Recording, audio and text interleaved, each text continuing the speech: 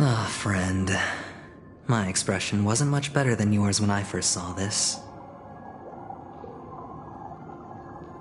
Your eyes aren't deceiving you. It's her. The famous singer, Robin.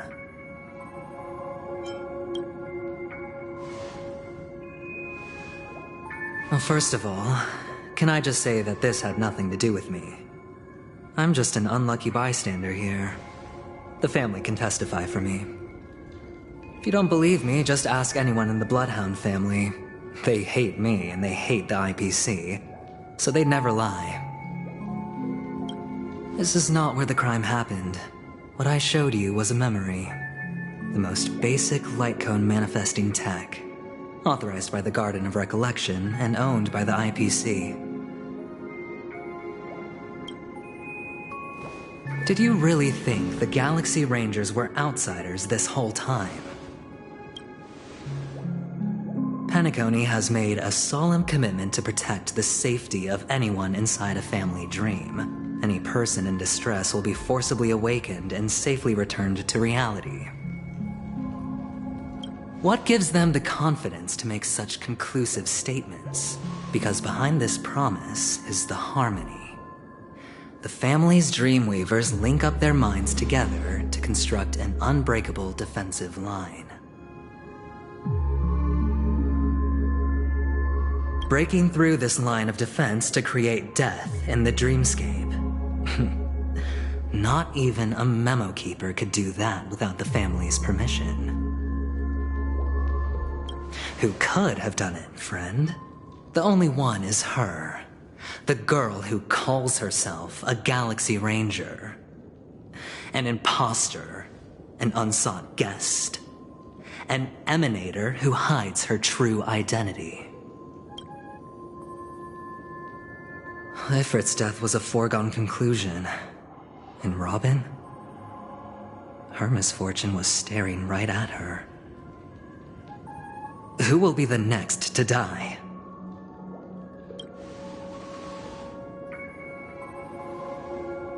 It's fine. Listen to your gut.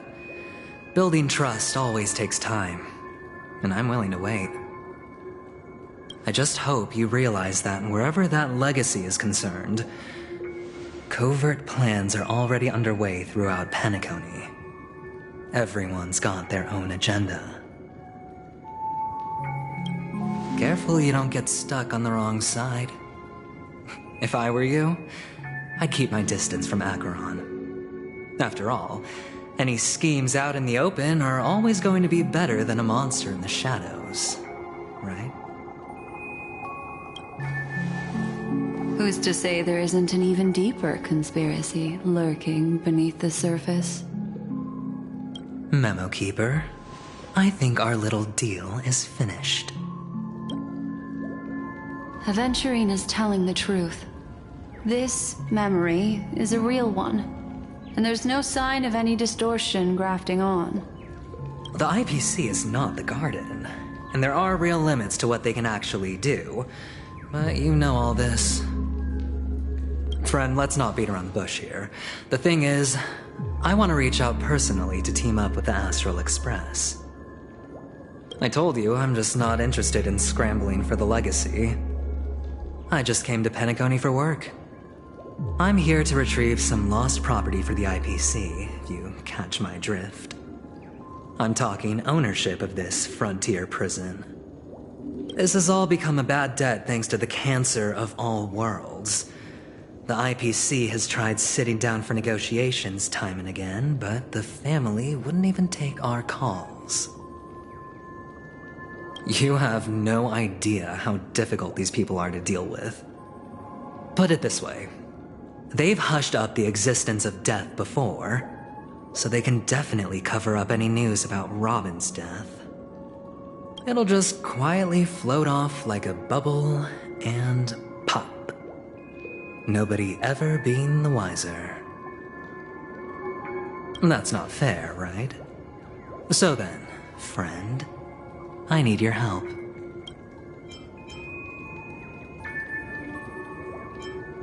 That's fine. I'm not forcing you. But I'm really not asking for much, so why don't you at least hear me out, okay? I have but only one goal. The family's front door is like a high wall, and to tear the whole thing down, I'll have to dig out a few chunks first. Once I find a weak point, the IPC will have plenty of means. Now we have our chance. So long as we can get to the truth behind her death, we can have justice for Robin. While also gaining a valuable bargaining chip for bringing the family to the table. Truly a once-in-a-blue-moon opportunity. I've been investigating and making lots of friends all over Peacony precisely for this very moment. This tragic news would be extremely bad for the family, so they'll be doing everything they can to stop it leaking, especially to the IPC.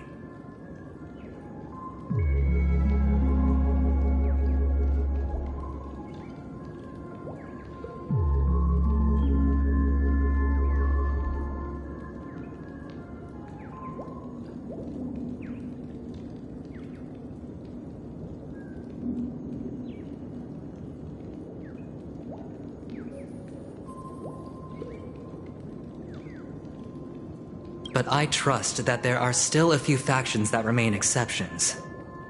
And that's why I need you all.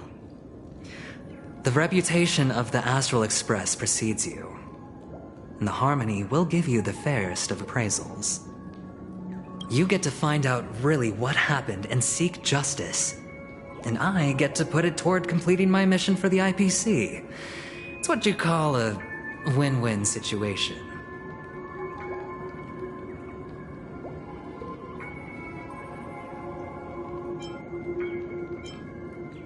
Don't worry, just head back and talk things over with your companions. That navigator is really smart. She must understand the value of this deal. Look, here's my contact details. If you come to any conclusions, call me. Oh, and take this. A thorough investigation can always use a little more funding. Don't mention it. So long, friend. I really am looking forward to uncovering the truth about death with everyone. Aventurine just sauntered off. He really doesn't mean to force it, but something still seems off. What now? What are your plans? Black Swan. What is she thinking?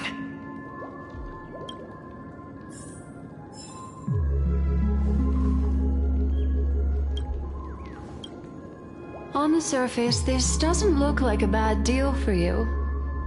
But Aventurine is a shrewd merchant whose scheme won't just be as simple as it appears to be.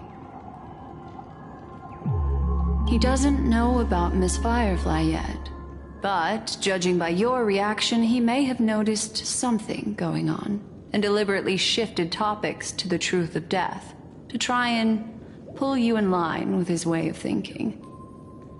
That's quick thinking and very sound logic. Aventurine is no fool, and working with him definitely has its dangers.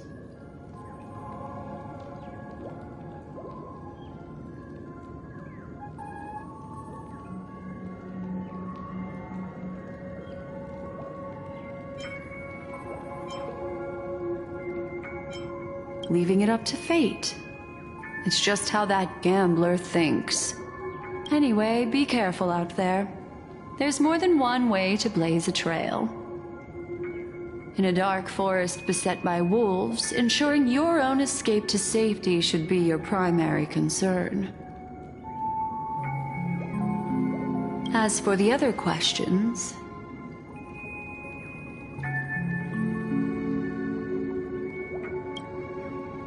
I'm not sure the two cases were committed by the same culprit, but that massive wound looked like its winged blade. We've all witnessed it in action before. Plus, it seems unlikely that there would be two lethal entities loose in the dreamscape. Sorry, I can't answer that question. That ranger is shrouded in mystery. I'm afraid no one is capable of providing an answer. But without a doubt, she is the most special guest at this banquet. It's like Aventurine said just then. It's best to keep your distance from her. 2 victims appearing one after the other in a very short time span, in and of itself, that's very unusual.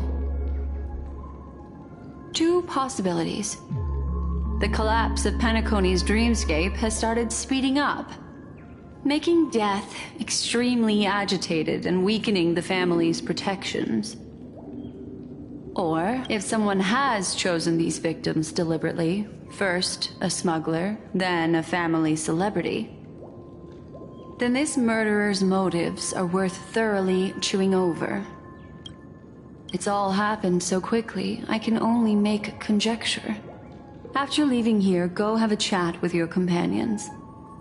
I hope you can clarify the source of this confusion.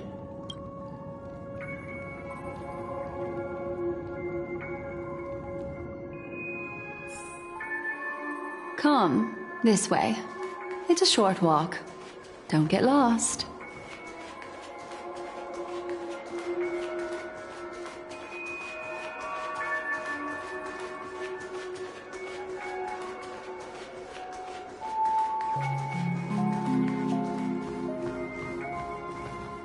This way. This is where we part ways. All of this is like a nightmare. Unfortunately, the remembrance doesn't lie.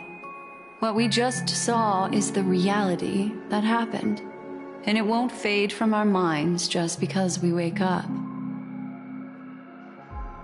But follow your heart, and don't be afraid. We all walk through this world casting shadows of different lengths, and ultimately, all we leave behind are precious memories.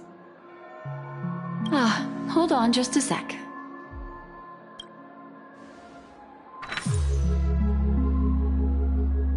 There you go. A small parting gift. If one day you unfortunately fall into the deep waters of the memory zone, and there's no memo keeper to join you, hopefully it can guide you on my behalf. I also pay great attention to the ways of the world. Just think of this as an apology from me for hiding something from you. Then, I've something private to take care of regarding that Galaxy Ranger. Let's leave things there, shall we? What fascinating memories will you bring for me next time we meet? I sincerely look forward to them.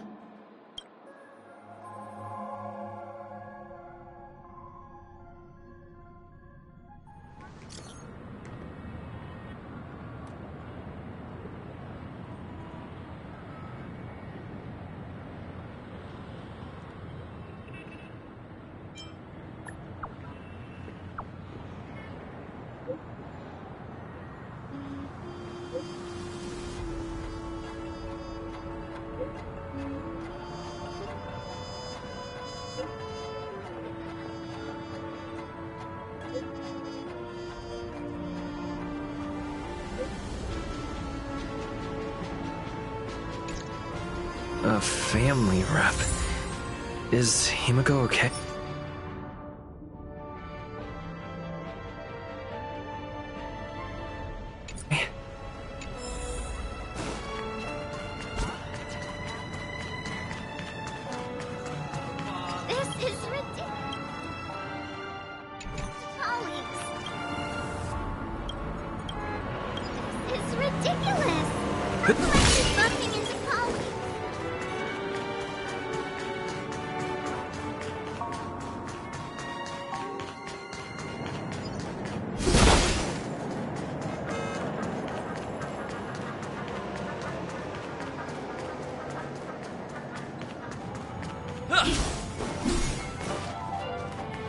So much has happened. I should take a moment to gather my thoughts and wait for everyone to arrive.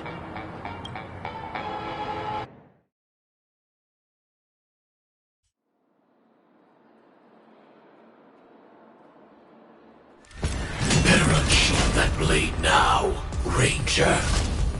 Do you still dream, Hunter? Of those slain by your hand?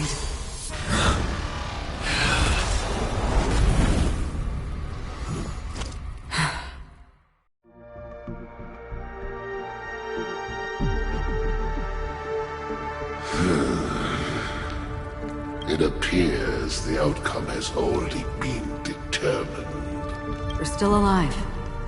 As are you. You still have room to make a choice. Leave the music box behind, and then go. Choice. The bloody trail of the destruction leaves no room for hesitation. The Taurus Fire Demon. Even if you sacrifice your life for that Eon, you won't get special treatment. Ranger, you tread the narrow path of the hunt. You could never understand. We come from the fire, and are born bathed in fire. We spread, burn, and destroy, until all the kindling has burned out and we leave only ashes on the ground. Burning forms the entire life of a fire demon, from the beginning to the end. We are born to die, just to put into practice a profile of another universal truth. All things are created for the destruction. Your companions don't seem to think so. They fight for your chance at survival. They are my children, and just as I was, they are flames that have yet to burn white hot. They're still young, and I don't blame them. But my flames are faint, and time is running out. Can you see the planet of festivities in the distance? I plan to bring Purgatory with me there, and before that, I must surpass you. Why? Because on the path they have forged, you have traveled farther than I have.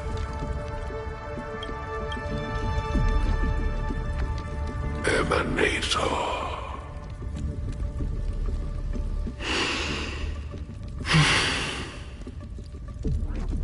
You cannot hide your true identity. Draw that sword, for we shall indeed remain here, bound to fight a decisive battle to the death, for I choose this. Destruction is intense, but brief. To cravenly cling to life is to endure an endlessly prolonged existence. Even if the answer turns out to be your own destruction. What is important is not the answer, but that it exists, just as you exist. Everything exists to be destroyed.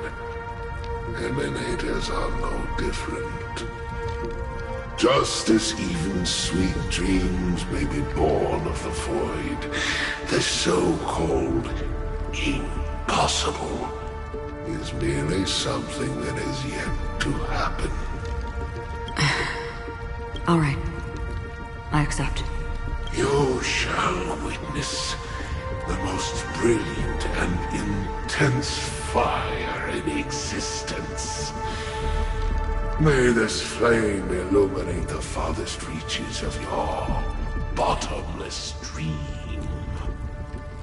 A bottomless dream. Yes, that's right. But you've made one small mistake. This blade remains in its scabbard not out of pity or scorn. It's a personal secret that I don't want to disclose, but perhaps out of reciprocity.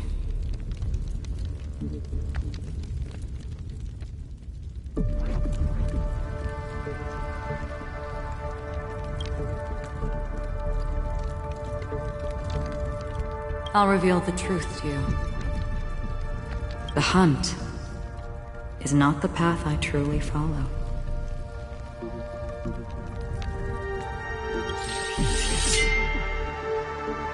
May death be the end of your boundless dream, guiding you back to the waking world. I still see them in my dreams.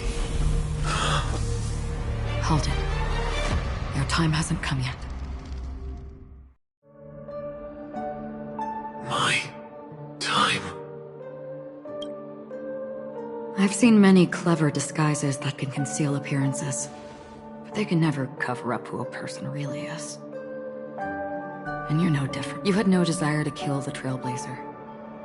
You only did what you did to drive me and the Memo Keeper away, but... why? Did Destiny's slave make you do it?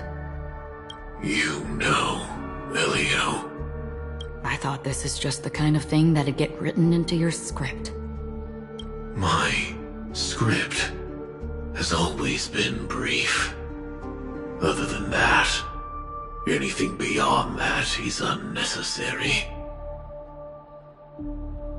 He knows my nature. There is but a single destiny from which no one can escape. And until then, I hold the privilege of choice. However, you appear to be ignorant of this, so it's time for me to inquire. Who exactly are you?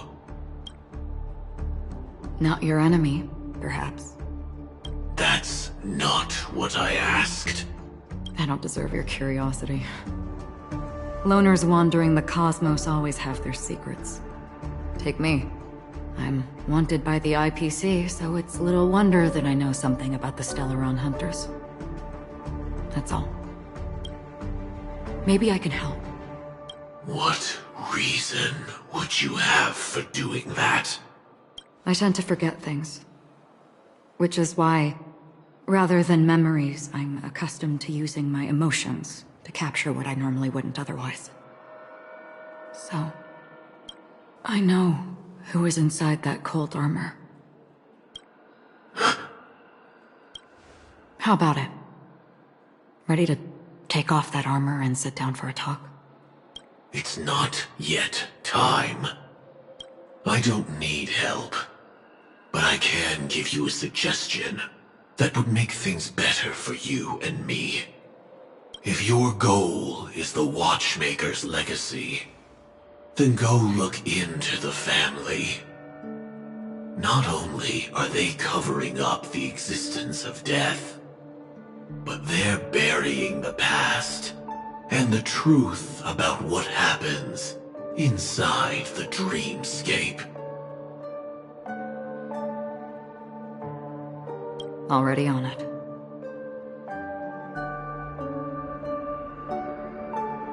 And the Astral Express is no enemy of yours.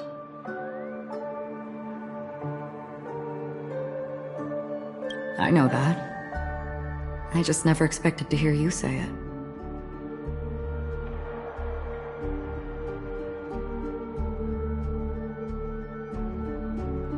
What's next, then?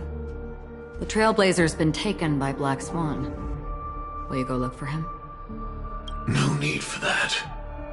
No harm in mentioning that Elio's only given me one instruction. Get all of the Astral Express to track down the Grand Legacy. I tried settling this in an easier and more direct way, but as you can see, here I am, confronting you. I failed. Can't ever go against the script.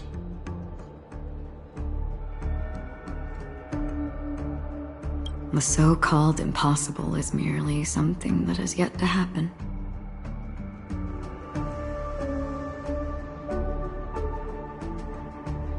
That's it. Before we split, can I ask you one more thing? Is there anything else in your script about me? I'd like to know what kind of footnote I get to leave in that future foreseen by destiny.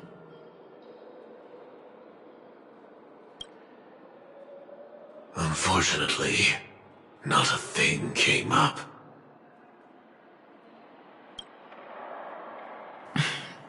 I knew it.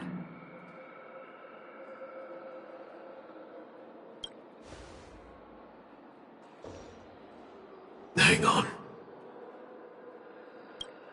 I don't. Don't. What? Your first question was, do you still have dreams about everyone who died because of you? I don't. Never have. I was born without the ability to dream. I live for this cold, harsh reality. For a little light. And to burn. To keep on burning. Until I turn to ash.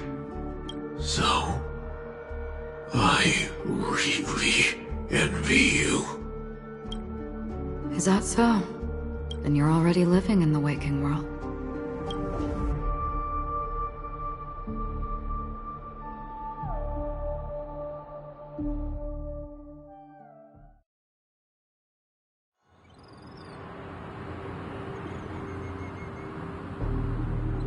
We heard about Miss Firefly from Black Swan, but we never expected Miss Robin to... I'm sorry that I couldn't be with you then.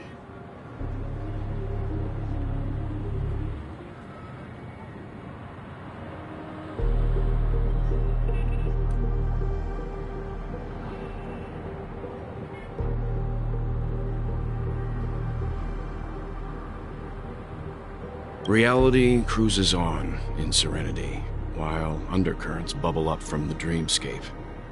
Just like that memo keeper said. Stay strong, everyone. We can still do what we can for them. Starting with finding the murderer.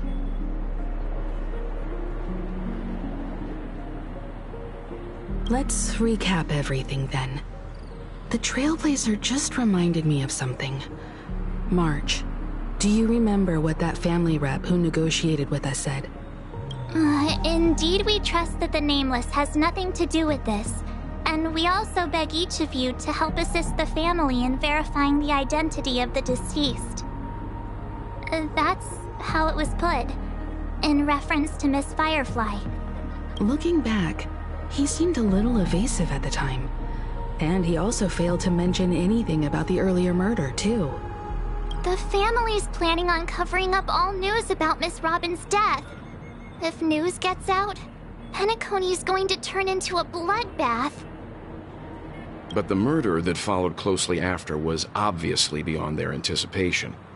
The family had to try and turn things to their advantage by bringing in reinforcements from outside. The Charmony Festival is nearly here. They must be snowed under. It may also be that Miss Firefly's murder had so many witnesses that it couldn't be covered up. So they went with the flow and let more people on the scene to control the situation. After all, the nature of the two murders is fundamentally different. The family's first protective measure should be against malicious actors among the guests, such as that IPC envoy. Indeed. He was particularly concerned about that Galaxy Ranger. Are we missing the forest for the trees here? I always felt that Aventurine's reasons for accusing Miss Acheron were highly subtle. Can we believe him? At this point, I'm afraid the only ones we can trust are ourselves. Look, let's try to gather intel first and then list all the possible outcomes we can. Then we go through them, eliminating contradictions one by one. The fewer facts remaining, the closer we are to the truth. I've still got this sense of foreboding. It's like we're stuck in a whirlpool, spinning around that legacy even after everything that's happened. This time we're playing the role of a real detective. But before we start, what are we going to say to the family and Aventurine? As I see things, the family harbors no ill will towards the Astral Express. If they didn't trust the crew, they wouldn't have casually commissioned outsiders to investigate a case that's, in all likelihood, a scandal. Plus, this is the family's turf. Teaming up with them should make things easier for us in the future. As for that Aventurine, well, I'd like to hear your thoughts. He's complex. He deliberately slow-played his hand during negotiations while running circles around us all the while. He appealed convincingly to both reason and emotion. It wasn't forced, but the intent was obvious. Still, it's good to have contacts among all this uncertainty. Aventurine showed his skills, and as far as our interests are aligned, he can become a reliable ally. We also need to keep a certain distance from the family. Never let them get too close. Teaming up with the IPC helps balance that out. If either side makes a move, we have the option to pull out. So you suggest accepting Aventurine's proposal to team up? Yes. It's risky, but we can only wait until both sides have played their cards before making any further judgments. I get why, but there's a whole lot of bad guys and girls around here, and I'm worried about getting stabbed in the back. He's been bullied a few times now, and I can't stand it anymore.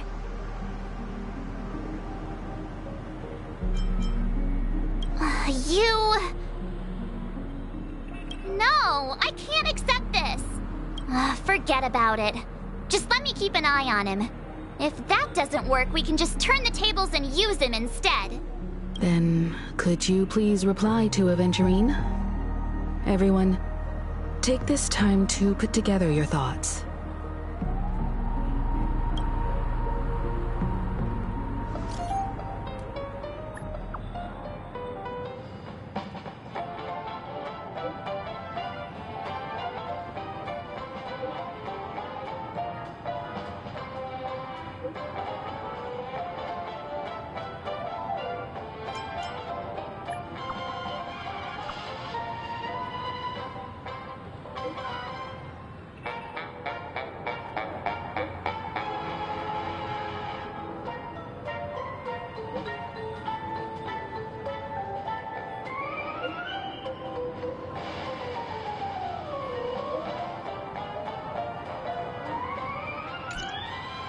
Looks like Aventurine is happy with this outcome.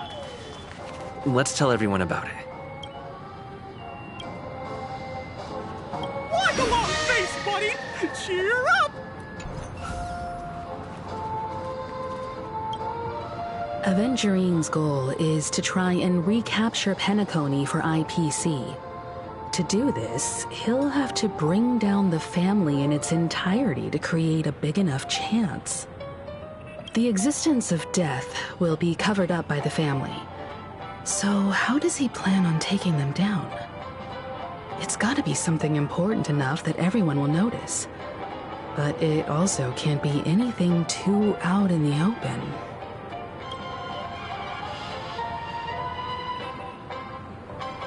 An attack on the hotel guests? Unlikely. Peacony's guests include quite a few bigwigs known throughout the whole cosmos. People who not even the IPC would dare take lightly. Aventurine is a shrewd merchant, and there's no way he doesn't know that. He's definitely going for the family, and it's just a matter of how. The harmony is strong in Peacony, and almost impossible to take on head-to-head. The fact that the IPC dispatched Aventurine shows that they do not intend to simply play by the book here. Aventurine has devoted considerable attention to her. But this Galaxy Ranger, we know hardly anything about her and can't rush to any conclusions.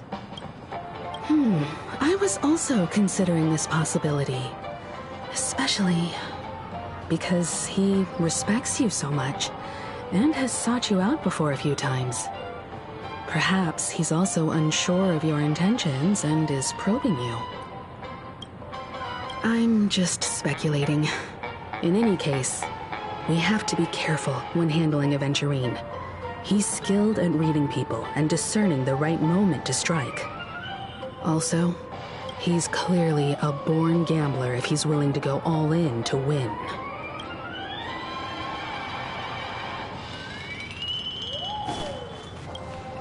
Aventurine said something that concerns me. He accused that Galaxy Ranger of killing Robin without any evidence whatsoever, but said nothing about her connection to that memory zone meme or why he was stalking you. It was a groundless accusation, which only serves to make him seem more suspicious. Maybe Aventurine's goal was never to gain our trust. Maybe he wanted to foster a feeling of enmity towards Acheron and make the situation more volatile. Two birds, one stone. However, I asked Don Hung back on the Express to confirm that story about the Annihilation Gang and the lost messages. It wasn't something that Aventurine made up out of thin air. You've met her many times now. What's your impression of Miss Acheron?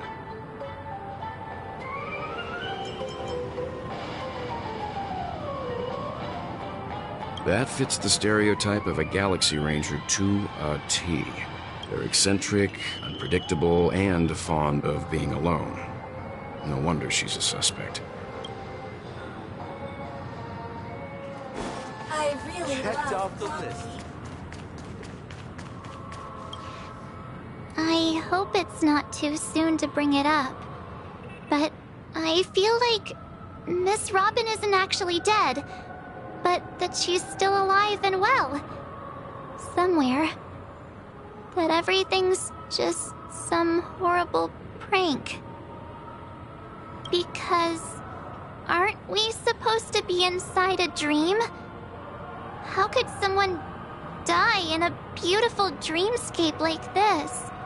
Shouldn't only good things happen here? Whenever I see the Grand Theater, I just can't stop all these thoughts from flooding my head.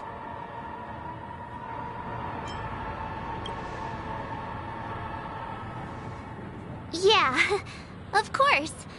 At times like this, we're so lucky to have our crew. The family and the IPC. Everyone has their own plans going on.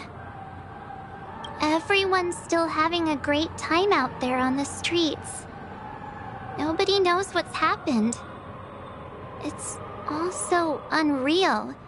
As if Firefly, Miss Robin, and us were all outsiders from another world. Aw, what a mess.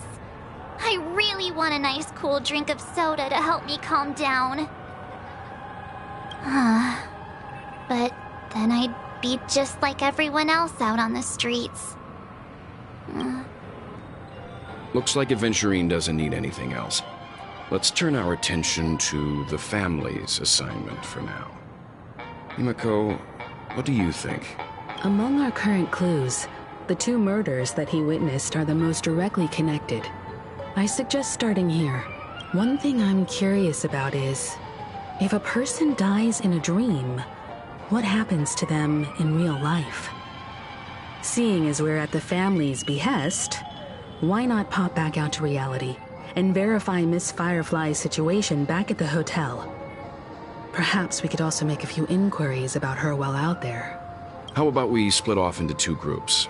There are still some things worth focusing on inside the dreamscape. I'll investigate those, and we can link up again later. Worth focusing on? Oh. No problem. I'll leave it to you then. Huh? Aw, I thought I'd finally finally get to see Himeko and Mr. Yang go out on a mission together. Oh well. Take care then, Mr. Yang. I will. Keep in touch.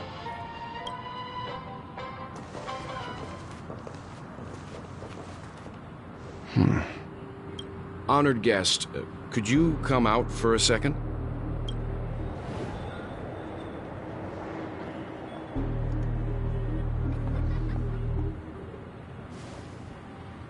I'd be embarrassed too, getting stared at like that.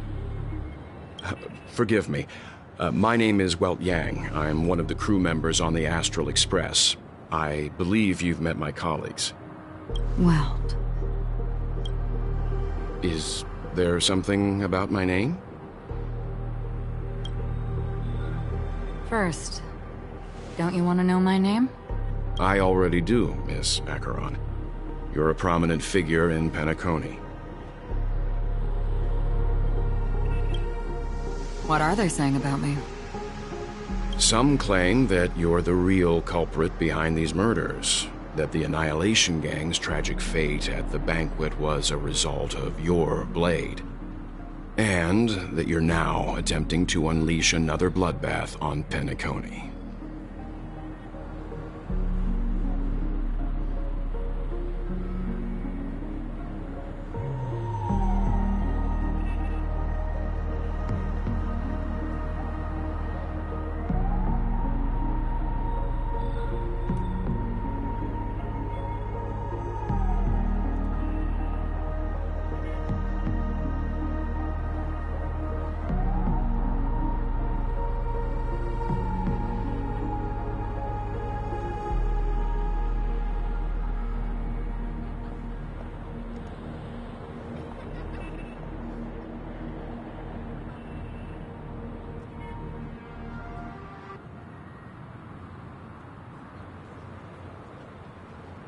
The Annihilation Gang.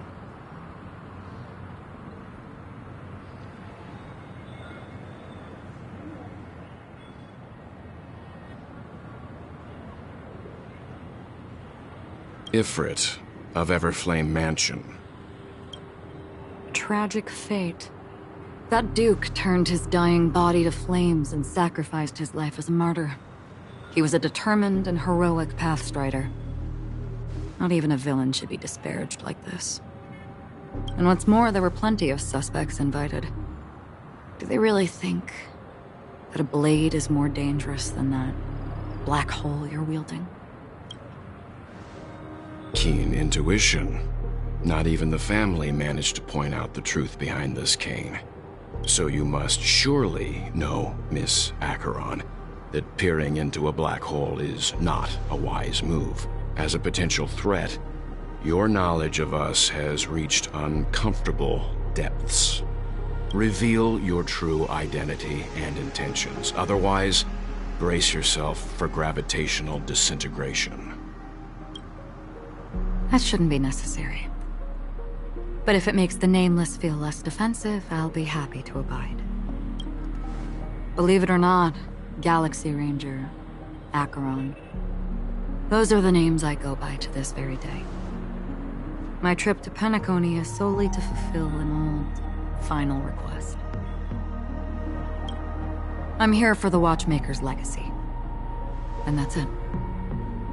I think I've been honest enough. Still unwilling to reveal your true identity? It's not that I don't want to. It's just that I can't. I've come so far, and I can't sum up all of that in just a few words. Everyone has their own unspeakable past. Secrets that they don't want to be revealed. And I won't be asking any more questions, such as why the Astral Express is roaming around the cosmos with a Stellaron on board. Is he okay? That memo keeper didn't do anything, right? He's fine. Let's stick with the topic. Gaining my trust all depends on how much you're willing to reveal. I've run around many different Peacony dreamscapes just to try and find that legacy. And during this period, I came into contact with quite a few guests. In the process, I gradually came to realize the secret of Peacony may be closely related to the Trailblaze. That's why I've come to ask for your help. I don't have enough proof yet, but I'd like to speculate something. The source of all tragedy lies within the family. If you could trust me, we could find the proof to support this claim together.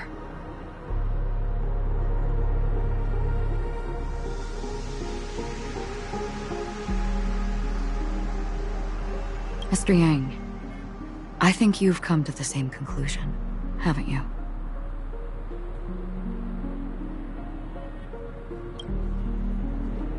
Let's leave it at that.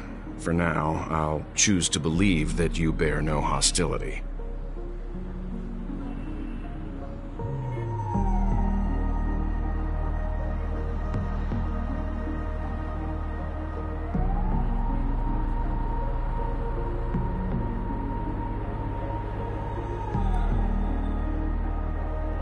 Share your findings with me, and me alone. I don't want vague conjecture to interfere with other people's judgments before we find solid proof.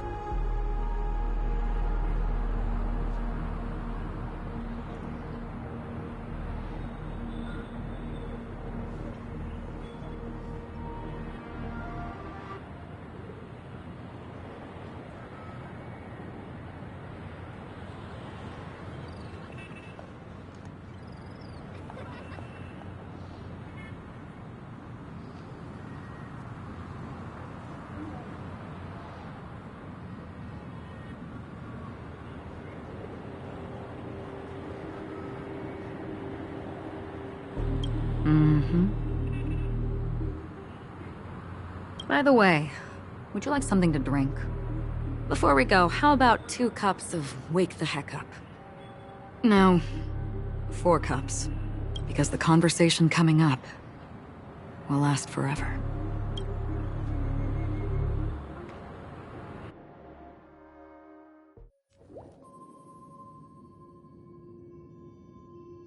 I've been watching her closely for a while now, and the first invitation was in the banquet hall of the hotel. She just sat in one corner, keeping silent, chugging down a couple cups of Wake the Heck Up.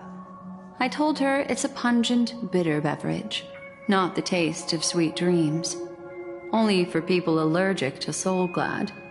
And she said, Really?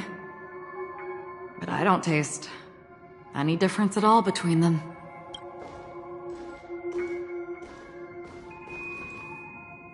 The guest rooms are charmingly minimalist. An aesthetic you share, Miss Acheron. It's a cinch. This music box. The invitation received by the Annihilation Gang. There are latent memories that linger on it yet. You see, memories of you are not yours alone. They travel in other people, other things. I know much, and I can predict even more.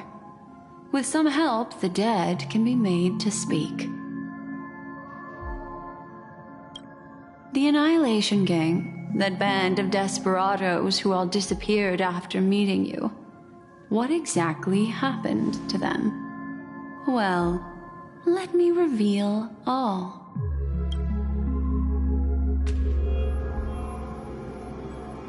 Gradation 12. Dreamscape 12. Father, I dedicate this to you. Well done, Dubra. Wherever they go, shall be met by annihilation. There it is. It's hazy, but it's Ifrit's voice. The other one is probably his progeny. This is the residual memory from when the invitation was first delivered. They were abruptly interrupted. Then, what happened next is... They sought refuge in the land of sleep, merely wishing for undisturbed rest away from the storms. Children of the Flame, this marks your rite of passage. She won't be necessary. I alone am enough.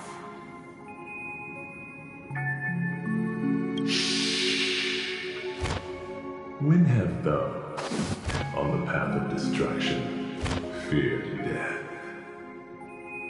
The Everflame Mansion has set out on a journey. Those poor people, they have no idea what lies in wait ahead of them. Memory recovery is going well, but slowly. She'll be here soon, and time is short. There's nobody else here, so there's no need to be delicate. In fact, I think I'd better go all out.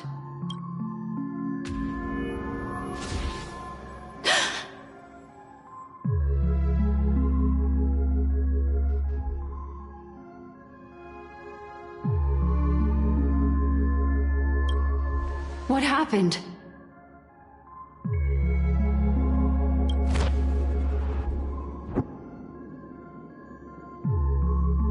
The memory after that is blank. How is that possible? This music box fell into Acheron's hands, and she brought it to Peacony. That's a fact, and that's how it should have gone. But along the way...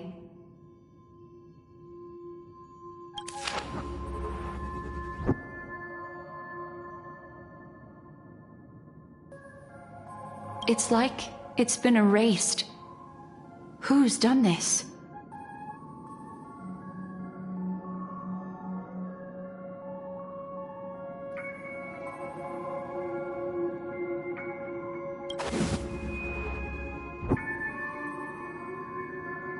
Who are you? Who are you? It's... no. Is this not a memory? Oh, a memo keeper. Do you serve the Garden of Recollection? Or the Cremators? My name is Constance. A pleasure to meet you. We were supposed to meet in Peacony and spend an unforgettable time together. But that seems unrealistic. Dolly is not welcome on the banquet store, and I don't need a coming-of-age ceremony. And you? I know what you're looking for. Want her secret? I can give it to you, and then you can enjoy the banquet for me. I wish you unforgettable memories. Oh. A phone. Wanna listen in?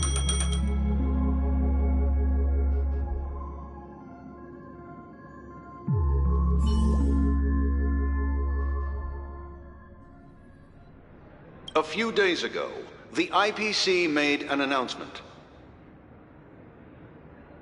Under the watchful guidance of the Marketing Development Department, and in accordance with the Interstellar Peace Charter, the independent Sigonian sovereignty has hereby been established, and shall take a legislative seat at the Interstellar Congress. The formation of the Sigonian sovereignty is of great historical significance to the Sigonia system. This move puts an end to the planet's long and bloody history, turning the sensational Kataka-Abjin extinction event into a distant memory. Sigonia 4 is located in an unclaimed zone at the intersection of the Denise, Prothean, and Dorneau star clusters. The planet's surface environment is known for being extremely harsh, constantly faced with the threat of impact from small-scale celestial objects. This is why very few intelligent species have made this planet their home, dividing themselves into several tribes to eke out nomad lifestyles as they struggle to survive the arid desert wilderness. They have developed their own folk beliefs that are independent of the Eon belief system. Sigonia. Sigonia. Ravenous eye of the storm, spurned by all the gods. Land of rock, but not water. Lightning, but not rain.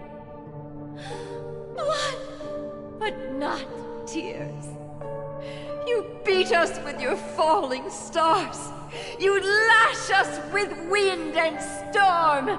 You chew us up with the cracked earth.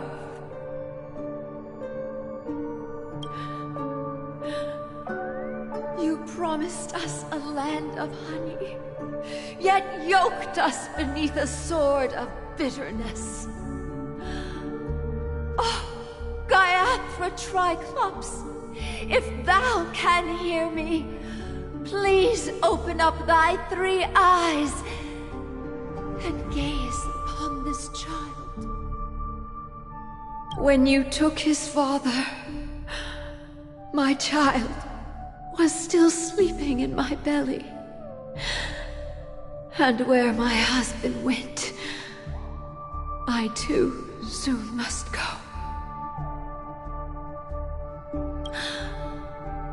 I don't ask for a peaceful death. Just for you to tell me, does the baby swaddled sweetly asleep? Does he dream of his mother's heartbeat and the sound of falling rain? Please tell me whether this life is all just a fleeting dream.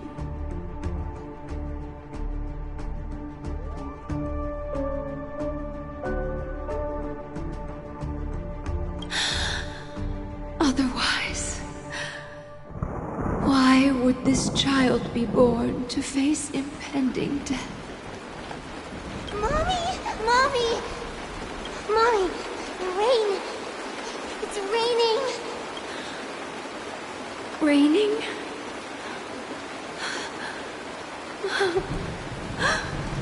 Raining! It is raining! It's true! Those Outworlders weren't lying to us. They really did summon the rain. Mommy, we can leave here. We can go back home. Back home. Gaiathra Triclops. You came. Do you hear that? Thank you. Thank you.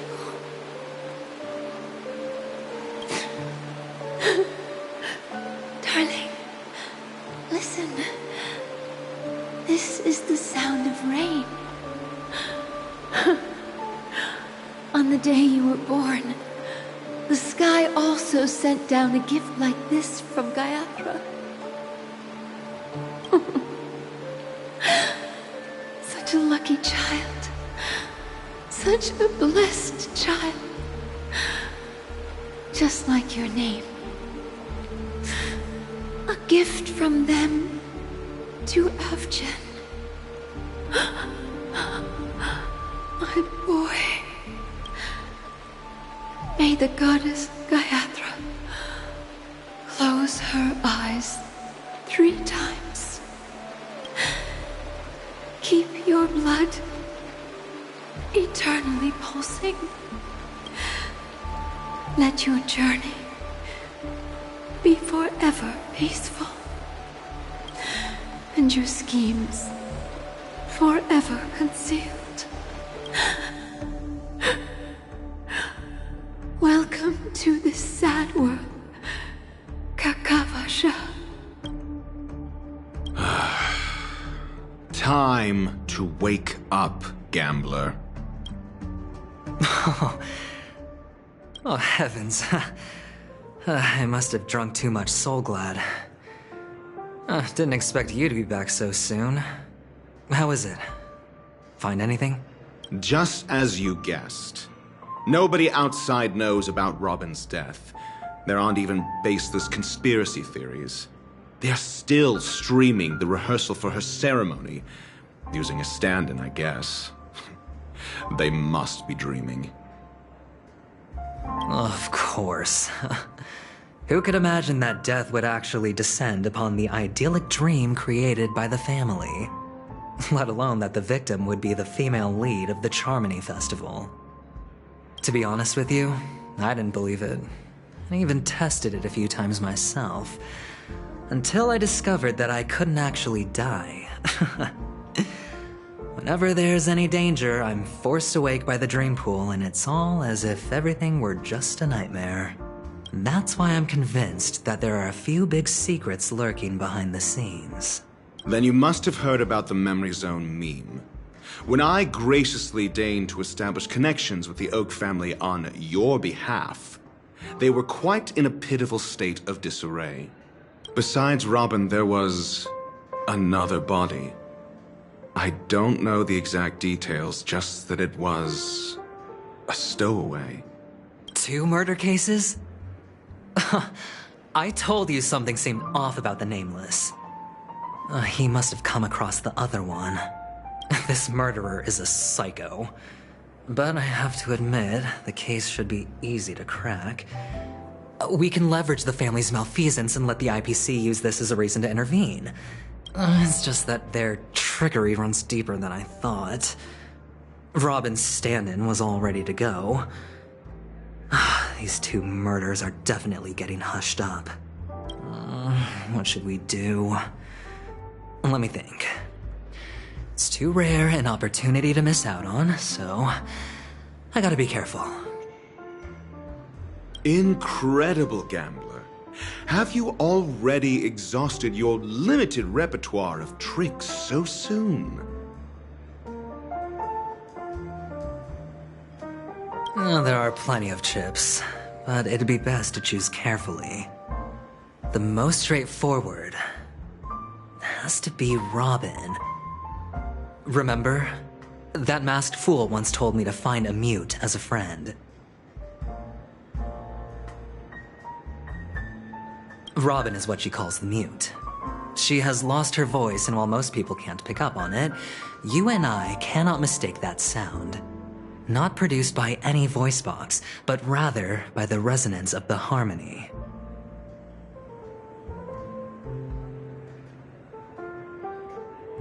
If that girl hadn't gone hoarse from singing practice, there'd only be one possibility. Something was up with the family. Or Robin herself.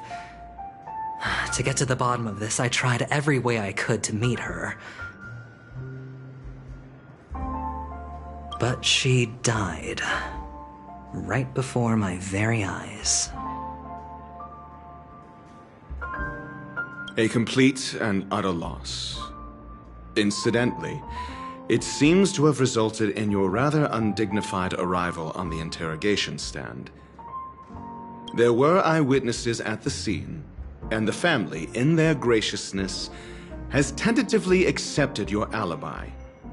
However, for the foreseeable future, you shall, regrettably, find yourself under the vigilant watch of the hounds.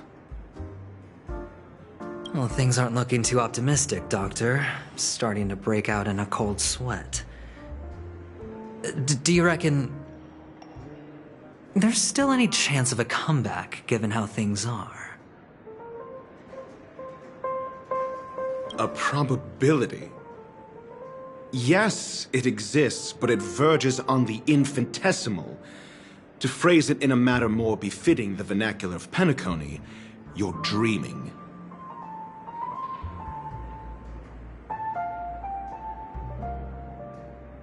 But if you simply can't control yourself and want to try your hand, then there just so happens to be a suitable candidate. That man wants to see you again. Who? Sunday. Is this a public hearing or a private trial? If it were the former, it would hardly befit my stature to stoop to the role of a mere messenger. Fine. that's great.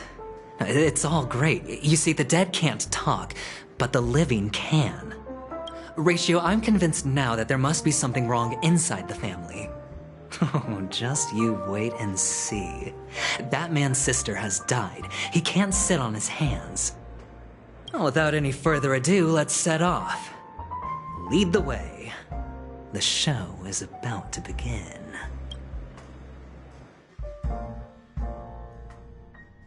We're here. The Dewlight Pavilion is the Oak family's fortress and a place where heads of the families meet to discuss great plans for Peacony. Fortress? I like this metaphor. I dealt with the warlords of the Amanica star system not long ago, and their synchronized orbital manor wasn't this heavily guarded. This mansion nominally belongs to Sunday, and is very befitting of its owner. Without his express invitation, the likes of ordinary guests would never grace these grounds in their lifetimes. Look around while you still have this moment of freedom. Hey, Doc, whose side are you on anyway? Who's to say I won't sell you out? We'll see. When we meet the authoritarian master of the Oak family, I'll pry an answer out of him. Follow me and I'll bring you to his parlor. Hold your tongue and let me deal with the members of the family.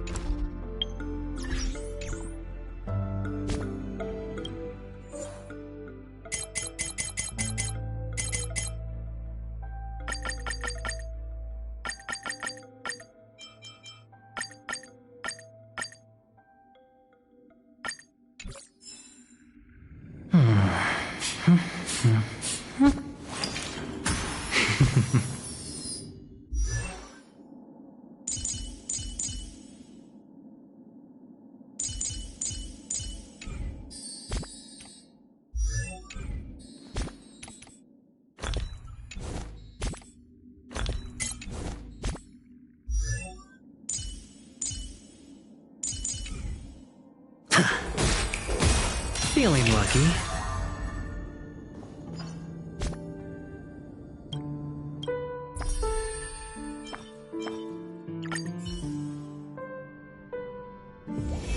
It's getting late. Where to now?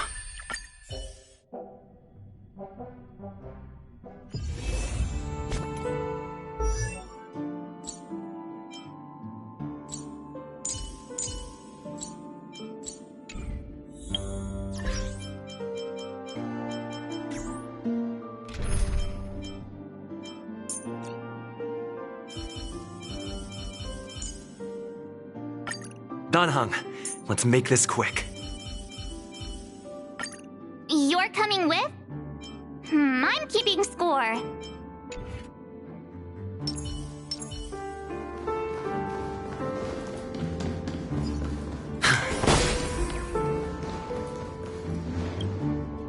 Hey, you two! That's a place of business. No entry.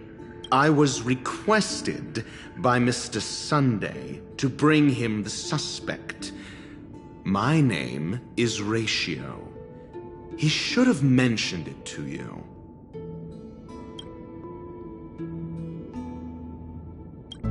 Oh, I remember you. Veritas Ratio. Your punch virtual particle clock is impressive. Excuse me? The one on your head. Of course, it's nothing compared to my full pocket dimensional annihilating power armor of the Mobile Knights.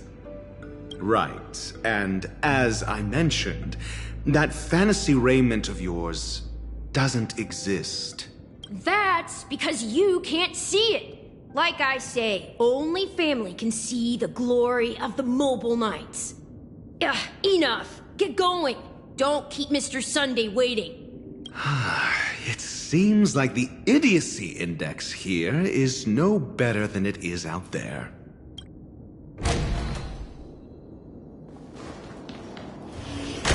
A dead end? The door is shut tight. Looks like we're on our own. I mean, there isn't a door. How did you get in before? For security reasons, the family built the administrative site deep in the dreamscape, with the mechanisms hidden in these Nightingale statues.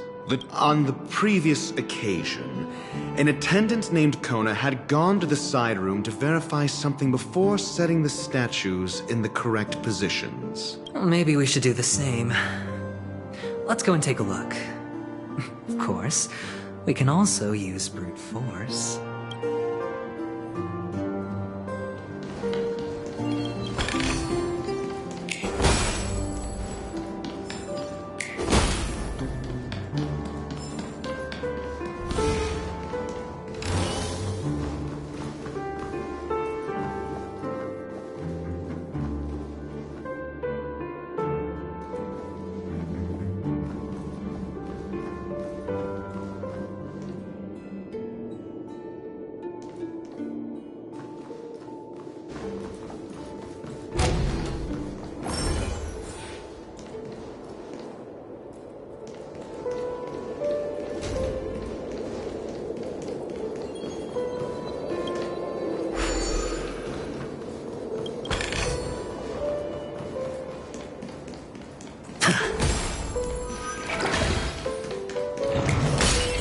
Feeling lucky.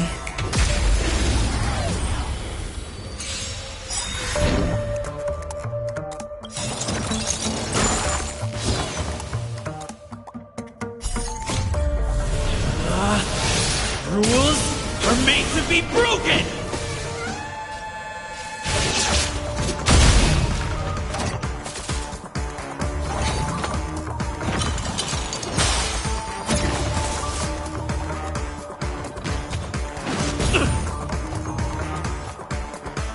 You can't run!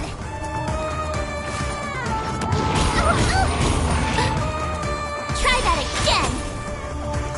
Time to get vigilant!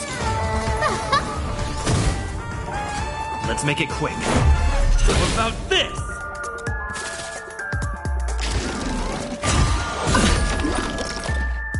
You can't run! Watch your head.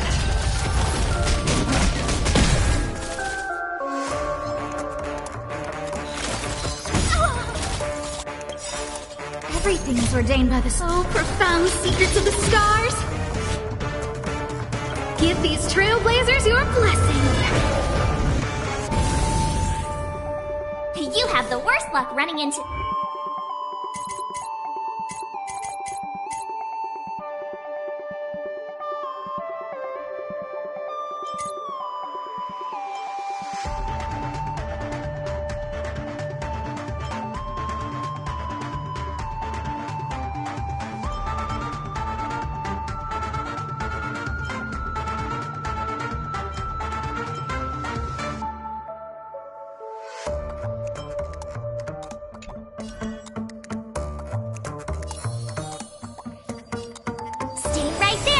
Give you a present! Gotta try hard sometimes. Check out this awesome move!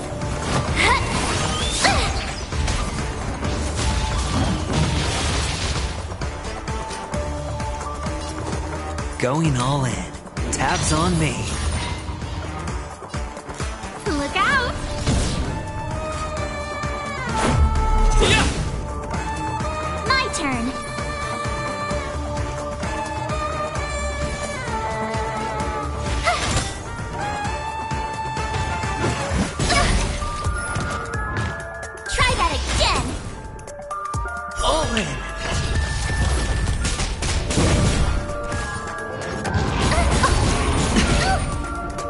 You can't run! Watch your head. Better hedge your bets. Can't lose this one. I don't remember inviting you.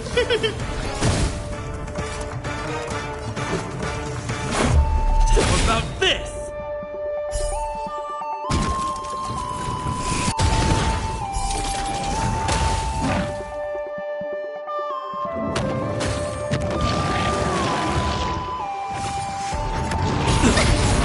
You're annoying! All in. You have the worst luck running into... Gotta try hard sometimes. Check out this awesome move!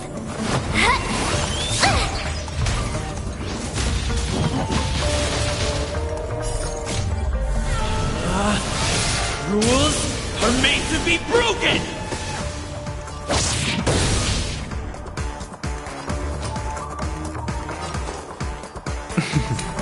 Don't ask, just spend. The dice have been cast. Bust. Or maybe I'll take it all.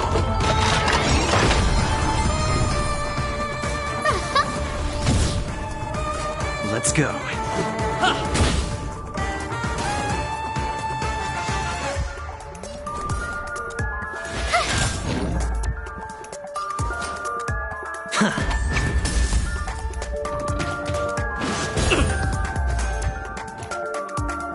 You can't run!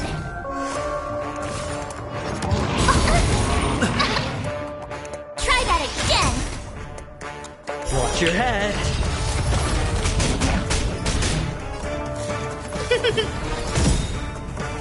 Let's make it. My turn! Watch this! Don't! You can't run! All in. Scared you look out! Going all in. Tabs on me.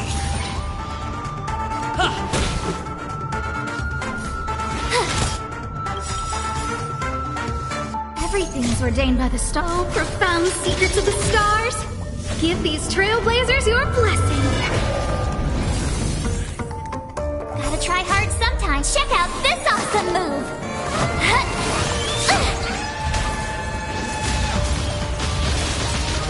A guest with no... Oh. Let's go. Yeah!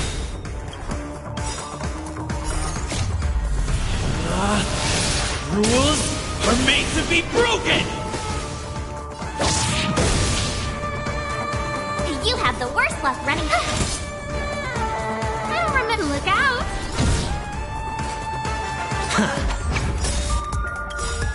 The dice have been cast. Bust. Or maybe I'll take it all.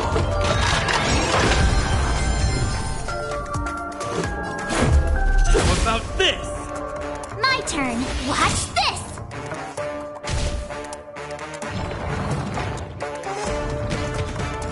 It'll take more than that.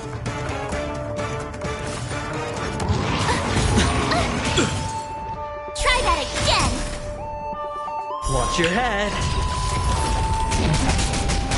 A guest...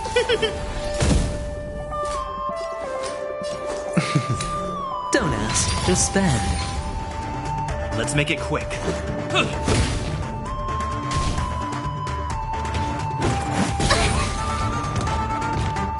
You can't run!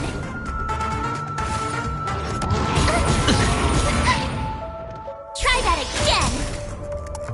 All in.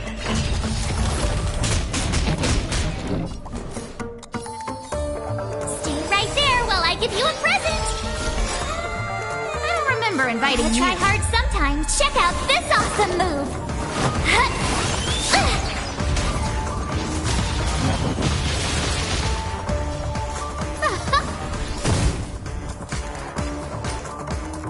Can't lose this one. Yeah!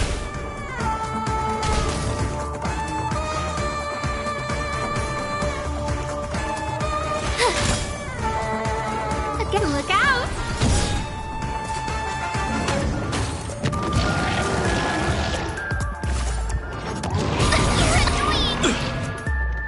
You can't run! Watch your head.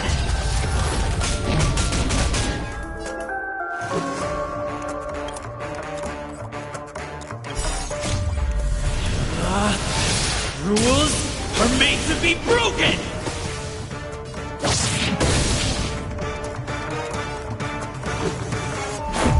How about this? Going all in. Tabs on me. The dice have been cast. Bust. Or maybe I'll take it all.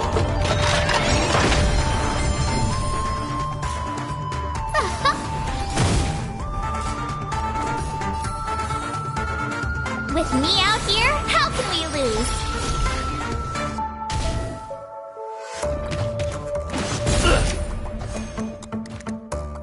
Try that again!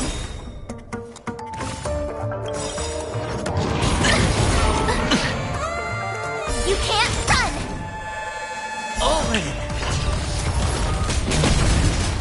Gotta try hard sometimes. Check out this awesome move!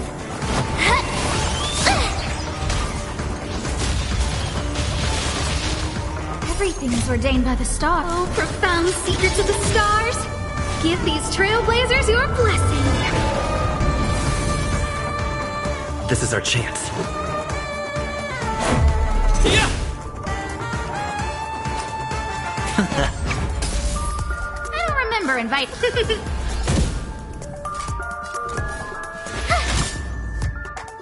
Let's go. How about this? Better hedge your bets. Don't ask, just spend. A guess? A gift from the stars! You have to watch this! Let's make it quick. Yeah!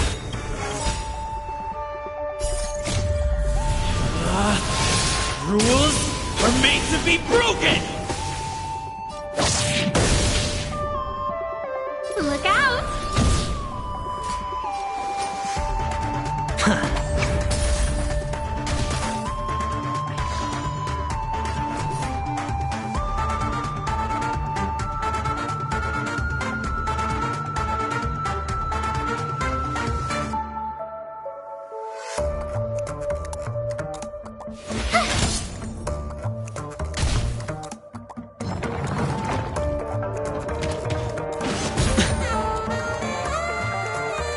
Try that again!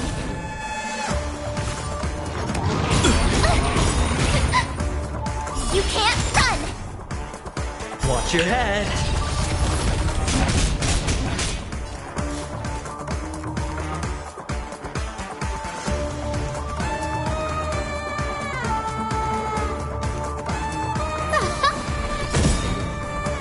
Let's go.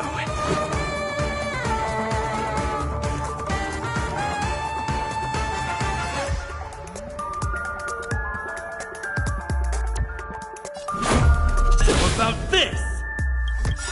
The dice have been cast. Bust. Or maybe I'll take it all. All in. All right, I'll call your bet. Can't lose this one. My turn! Watch this!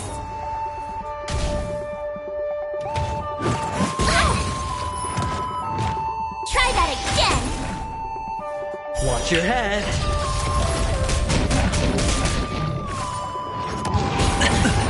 Oh, you're annoying! You can't run! All in. Look out! Gotta try hard sometimes. Check out this awesome move!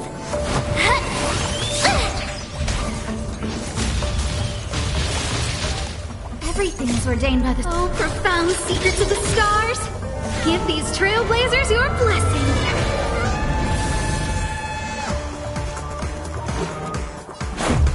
Yeah!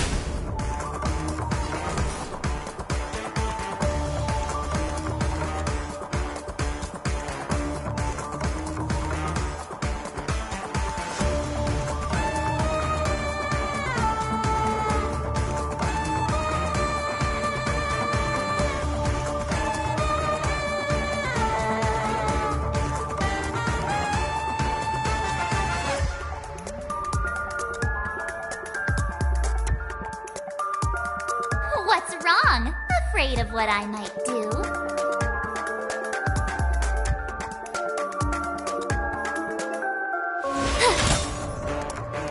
Better hedge your bets.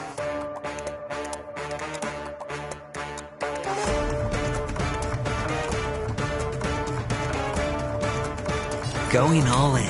Tabs on me.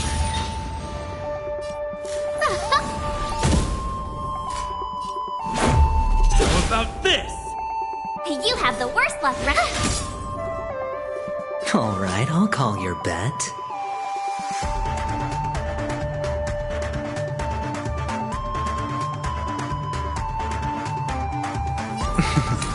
Don't ask, just spend.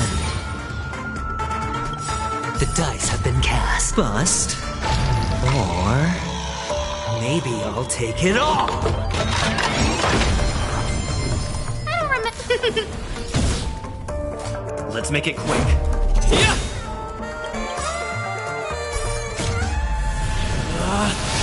Rules are made to be broken!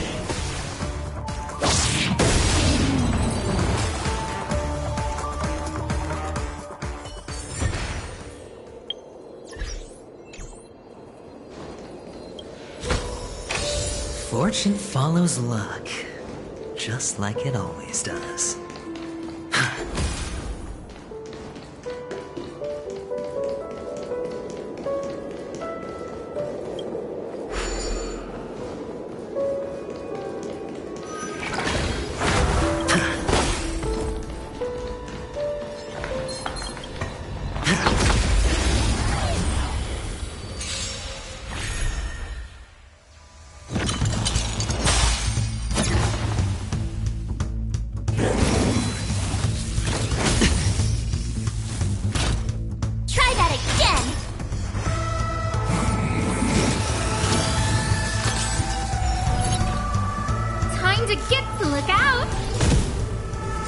Let's go. How about this? I told ya I could fight. Watch this!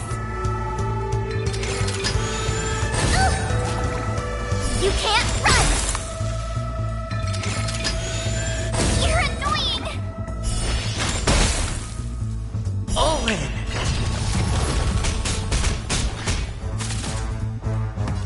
Going all in. Tabs on me. Who's the lucky one today? Let's make it quick. Everything is ordained by the soul. Profound secrets of the stars. Give these trailblazers your blessing. Gotta try hard sometimes.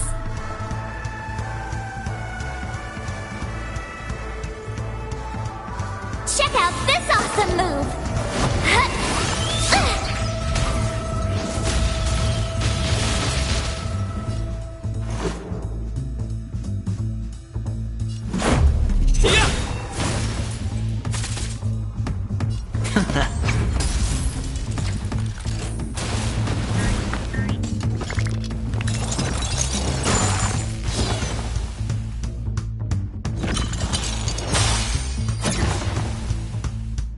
A guest with no manners, huh?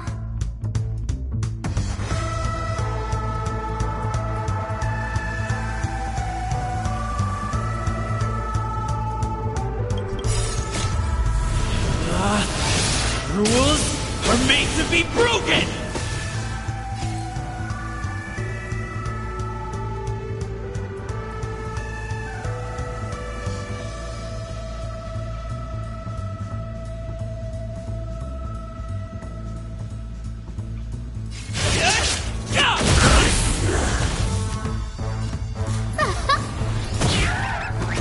This is our chance. How about this?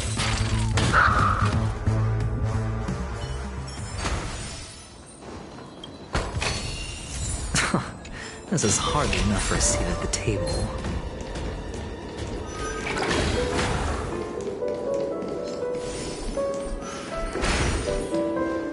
Six nightingales facing in different directions. An obvious hint.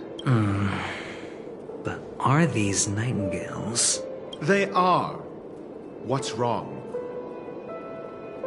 How can nightingales be so huge?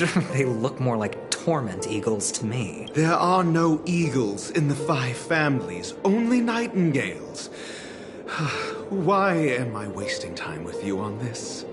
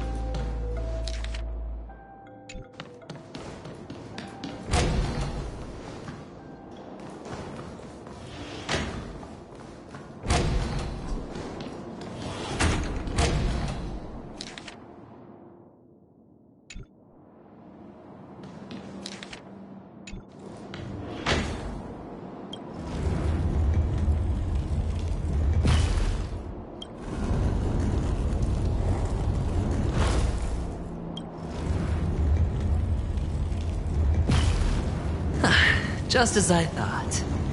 Here's the correct answer. A truly miraculous discovery. Perhaps I should offer you the chance to join the Genius Society. Really? Well, I thought you'd given up on that already. I was being sarcastic. Can't you tell?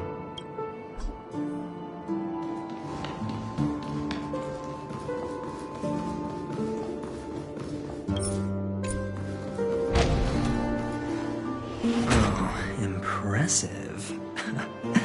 So much for Mr. Sunday's reserved, virtuous image. Do you need me to remind you? We're in a dreamscape.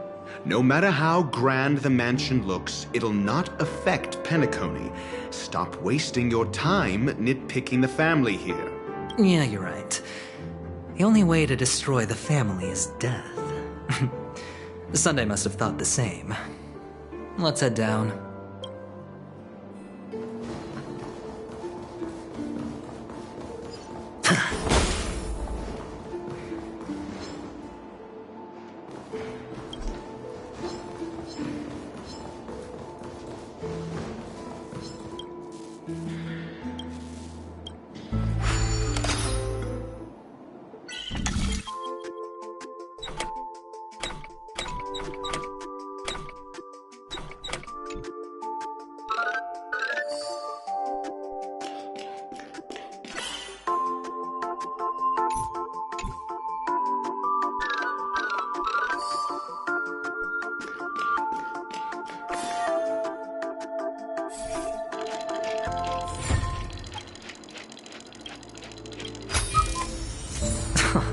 This is hardly enough for a seat at the table.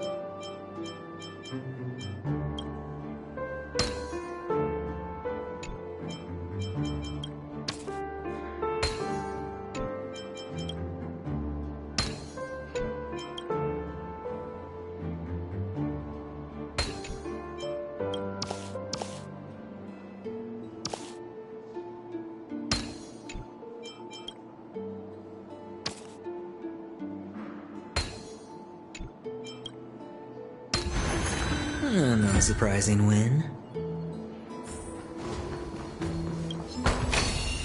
A reward with no risk? I'll take it.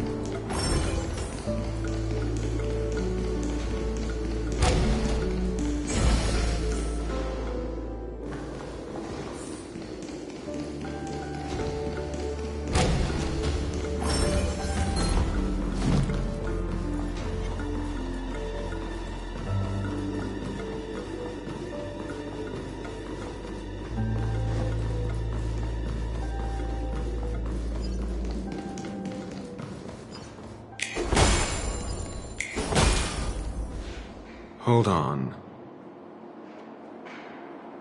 Huh? What's wrong? Are we heading the wrong way? No, but this door is locked. My friend? Did you really make an appointment with him? It's a trial. You got to prove your worth to Sunday before you can speak with him. If I'm not wrong, we need to find a way to open this door in the hall, or this place will be our prison. Oh, an escape room. My favorite. Get serious. I've no time for games. Let's head back. The hint is probably in that prominent sandpit. Wow. That's an enormous sandpit. I'd love to build a tall building for myself. Once I have enough savings. Oh, look. There's a noticeable gap in the model. I believe you're right.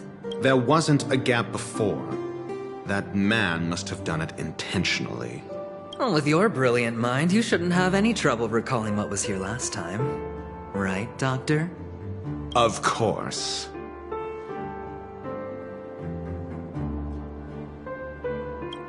Let's look around. When I see it, I will know it. Fine. Fine. Why do I feel that we're pursuing a degree in burglary now?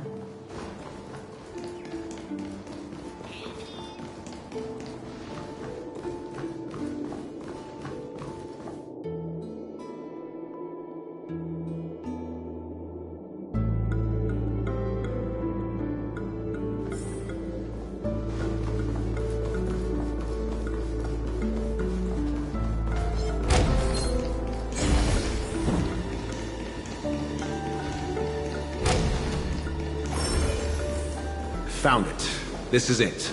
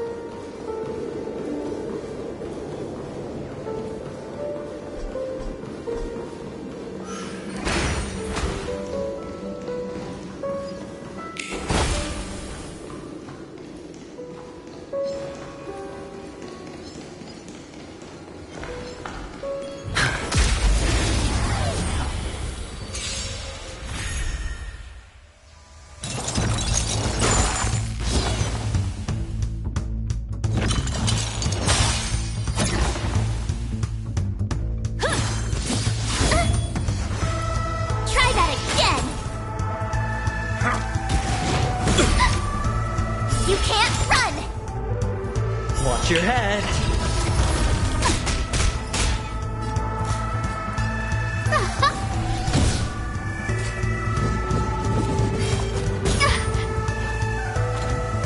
Try that again.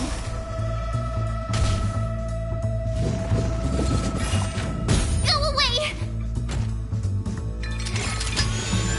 You're annoying. Let's go.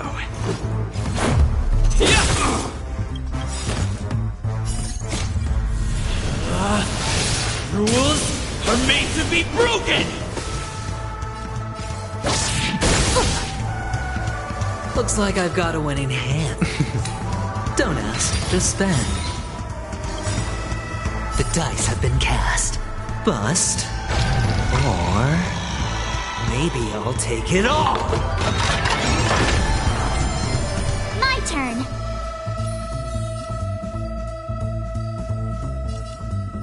With me out here, how can we lose?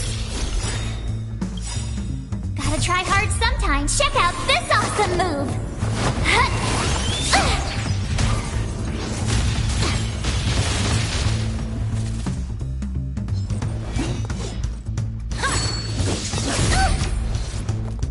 You can't run! All in!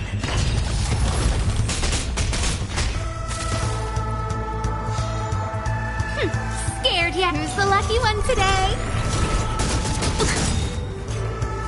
Everything is ordained by the so profound secrets of the stars. Give these trailblazers your blessing. Batter up! Alright, I'll... I told ya I could...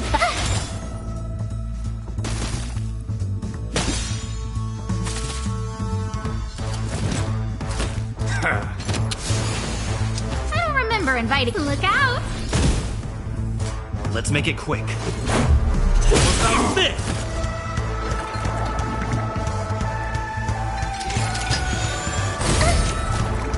Try that again! Looks like I've got a winning hand.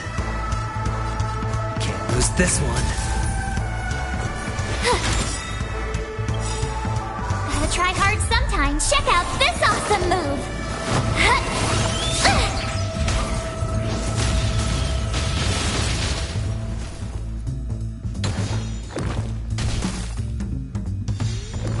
A guest with no manners, huh?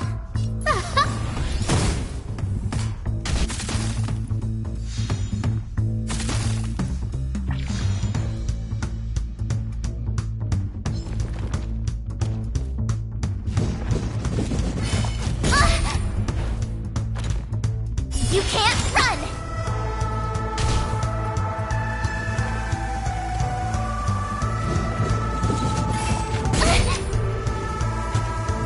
Try that again!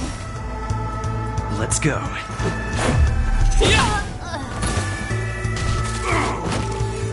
Better hedge your bets. Going all in. Tabs on me.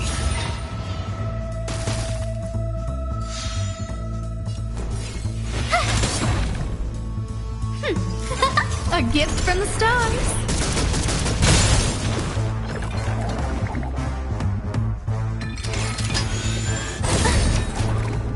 You can't run!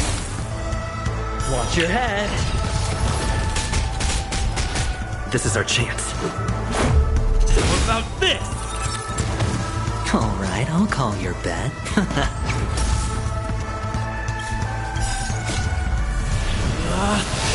Rules are made to be broken!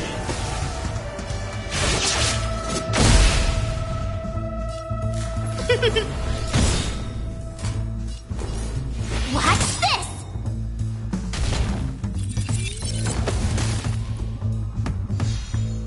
Let's make it quick. Yeah! Look out! Can't lose this one.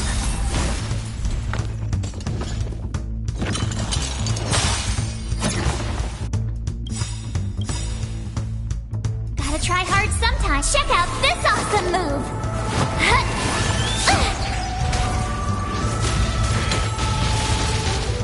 Everything is ordained by the so profound secrets of the stars. Give these trailblazers your blessing.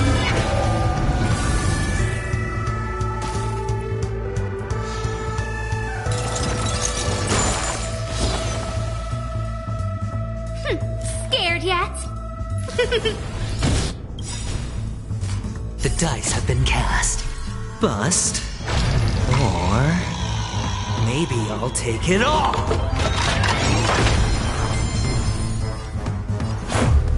What about this? You have the worst. Don't Just spend. Try that again! All in! You're annoying! You can't run! Scared yet? Look out!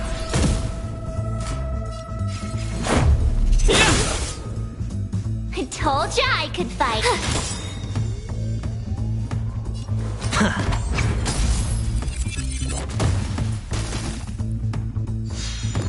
I don't remember inviting you.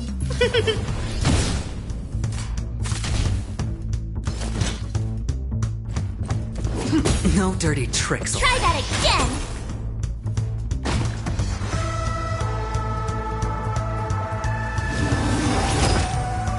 Let's go. How about this? Rules are made to be broken!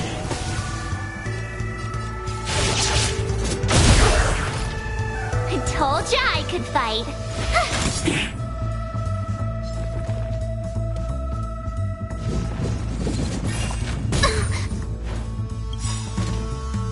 You can't run! Watch your head.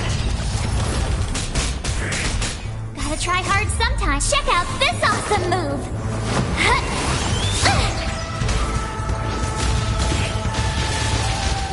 Looks like I've got...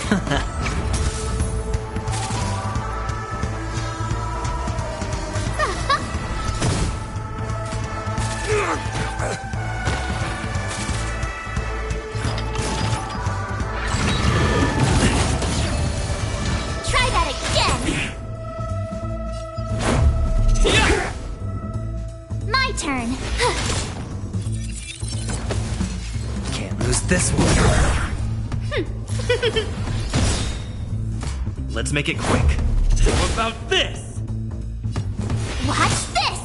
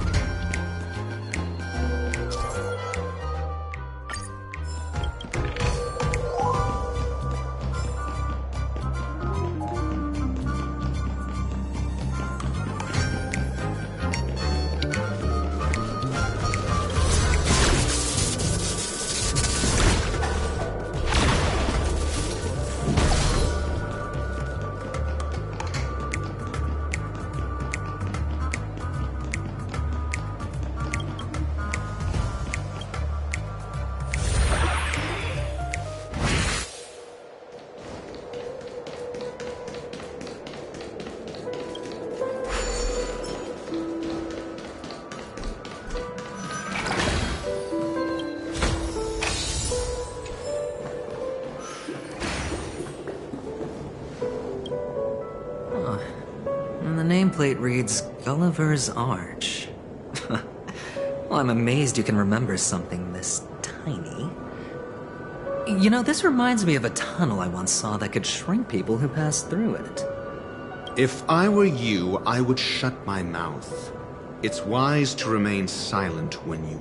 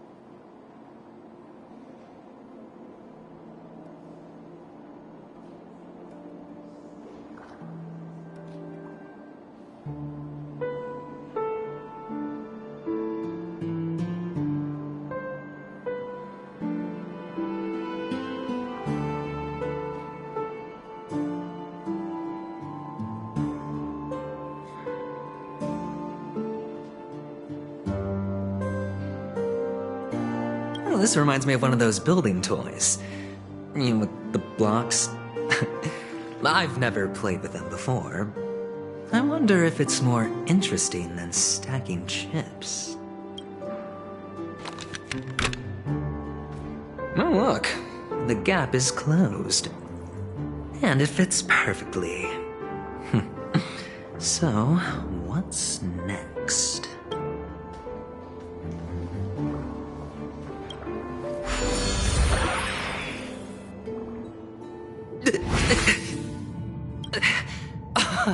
Oh, good heavens. Did I drink? Am I still in a dream? Indeed. Oh, Doctor, you're huge. It's me! Down here! In the sand pit! Oh, actually, I think we could make this work for us. Just find a way to slip me into Sunday's collar, and I'll infiltrate the family just like that. Oh, fine. I was just kidding. Let's find a way to open the door.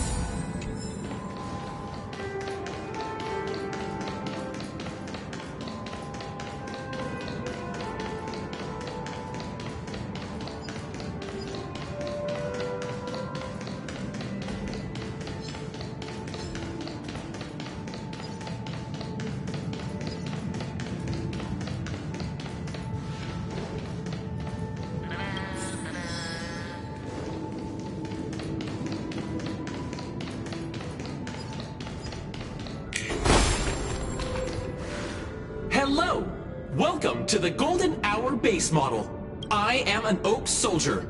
I will be here to guide you through the tour of the base model. Happy to be of service. And tell me about the tour. Hello.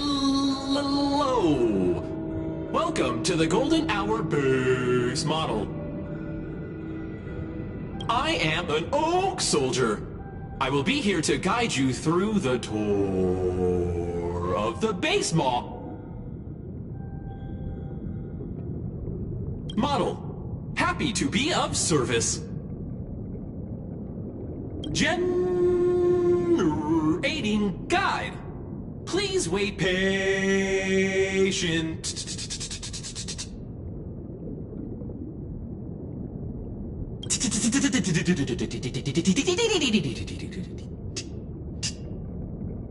Found the nearest check-in spot. Please look behind me. A capsule machine model.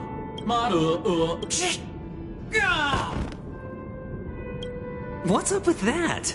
Now the family's toys are trying to frame me? I didn't do a thing to it, Doc. You've got to be my witness. I saw nothing.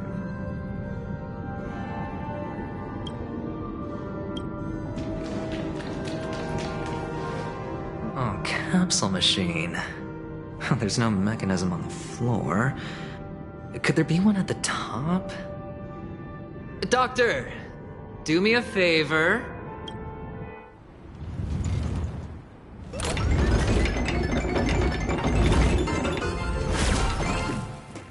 So, I was right. These models have interiors that look exactly like the real buildings. The only difference is that no one lives in them. Funny that Sunday puts a miniature that makes him seem like a giant by comparison right where he can see it first thing in the morning. Insecure much?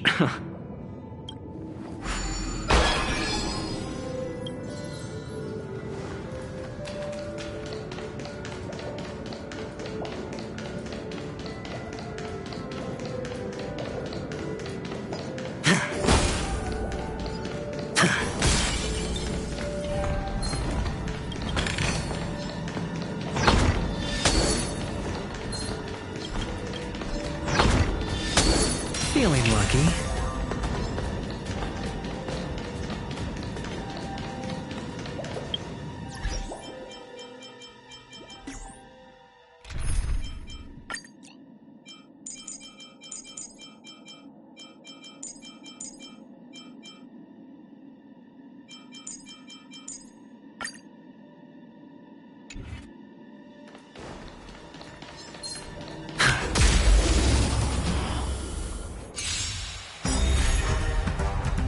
Senpo Koski always take. May as well kill them all.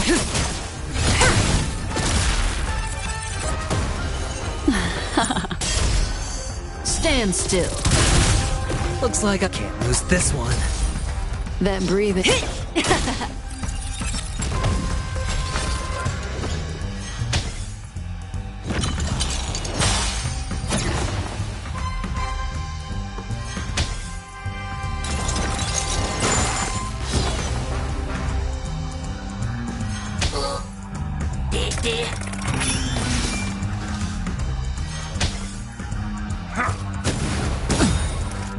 May as well kill them all.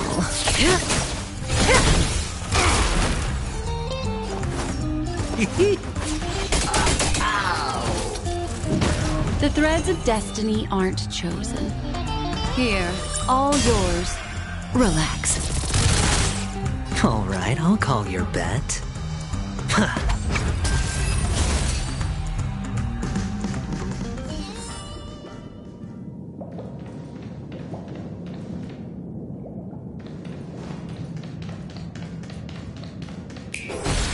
Oh, one of the fragments flew upstairs.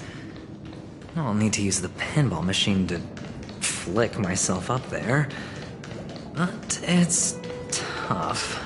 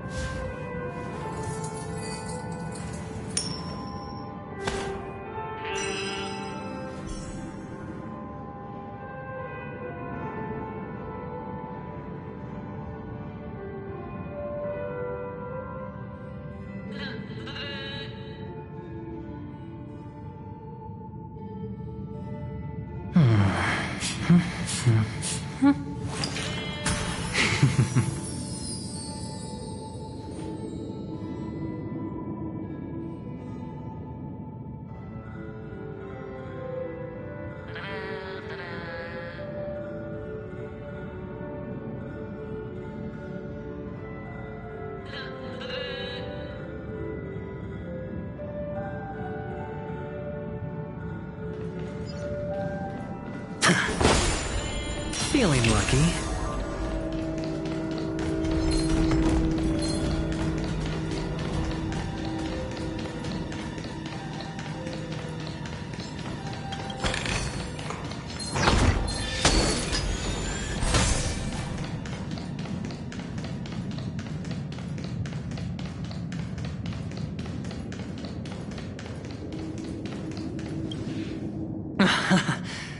Oh, great. There's another pinball machine base here. And it's empty too. Doc! I'll need your brain power again. There's no need to yell. I can hear you. The pinball machine must be hidden somewhere in the hall. Like the arch. Wait here, and I'll be back in a minute.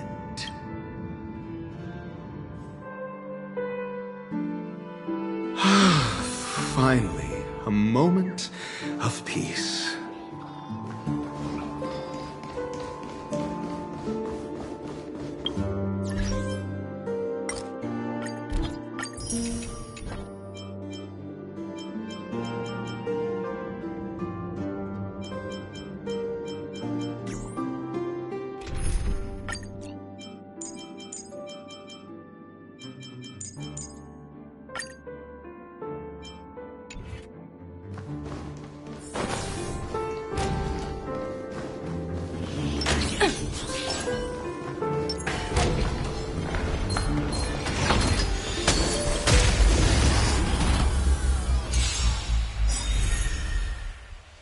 Everything is ordained by the profound secrets of the stars. Give these trailblazers your blessing.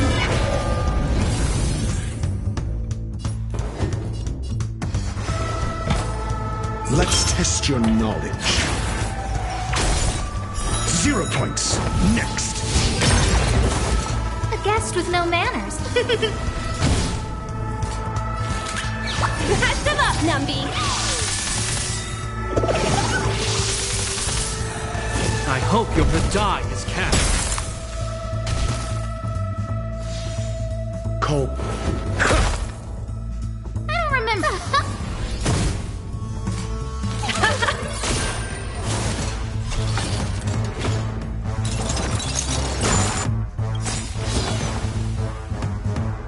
The market is unpredictable. Ah, right! Investing in victory means playing the long game!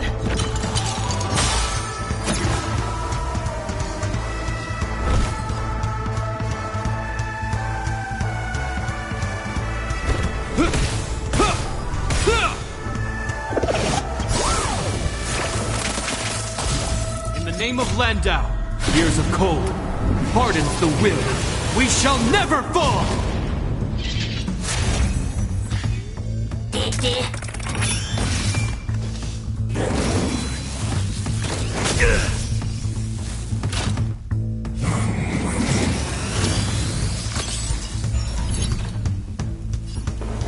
Never stop thinking.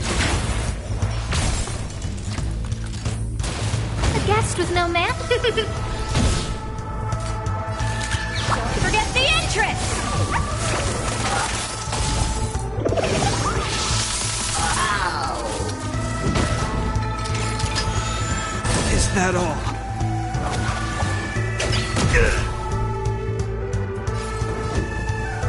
Let's test your knowledge.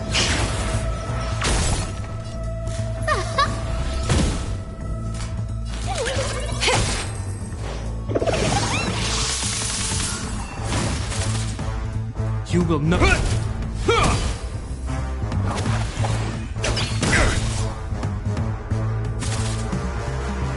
Never stop thinking.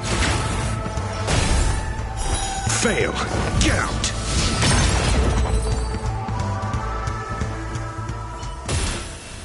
That's it. Pleasant moments of solitude are always fleeting.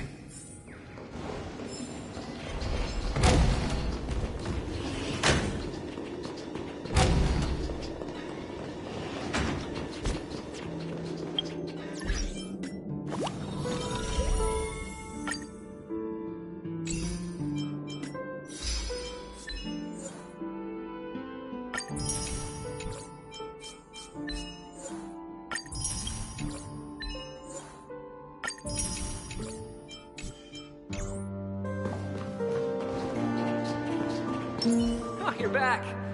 Just place it here. Thank you.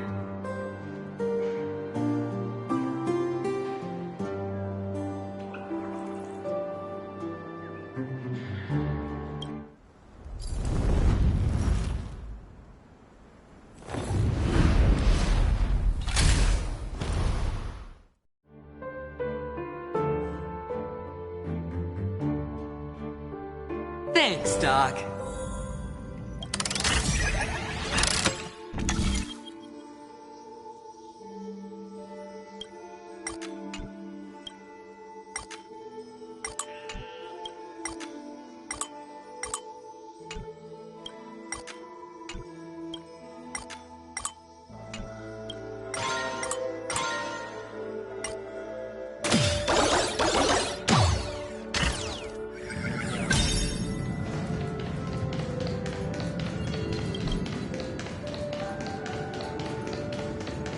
Oh, Ratio, you should come in here and take a look. The view here is breathtaking.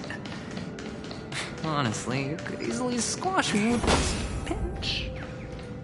If that is your wish, I will do so without a moment's hesitation.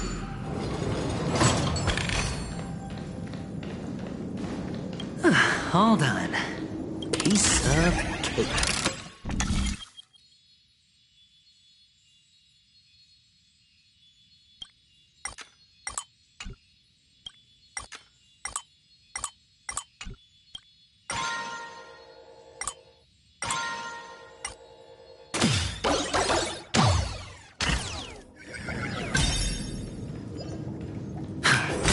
Feeling lucky.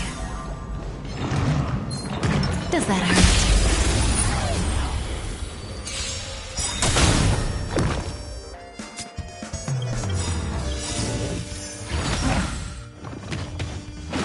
No dirty tricks, all right?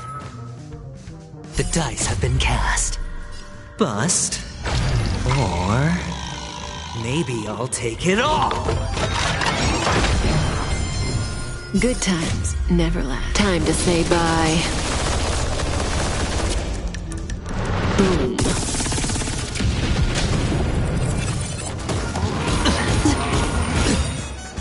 All in.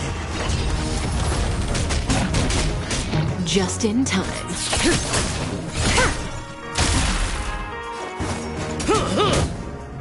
Relax. Destiny's court. Again, the ill-tiding manifest. What are you waiting for?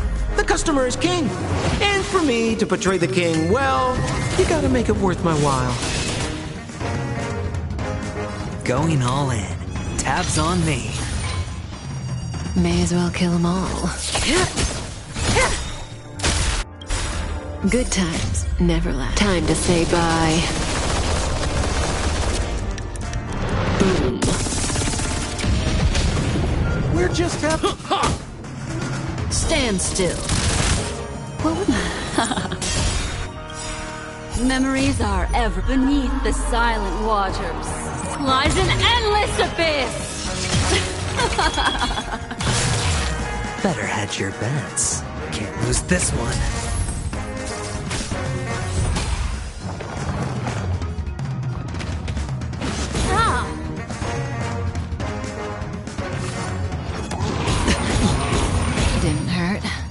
your head.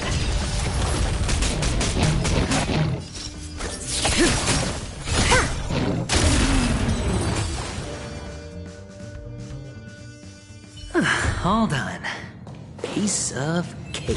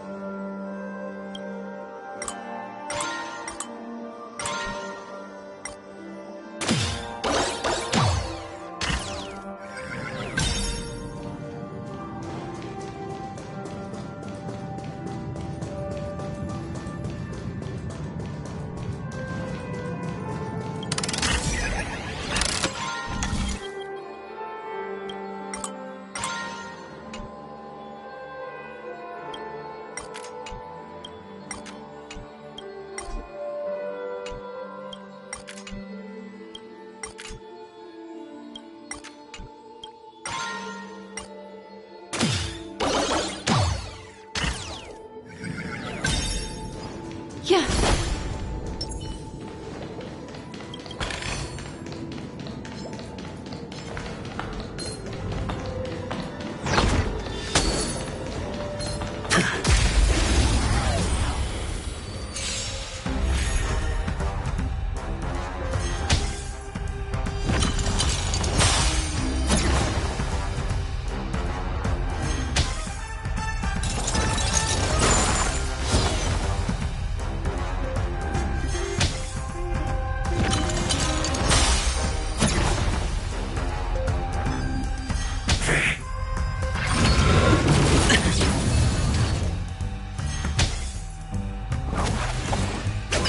No dirty tricks, all right.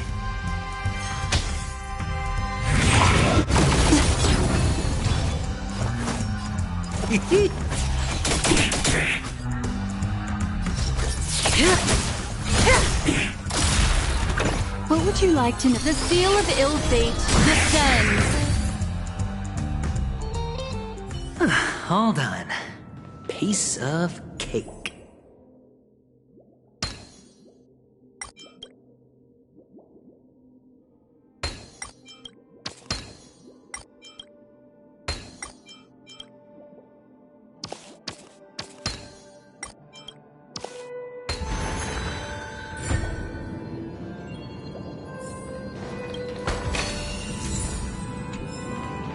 Feeling lucky.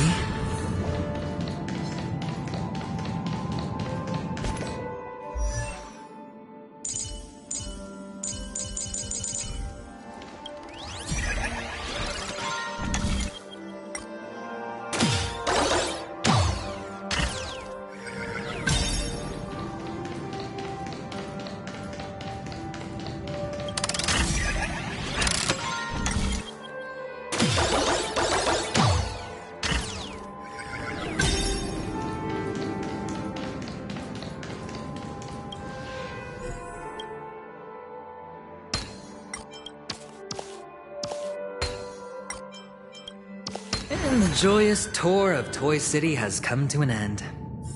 Makes me feel sad. Well, Peacony isn't all that, right? I'll use this interesting experience as a talking point at the poker table.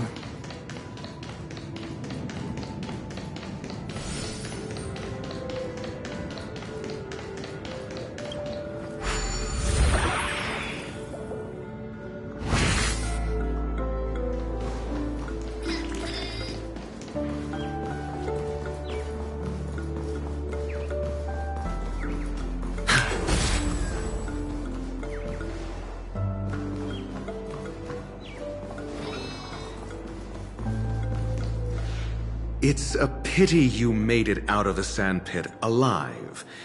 Sunday is just beyond this door. From my limited understanding, he's not someone easily handled. Are you prepared? Yeah. Only I believe he's the one who should be prepared to face me. Tell me about your plan. I don't have a plan. I'll just play it by ear. There are only two kinds of bargaining chips when dealing with people.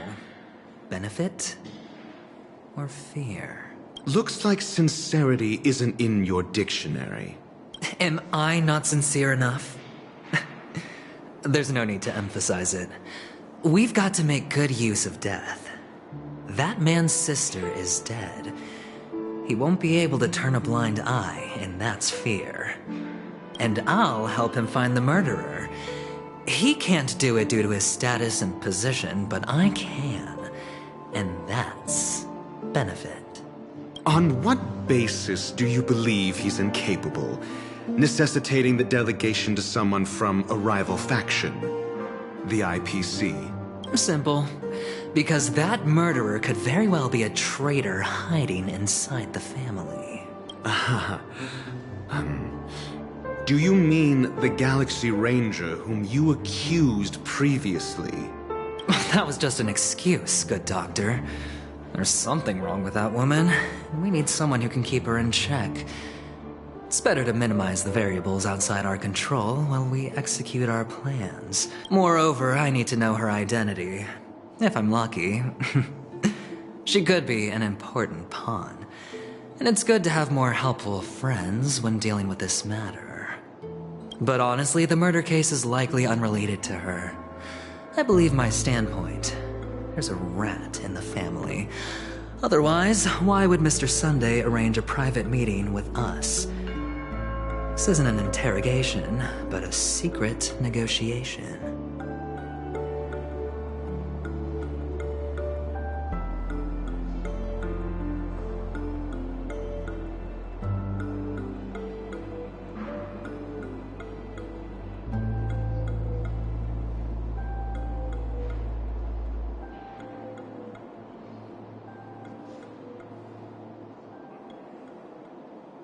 We'll see. Using Robin's death as a bargaining chip, I'll win back my freedom and power. In the end, I'll ruin this beautiful dream and create the grandest death. If the chance of winning is just beyond this door, even if that chance is close to zero, well, you can't win if you don't play, right? Ah, the charming audacity. To think that you, of all people, might emerge victorious, dear gambler.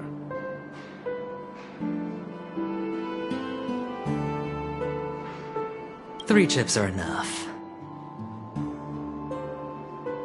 All or nothing.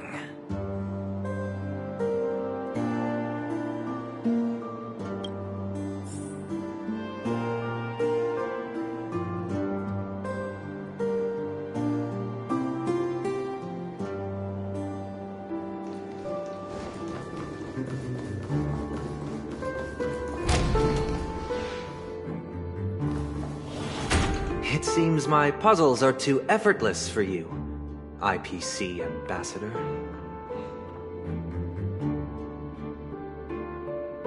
I appreciate your words. And I see you put a lot of effort into welcoming me, Mr. Sunday. However, this is no way to greet a guest. Well, this isn't an invitation, but a summoning. Before we speak, I need to test your character.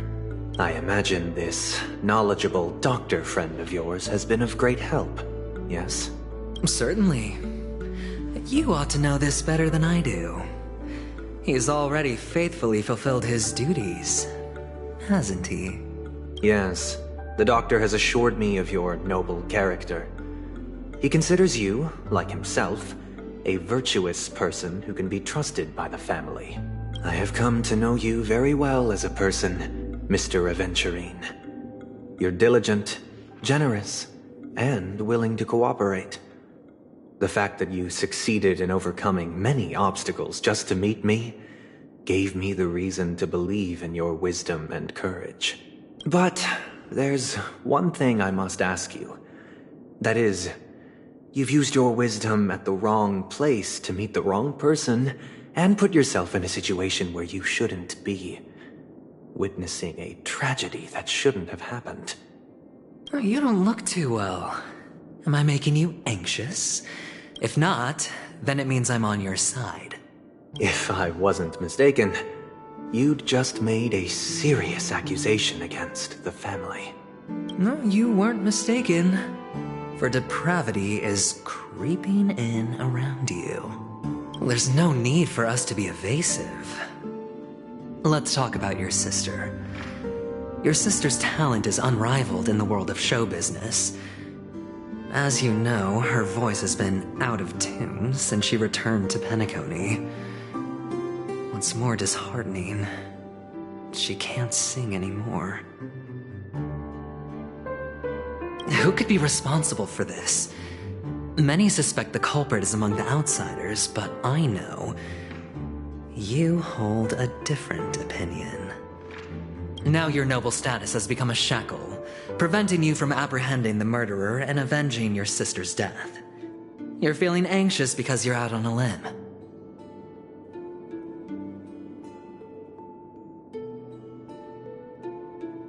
But don't worry, I'm on your side.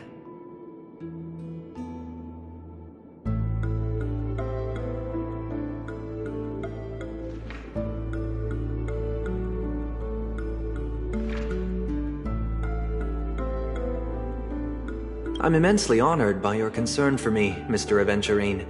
Since you're so selfless and generous, I believe you wouldn't ask for anything in return, would you? Well, naturally, you wouldn't incur any loss from this. I just want to reclaim what is mine. My liberty and the personal items under the family's custody, the bag of gift money, and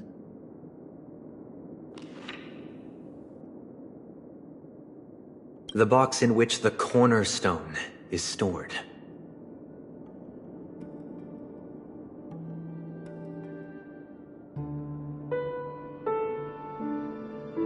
That's right.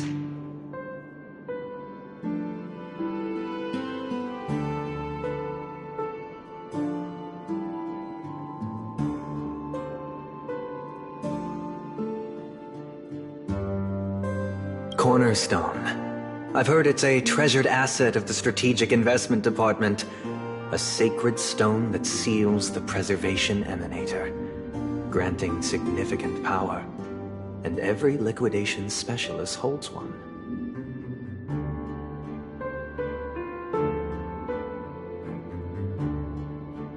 For an object so precious, it probably comes at an even higher price than other forms of recompense. Well, I'm sure you're aware of the high level of risk I'll be undertaking to bring the truth to light. Mr. Aventurine, when you're out and about, do you always make adjustments to your appearance? Your tie should be on the center line. Your shirt must not protrude from your vest.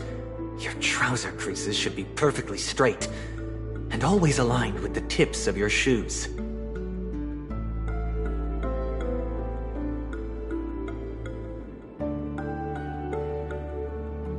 Of course.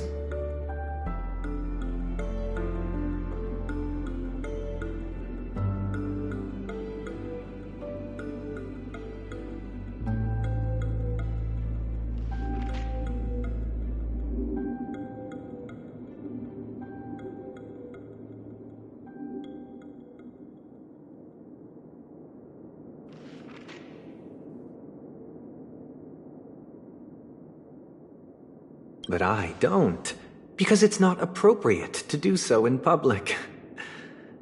You should make sure everything is presentable and in order before leaving the house. I'm not the kind that takes risks. The cornerstone must be in the custody of the family.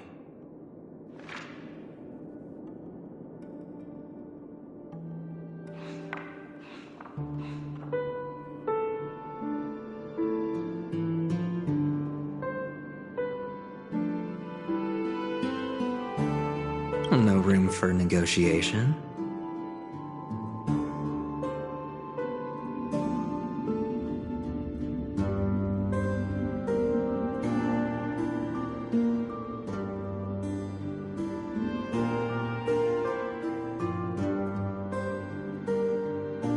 Please, don't let me turn you down twice.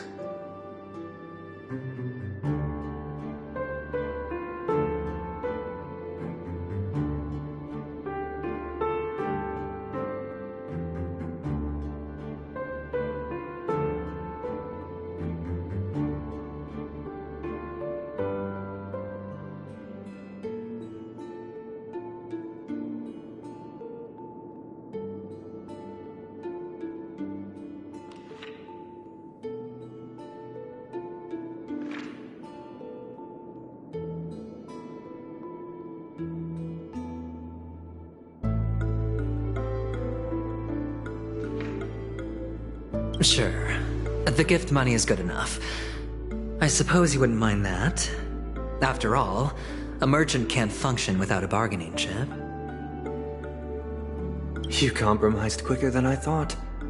Unfortunately, it's a gambler that needs a bargaining chip, not a merchant. I can give you your gift money, but before that, I want you to tell me. The fact that you can decisively forsake the box you asked for, what exactly is stored in it?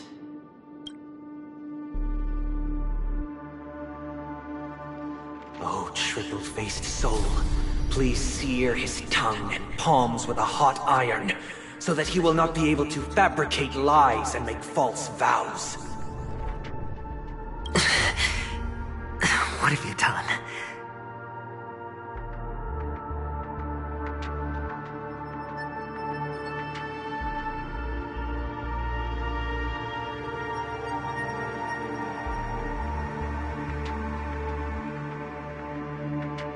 Under the light of the harmony, all wickedness is revealed. I implore them to shed their light, and I'll ask you questions on their behalf. Next, you have 113 seconds to prove your innocence and gain my trust.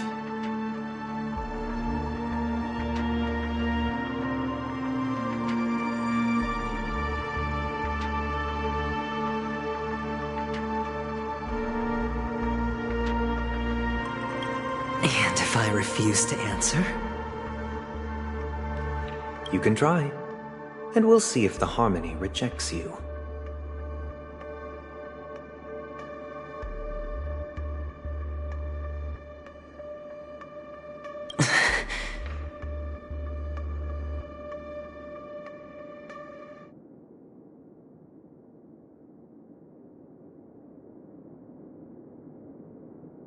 Question. Do you own a cornerstone? Yes. What a simple answer. You, too, understand that idle chatter leads only to poverty. Did you hand over the cornerstone to the family when you entered Peacony? Yes. Does the cornerstone you handed over to the family belong to you? Yes. Is your cornerstone in this room right now? Yes. Is your memory free from any kind of tampering or deletion, encompassing but not restricted to the techniques of the Garden of Recollection? Yes. Are you an Avgin from Sigonia? Yes. You even know about that? Do the Avgins have any ability to read, tamper with, or manipulate one's own or another's mind? No. Does it matter? Do you love your family more than yourself?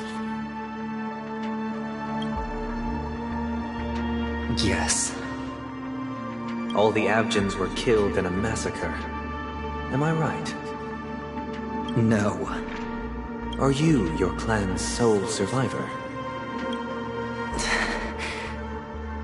Perhaps. Do you hate and wish to destroy this world with your own hands?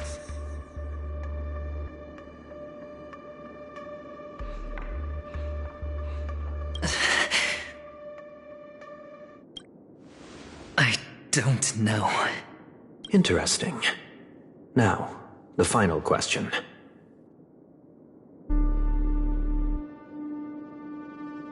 Can you swear that at this very moment, the Aventurine stone is safe and sound in this box?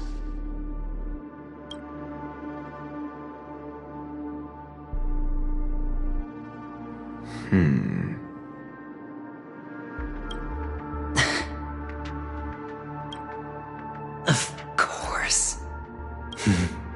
Looks like we can get an answer. Open it, Mr. Aventurine. It's your last chance to defend your honor.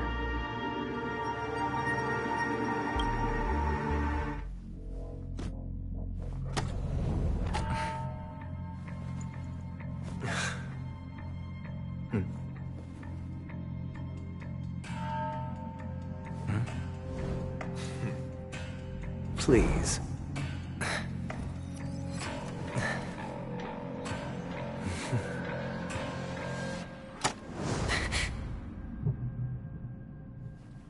Are these what you're looking for?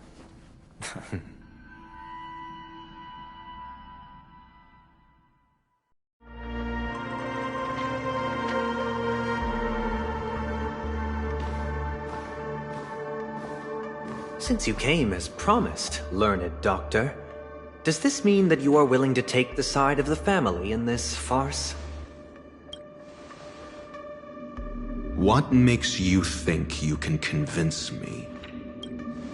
I've heard you haven't enjoyed Mr. Aventurine's company. I also understand that you're an avid learner who sees the pursuit of knowledge above all. In that case, you ought to realize that a competent scholar knows their position and wouldn't forsake more vital matters for the sake of petty pride. If you agree to assist the family, I'll share our research findings on the Stellaron. You must be quite aware that, besides the family, no other faction is willing to share such information. Cut to the chase. What do you need from me? I need Mr. Aventurine's comprehensive plan. Haven't you confiscated his cornerstone? You can't expect a featherless bird to take flight. But I've also heard the 10 elites in the Strategic Investment Department have united, progressing together in the interests of the IPC. You'll have to speak more clearly than that. The cornerstone, which Mr. Aventurine surrendered. Was it really his? You question whether he would entrust you with someone else's cornerstone. The 10 Stonehearts aren't as united as you think. Cornerstones are significantly more precious to them than their very own lives. But you know that he's a crazed gambler. The more vocal he is about it, the more cautious I must be. I never imagined someone would share his way of thinking. Honestly, you should see a shrink. Bring it. The box containing the cornerstone is unique, and only IPC senior staff and related members can access it. But I happen to be among them.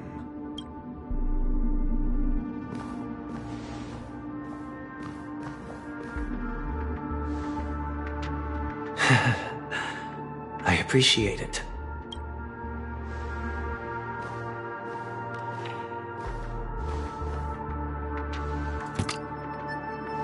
Unfortunately, your guess is correct.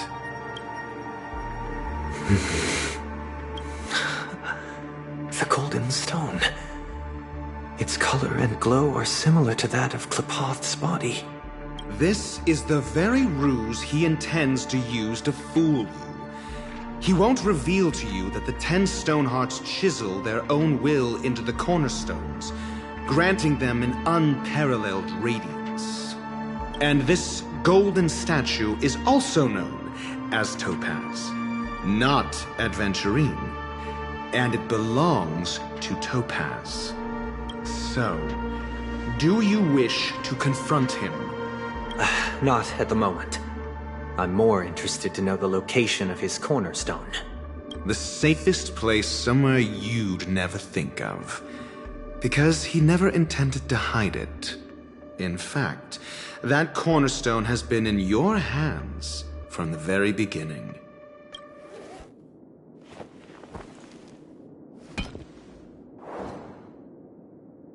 I see. This bag.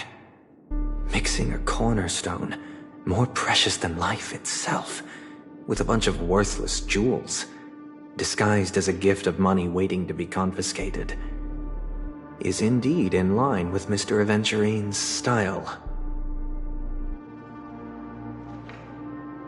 Then he makes up some trivial excuse, downplaying the matter, and requests the gift money.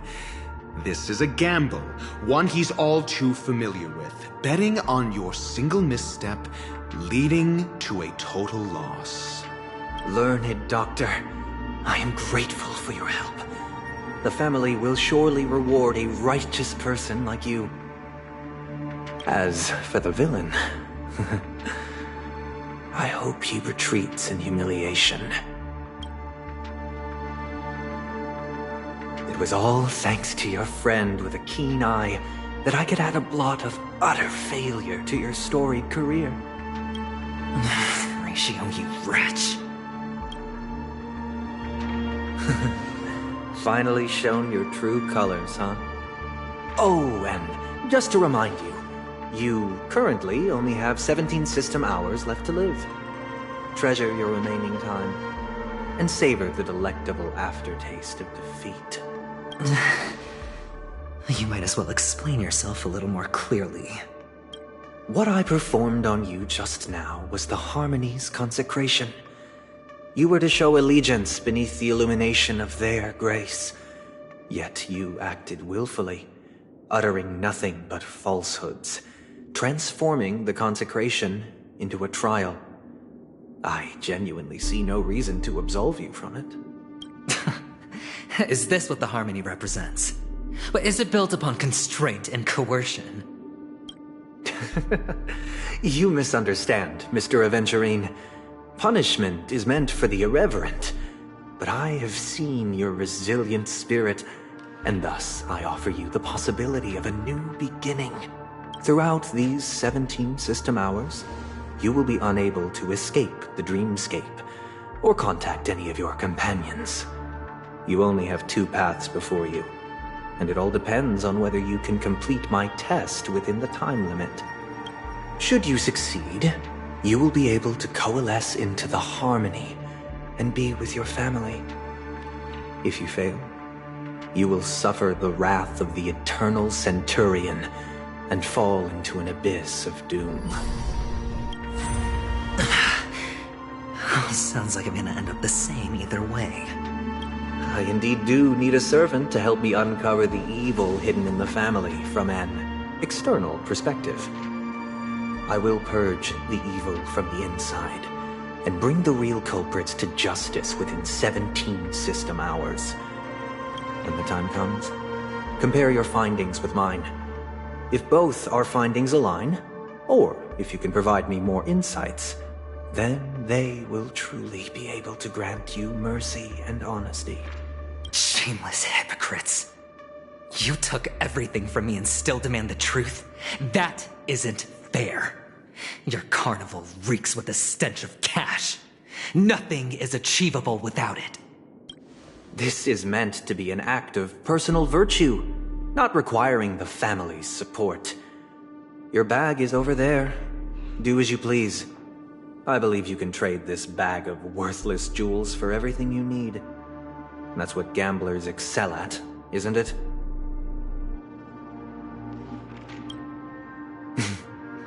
Off you go, Mr. Aventurine. You are free. I will wait here for your good news.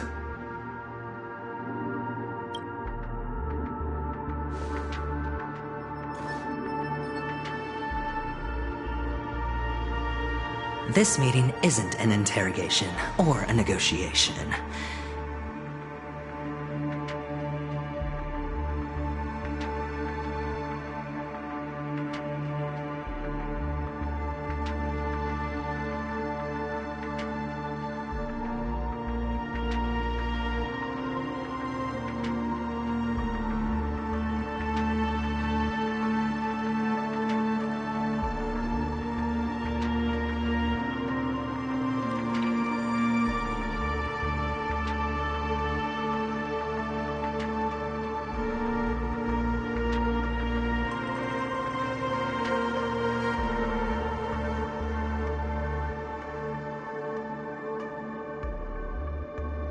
It's an outright execution.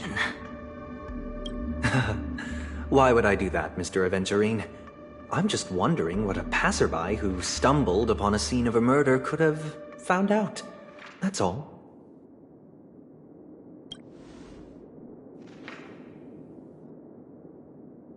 By the way, before you go, I have a personal question.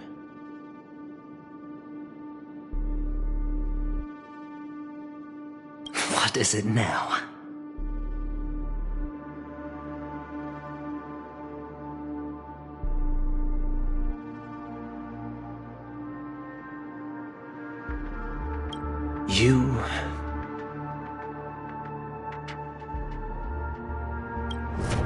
Do you truly wish to bring about the destruction of this world?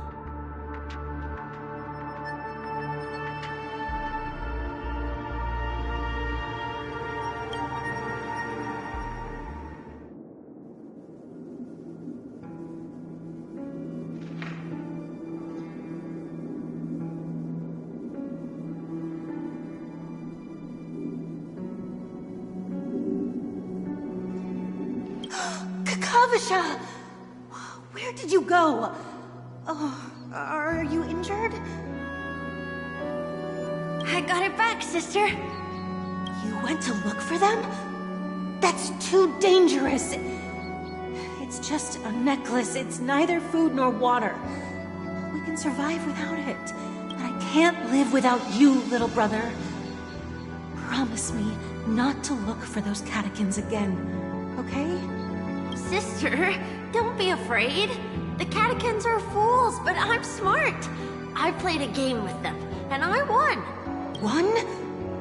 What happened exactly? Tell me. I made a bet with them. The two birds in the desert and me. Who will die first?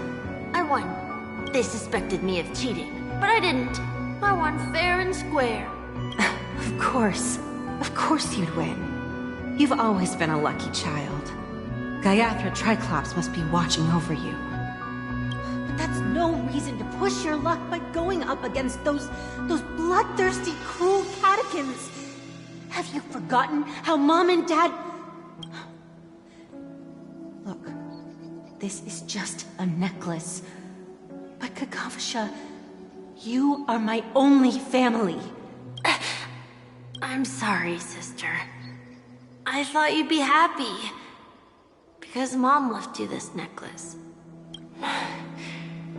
There'll be no next time. It is important. But not as important as you, my dearest brother. I don't blame you, but you must remember what Mom said. Pain and poverty are the trials of Gaiathra Triclops. She has also granted us a chance. And that's your good luck, Kakavasha. Your good luck is the most precious wealth we... all Avgin have. You're a child blessed by Gaiathra Triclops and can lead the clan to happiness. So always remember to protect yourself and never resent the pain and poverty you're going through. All right? Listen to me and swear to Gaiathra Triclops. Okay. We'll swear to Gaiathra Triclops to protect this wealth. But sister, if Gaiathra Triclops was really watching over us, then why did she not protect Dad when he was swept away by the quicksand? After all, Dad went to the Catechins' land only to prepare for Gaiathra Triclops' offerings. And where was Gaiathra Triclops when Mom was shivering in our arms? Mom was still pleading for Gaiathra Triclops' forgiveness under her breath, until the moment she closed her eyes. Sister, everyone praises me for being smart, but I don't get it. If every rainpour was Gaiathra Triclops' forgiveness and grace, then how bad were our sins? So much so that we were born in this world of death?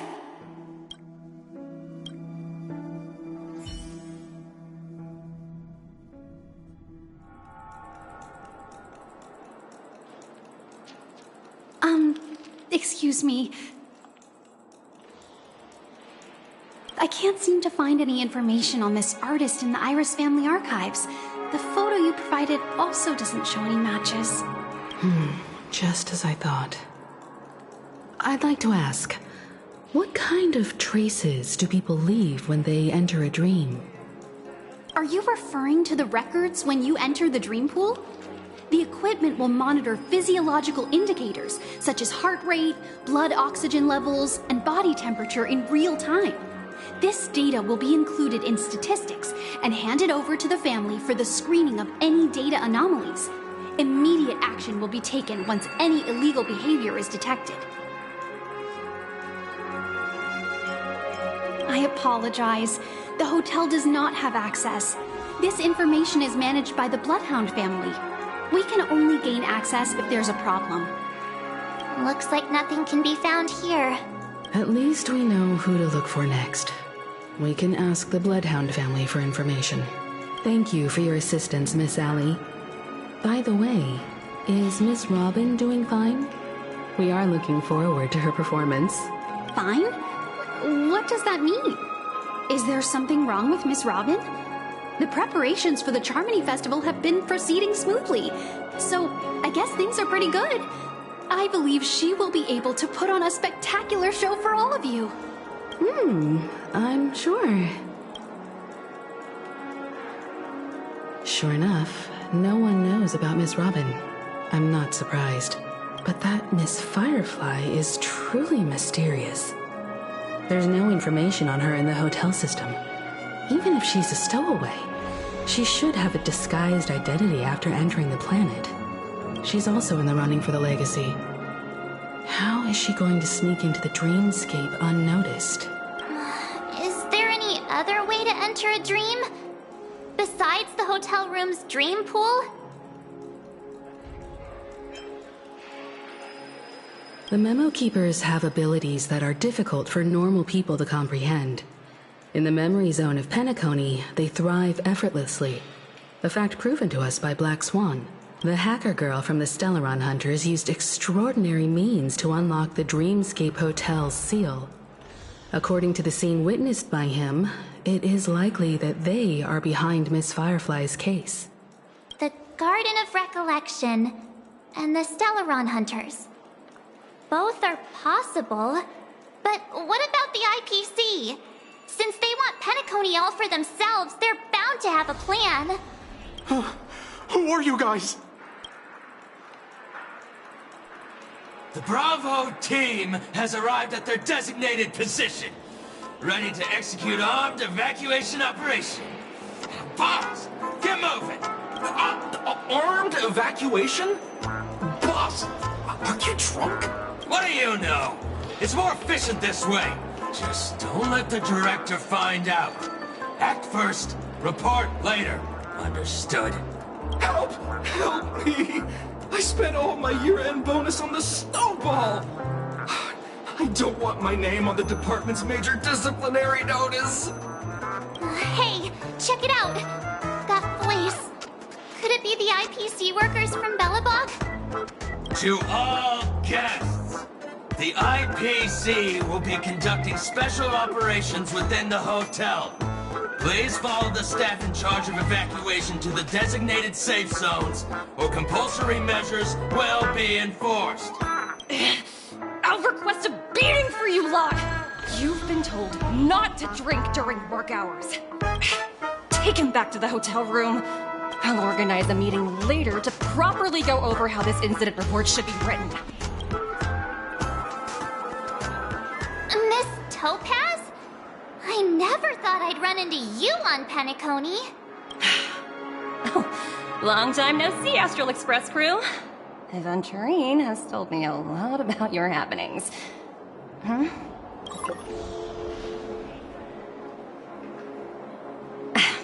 It's fine.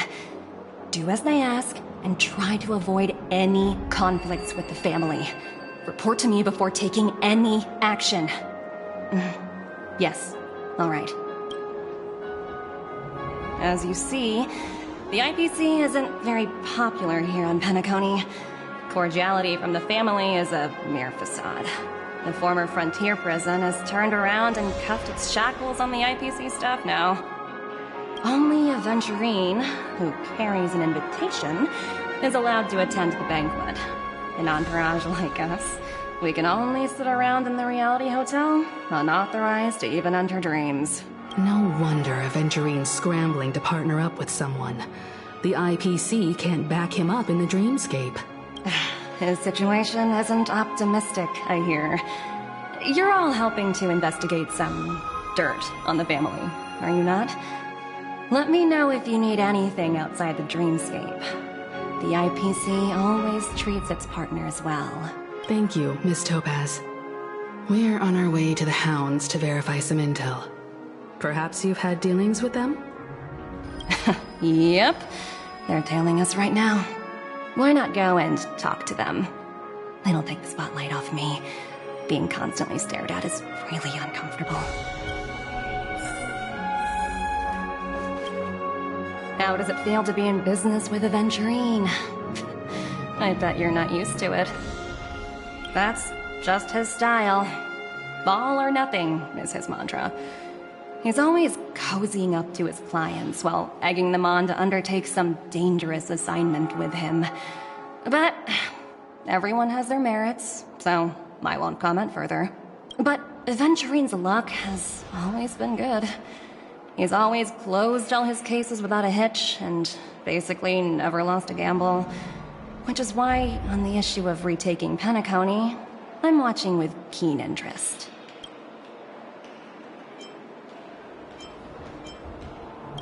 Of course. It's business after all. What's important is where you're seated at the table. As for the two cases, apologies, but I don't have much info on them either. All I can do is ask you to keep digging for more details. Please. We're carrying out our captain's orders. What do you want? We made a mistake last time, and we're working hard to rectify it now. We don't have time for anything else. Surveilling the IPC executive Topaz, ensuring that she stays put at the Reverie Hotel during her time on Peacony. We've got the right one this time. So that's it. They were the pair who were after Firefly at the time.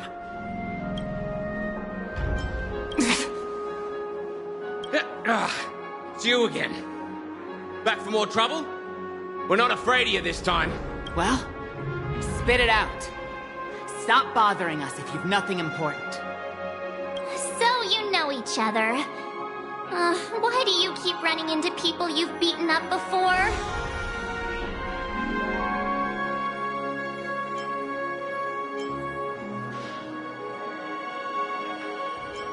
Oh, sheesh, why do you keep asking me that? We're in the middle of investigating a murder case for the family. May we speak to your captain about it? Well... Hey! The security officer instructed everyone to shut their traps before he returned from Dream's Edge. What murder? You'd better stop spouting nonsense. Yeah, that's right. We have nothing to report. Please leave. Looks like they're not going to cooperate. But they did at least tell us that the captain is at Dream's Edge. Why don't we just look for the security officer then? It's probably Gallagher, the one he mentioned, right?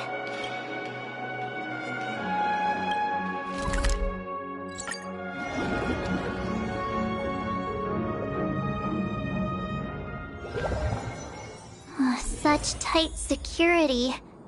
I bet they're stumped by the case as well. Gallagher. Apologies. The Bloodhound family is running an investigation up ahead. No unauthorized personnel allowed. Hold on a minute. I think I've seen you before. The gray-haired one. How much trouble have you stirred up exactly on Peacony?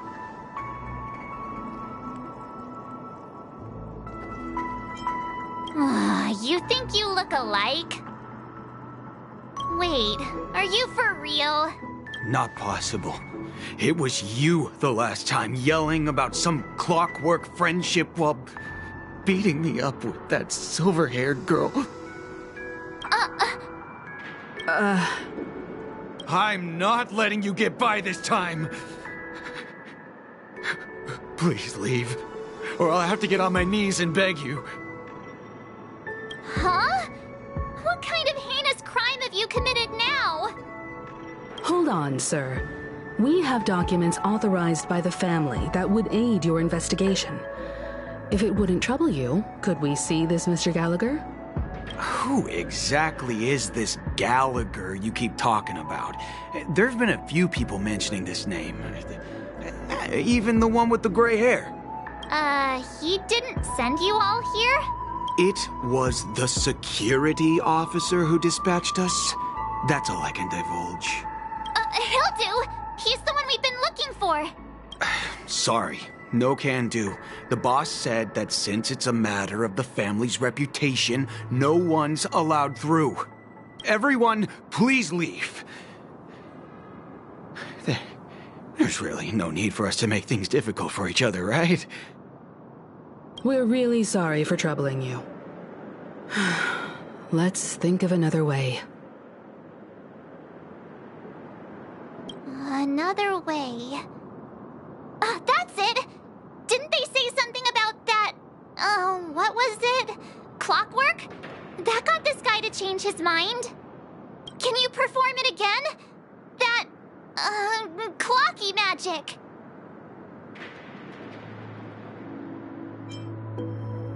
It's not bad if we're resolving a misunderstanding. Please? Sorry. Everyone,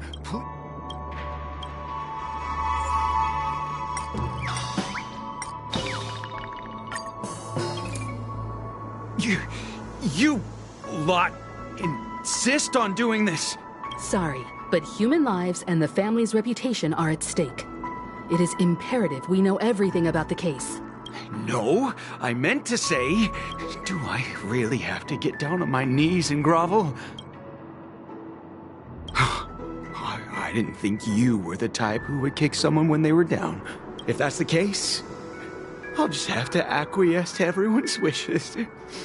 Lower my esteemed head and plead with everyone. No. No need. Standing is just fine. You don't need to do that. Looks...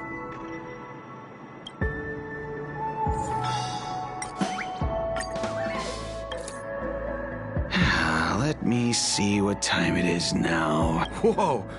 It's this time already! Time to clock out! And no one's gonna stop me.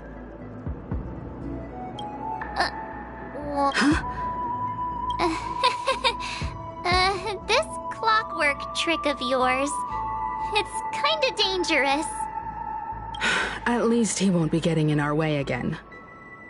Let's go find that Gallagher and ask him the intricacies of the case. I was wondering what all the commotion was. Huh. Oh, it's you guys. Welcome. Since you made it here, what can I do for you? Hello, Mr. Gallagher, sir.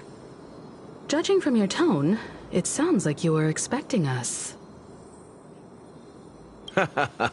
Miss Himiko, you're too polite. There's no need to call me sir.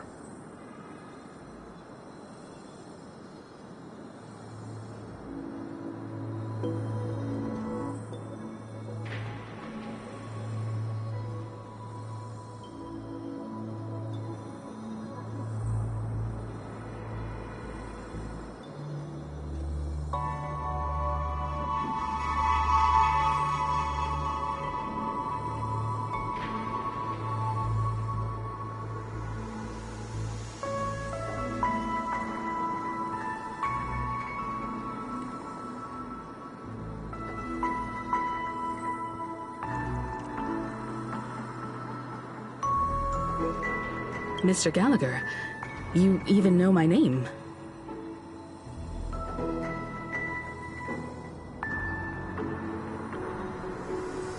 Of course I do.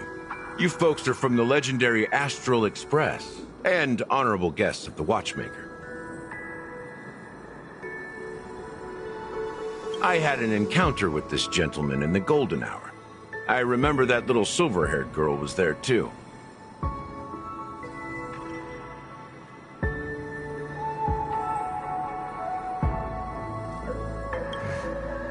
I'm sorry for what happened to that kid. This is also the reason why we've come to visit you, Mr. Gallagher. The Express can't just overlook the death of that child. So we've decided to help the family get to the bottom of it, in the hopes of getting justice for her.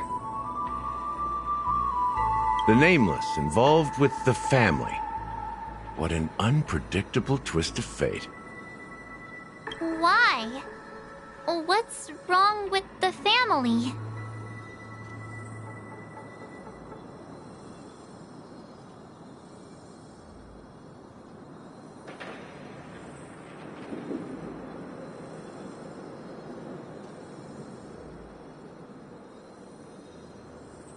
It's nothing.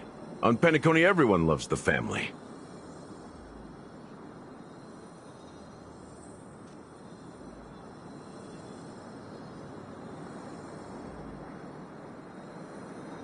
No matter how much one resists the beautiful dream, when the time comes, they too will find it hard to let go.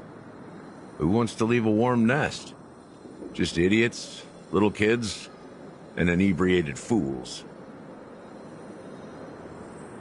Mr. Gallagher seems to be getting at something.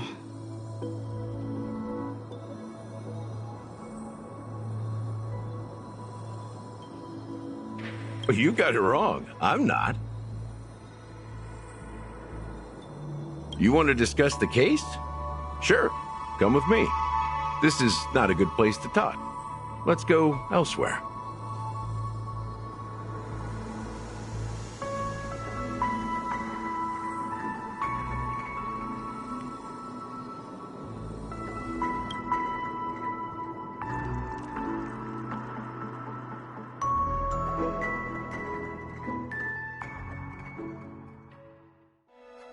Even after that chilling tragedy, this dream is still running effortlessly. Other than the family of the Harmony, it's hard to imagine any other power in the universe that could sustain a building of such magnitude. The family itself is a huge, perfect building. Like a living idol. Each member of the family sees themselves as a piece of the divine puzzle, revolving around a singular core and a shared ideal. Under their command, they loyally fulfill their roles, offering themselves while also receiving sustenance in return. Interesting analogy. Perhaps that's why Peacony's beautiful dream has persisted for so long. But the human body has its limits, and so does the Divine's. That doesn't sound like the kind of comment a Galaxy Ranger would make. Just pointing out the facts. Mr. Yang will definitely have a better sense of what's going on than I do. Why do you say that, Miss Acheron? The beautiful dream is crumbling. But not because of a particular eon, a particular faction, or a particular visitor. Its collapse stems from a certain inevitability of human nature. The family refuses to acknowledge this, and it has ultimately backfired and become a catalyst. As people immerse their souls in the dreamscape, where consequences and pain cease to exist, and only ease and pleasure prevail, they draw closer and closer to necrosis. Regardless of the perceived bliss, death looms as the inevitable conclusion. Also, this necrosis will diffuse and spread. One piece of the puzzle's mutation will eventually cause the entire building to shake, break, and crumble. In the end, the dreams that people built in the name of freedom became the cage that imprisoned them. I'm sure you've gained a lot from this trip, Miss Acheron. Are you willing to share your findings with me? Of course. That's if I remember.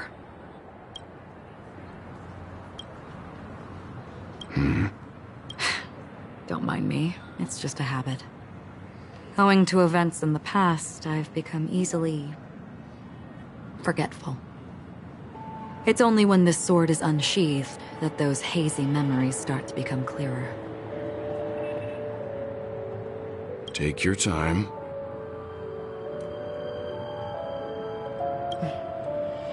That should do it. I vividly remember everything that occurred on Peacony. Ask away.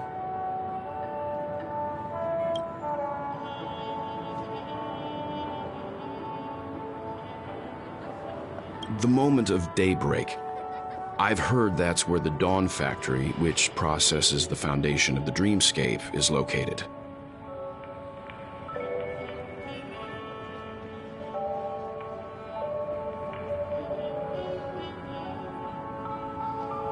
Behind the dreamscape's song and dance stand many imagination factories.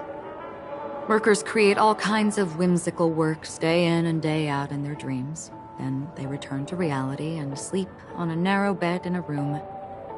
A far cry from luxury. They say it will suffice. Experiencing the bizarre and motley dreamscape is the best reward. There I encountered a young woman who had just come of age. The perfect time to indulge in beautiful dreams. Her greatest wish was to one day move to the golden hour and see the magnificent garments she had woven with her own hands.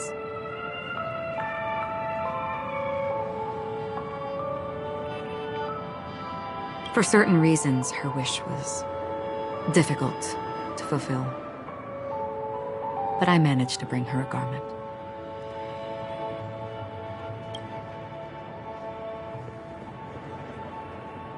Gilded Hour. It's said to be Peacony's currency center.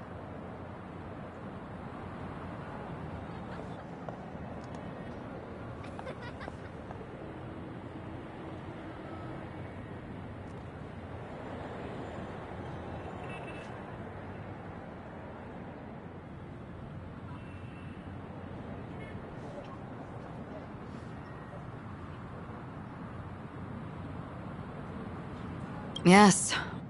It is a fortress-like financial city, the economic heart of the dreamscape. The Pepeshi people of the Alfalfa family are there to keep it running, sending blood that is made from money everywhere on Peacony.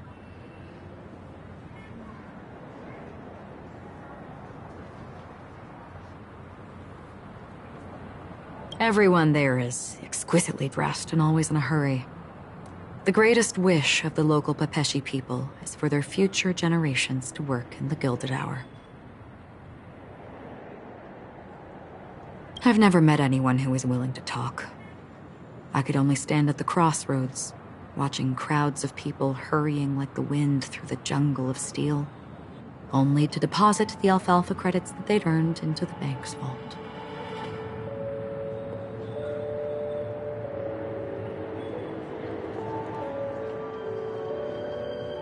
I don't know if they would open the vault door, but before I left, I witnessed a well-dressed Pepeshi person plummet from the sky, while those around him continued on their way, unfazed.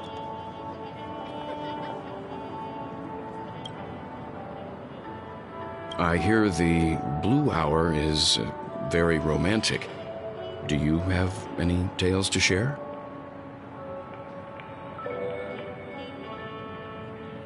Perhaps Mr. Yang has heard. There is a large boat called the Eventide, anchored along the Sea of Dreams, where soft music and dancing persist endlessly every night.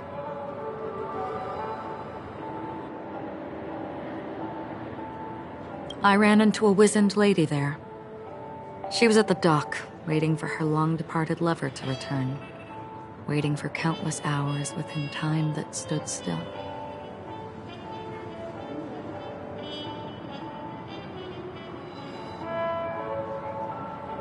In the humid sea breeze, she spoke of her own youth. Like many who desired wealth and love, they came to Peacony to pursue their dreams. Alas, her lover's consciousness was lost in the dark depths of the Sea of Dreams.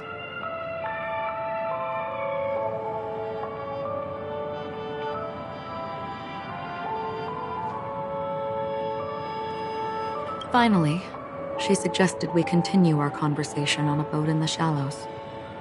I agreed and boarded the boat with her. But she never said anything. Her eyes absent-mindedly gazing at the horizon for what seemed like forever.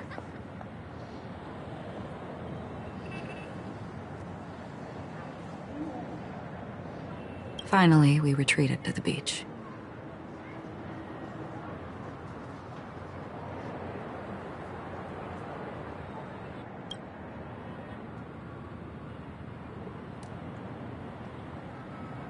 The dreamscape of chic, luxury, and consumerism, the moment of dusk. My companions have been there too.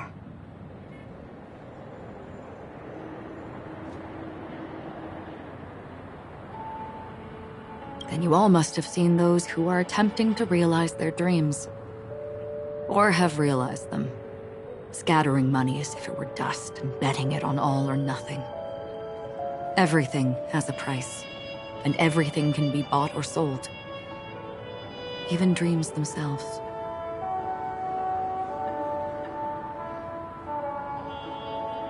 I saw an Intellitron there, who was preparing to auction himself. When someone wins a bid under stipulated periods and rules, he would do the buyer's every bidding, becoming that person's very possession.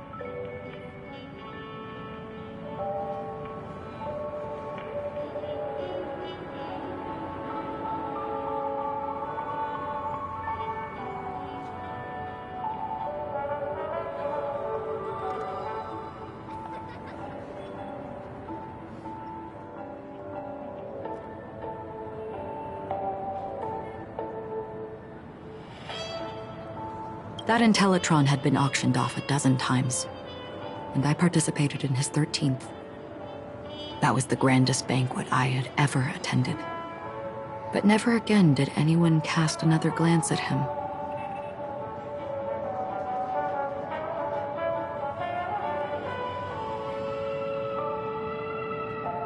This time around, there were no successful bids for him. This is what I've seen and heard along the way. Someone once said to me, Peacony wasn't like this a long time ago. Nor should it be. I've traveled through the reality and dreamscape of the planet of festivities. Watched the tides of night rise and fall when time stopped for people. Where the spirits of the rich and impoverished remain forever fixed on their own scales. This is why I think the collapse of the beautiful dream is inevitable. There might be a way to change everything. Perhaps. But if this is indeed the world that people desire, if this is precisely why life chooses to slumber, should we still seek to change it? Miss Acheron, now it's my turn to share a story with you. There was a man from my homeland who, at a time when the world was grappling with deep, unhealable pain, made a choice. He wove together the dreams of everyone in the world, linking people's dreamscapes, and shouldered this burden himself. From this, he created a giant, a spiritual atom. And since that moment, the giant stood between heaven and earth, becoming the pillar of the world's existence. As a price, those who found it hard to move forward, who could not advance, forever lost their future. They slumbered in a dream, devoid of disaster and pain, living out their days peacefully in the man's created utopia.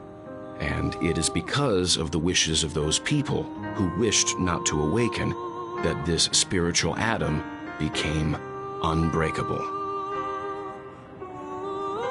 And yet, You stand here right now, which also means that man failed.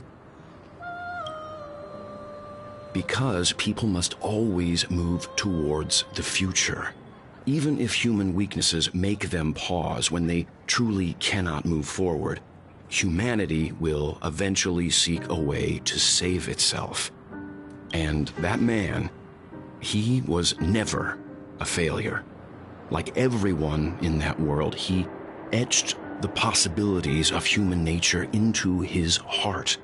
He was the sun chaser of legend, soaring towards the sky and embracing his final victory with his fall.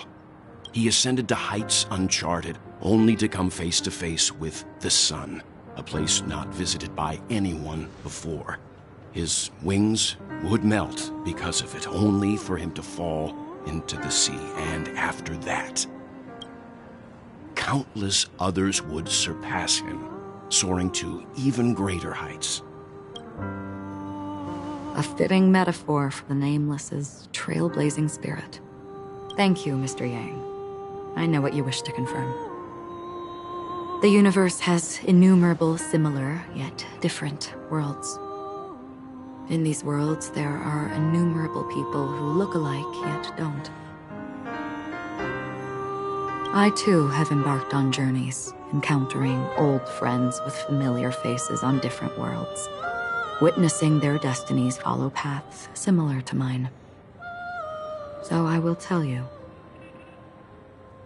even if not completely similar, the story you just told,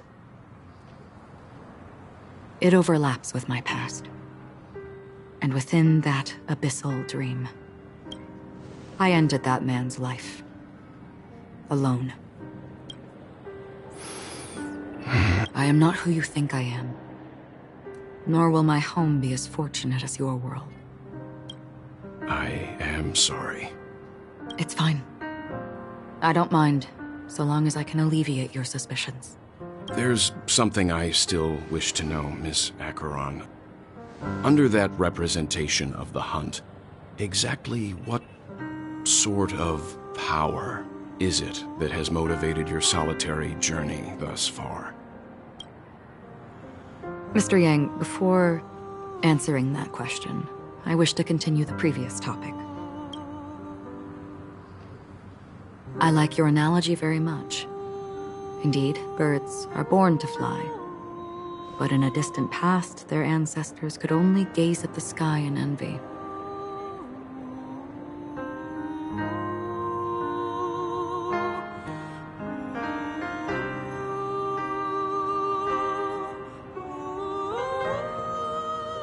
They saw that faraway ray of light from above the heavens, piercing through the clouds and blanketing the earth.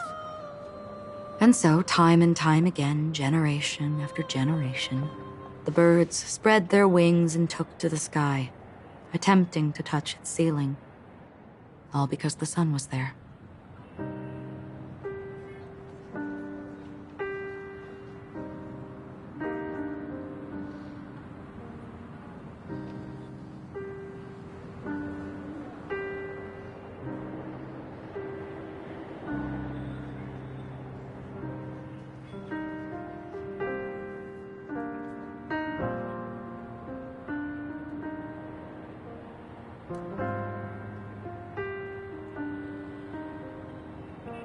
Then, what if the last bird finally soars into the sky, only to realize that the end of the light is not the sun, but darkness?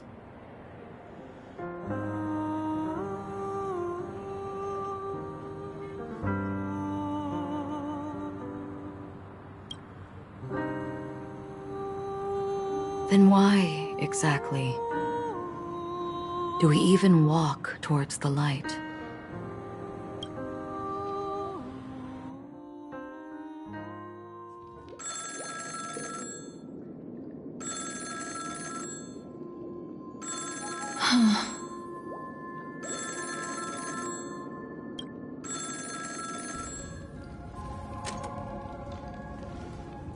Long time no see.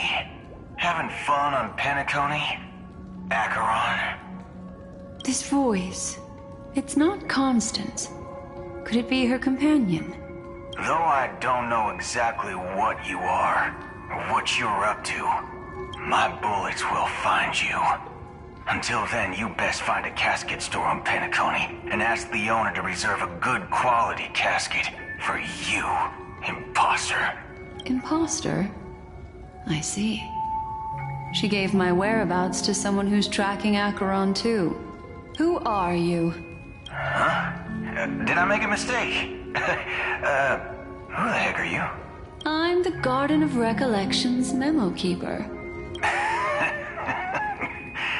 Not bad. This is the kind of tough challenge I like. You that imposter's bodyguard? Never mind. It's fine. I'll leave a round for you. So get that forehead clean and wait for me.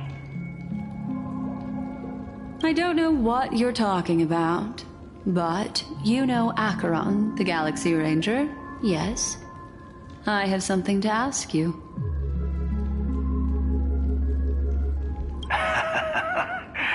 Are you asking me to write your will? Sure. Go ahead. Not quite. I only want to ask, how exactly did she become a Galaxy Ranger? She's clearly not a pathstrider of the Hunt, but you are, aren't you? Tell me, what's Acheron's deal? Sure. Heck, I never thought I'd come across an ally. What a stroke of luck. Well... I'll be on Peacony soon. Memo Keeper, go buy a bottle of Asdana's White Oak and warm it up. And I'll raise a glass to you.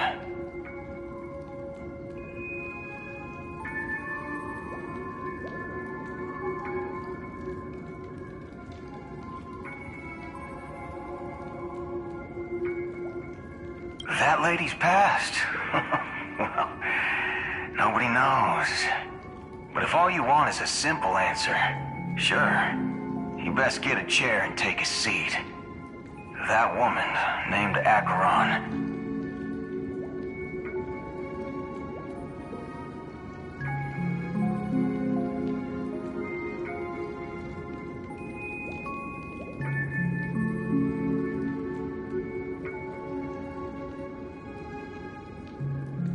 Is an emanator who should not exist.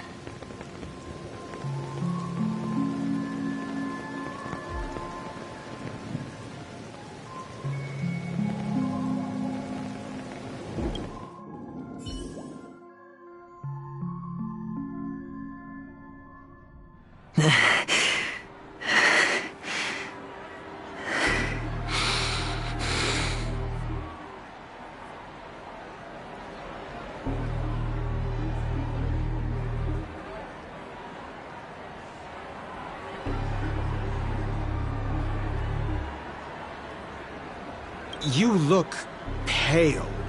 Or is that also part of your act? I didn't think you'd have the nerve to show yourself. I thought this was exactly what you wanted. After all, I faithfully fulfilled my duties as you instructed.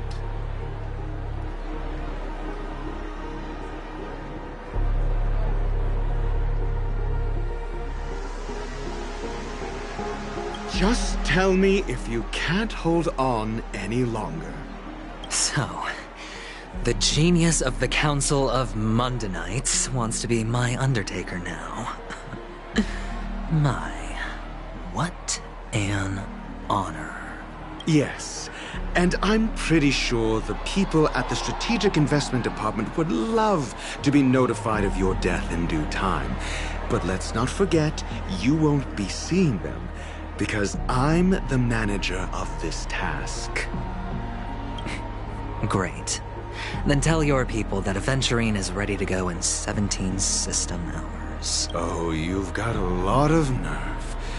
How exactly do you plan on completing your task while your hands are tied by the Harmony? Well, my conversation with Sunday convinced me that there's a traitor in the family, and that they hold the secrets of Peacony. So, I took the opportunity to set everything in motion. I even managed to recover the gift money. Things haven't gone this smoothly since I walked through the doors of the Reverie. Now I'm only one step away from victory. Sounds like a very elaborate way of saying that you failed. That's all I can say. Have you forgotten, Doctor? You betrayed me. Go. Do what you must. I look forward to the sight of the IPC fleet surrounding Peacony. You've achieved what you desired, haven't you?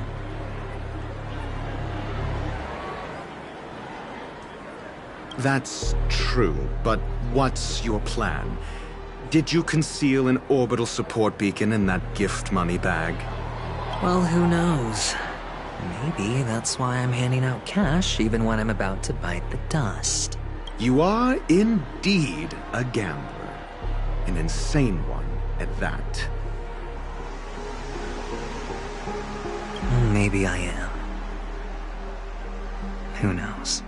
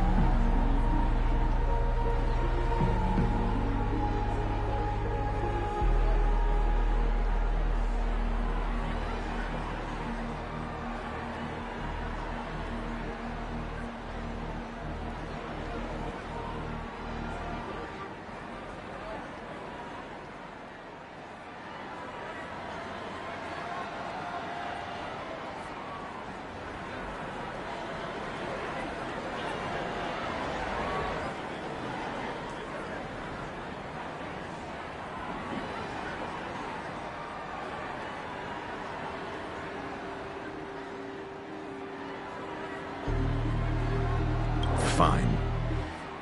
Here, take this. Open it when you're on your last legs. You'll thank me. What's this? Medical advice?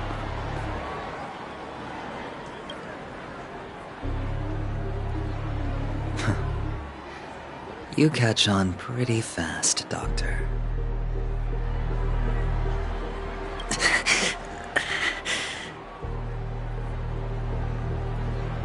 Asking me to solve a case without giving a single clue. How typical of you wing-headed scoundrel. But the way you're all on edge about that stowaway, it's just as I guessed it would be. As for now, let the rain of wealth from the IPC fall evenly on everyone.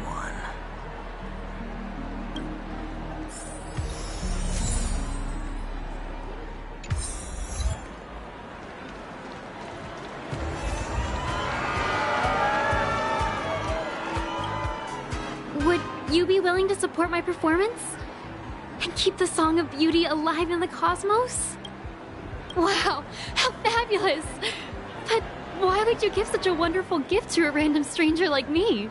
Well, you see, I can't bear to see anyone in this sweet dream suffering from poverty. That's incredibly kind of you. Thank you so much, sir. If you ever get the chance, please, feel free to come by and indulge in my singing. Sure thing. By the way, do you happen to know anything interesting about death? Death? That's a Oh, you see, I'm a tabloid reporter collecting ghost stories in Peacony. As you know, the more chilling the stories, the more attention they get. Maybe you could help me out. Well, if you're up for some gossip, it's not about death, but there have been some rumors about a guest at the reality hotel who fell into a deep sleep and didn't wake up. It was like they were in some sort of coma. Nobody knows what caused it, but luckily the customer eventually regained consciousness. Well, all customers are under the protection of the family, after all. Thank you. This will make for a very juicy headline. May Shive protect us. Unexplained coma. That's actually what happens to your body if your brain dies in a dream. But unfortunately, the customer ended up waking up in the end. I can feel something inside my head. Is the harmony starting to kick in? The world has truly... You... Wait. I get it now. This is some sort of prank show, right? You must have some cameras set up around here to film yourself doing good deeds, right? You youngsters are always looking for a quick way to get an audience. But you know what? A truly great show never comes easy. A great show will start soon, old man. But before that, I need to ask you something. Do you know where I can find death in this dream? Ah, I see. Another fearless youngster looking for death, huh? Well, let me give you a piece of advice. Don't think you're the first one who's ever thought of that idea. Death? Not even remotely innovative. I bought it from Dr. Edward. He claimed it was some exclusive fancy schmancy stuff. Oh, what a disappointment. The effects were awful. First, some monster covered in eyes stabs you in the gut, and then all you see are blurry glimpses of buildings and lights. The sky was spinning so fast it almost made me puke. Is that all? Yeah, what else can you expect? Don't put too much stock in the Peacony movie industry. They even call this junk groundbreaking art. Can you believe it? What a joke. Well, I'll leave you be then. I hope you have a wonderful day. A monster covered in eyes. That sounds like the Memory Zone meme. But buildings and lights... I don't think those have anything to do with death.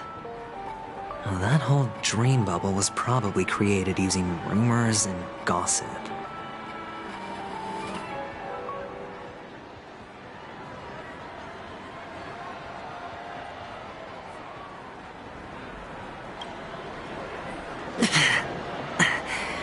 The disturbing voice in my head. It's getting closer.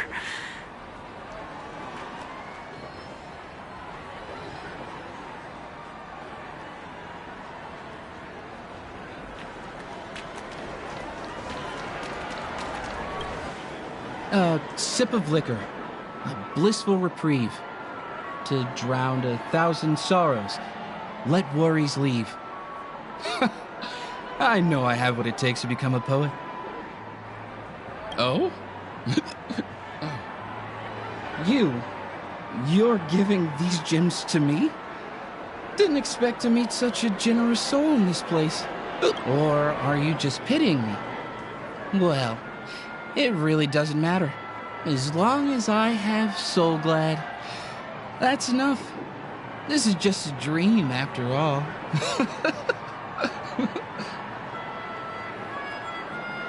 You really shouldn't drink so much Soul Glad, my friend. It's not good for your health. Oh? Maybe I really should quit. But not before meeting the Devil of Soulglad.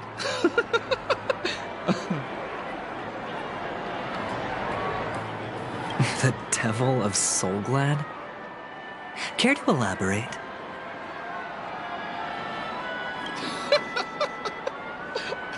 Yeah. It's a seahorse with a long neck. They say it loves to appear to drunk people, especially the ones who are passed out on the side of the road. How funny. Yeah. Very funny indeed. Thank you. Does everyone have to go through so much torment before joining the family? Darn it. Now I just want to dig out my brain and use it as evidence. Take care, my friend. If you ever find yourself in danger, remember that the hounds are always ready to help. You don't look good, my friend. If you need assistance, I can contact the hotel and have them wake you up forcefully. That won't be necessary. I have some business to attend to. But thank you all the same. All right, then. If you ever need help, don't hesitate to reach out to us hounds. Well, actually, I do need a favor.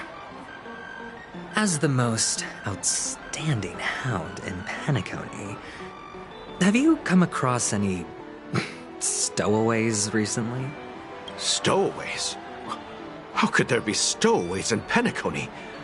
We've never had anything like that before. All right. Good luck with your work, then.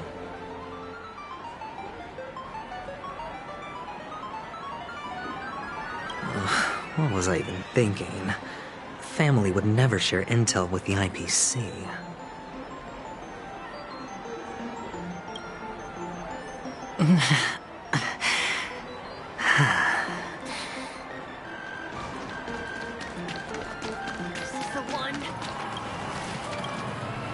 You want to talk to me? Sure, but nothing too sensitive, okay? Wealthy people have fancy ways to enjoy this dream. But to be honest, I've never seen anyone who gives out money to others like you. So, are you trying to be the prince from the tale, handing out his gold leaf garment and melting his lead heart in the fire? I'm flattered. I'm no prince, and I just thought these gems would help you speak. So, as an investigative reporter, maybe you've heard something about death? Another curious soul. I see. Well, that was actually the topic I was most into when I entered the industry. But my boss shut it down. How did your boss talk you out of it? Well, she simply said, covering baseless urban legends like that would make us look like some third-rate tabloid. I thought about it, and she had a point. Reporting on stuff like blowing out birthday candles and getting spooked by nightmare ghosts isn't exactly professional material. Guess she's got a point. Thank you for sharing. Feeling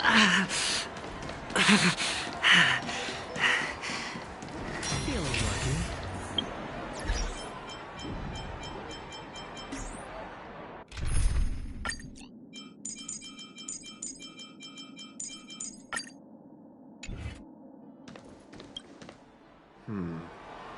Were you wanting to talk to me? Sorry, I thought you were checking out something behind me. Is this a gift? For me?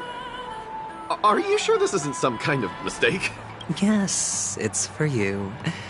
Just take it. Is this for real? Someone is actually giving me a gift. Not for my parents, but for me. Thank you. Thank you so much. Oh, it's not much. I just want to ask you something. I knew it. What's on your mind? Are you trying to ask about my father or my mother? Neither. I just Wanted to know if you've ever heard about death in the dreamscape?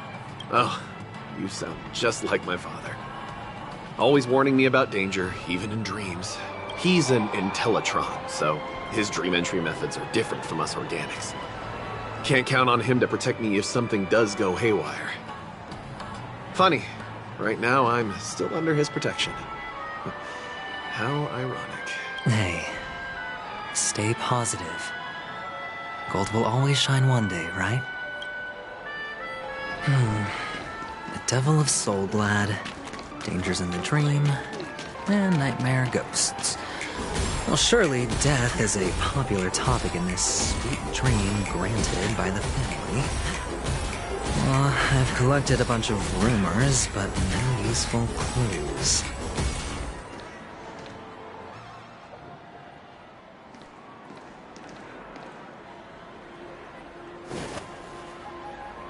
Remember what I said. You Sigonians are better off hiding in the sewers.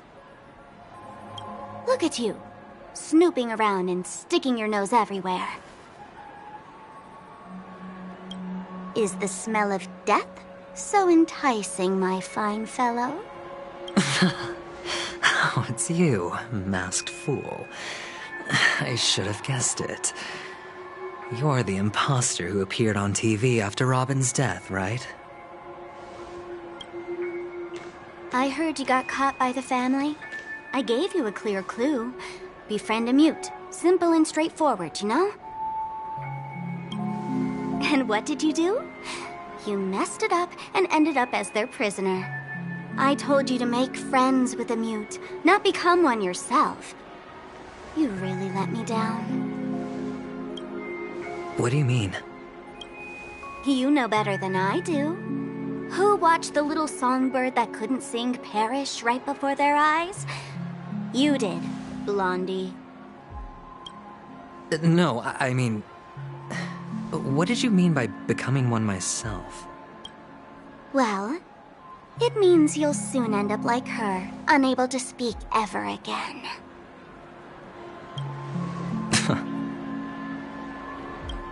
But it's a good thing if you ask me, because...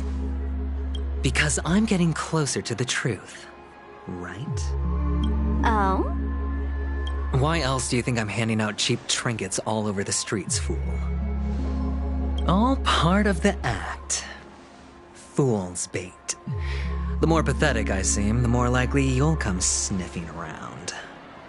So, now that I've drawn you out, will you reward me with an answer for my efforts? Why should I help you? Don't you want to see Peacony descend into... chaos? Well, I can make that happen. I just need an answer to one question. Back then, when you asked me to find a mute, did you really mean Robin?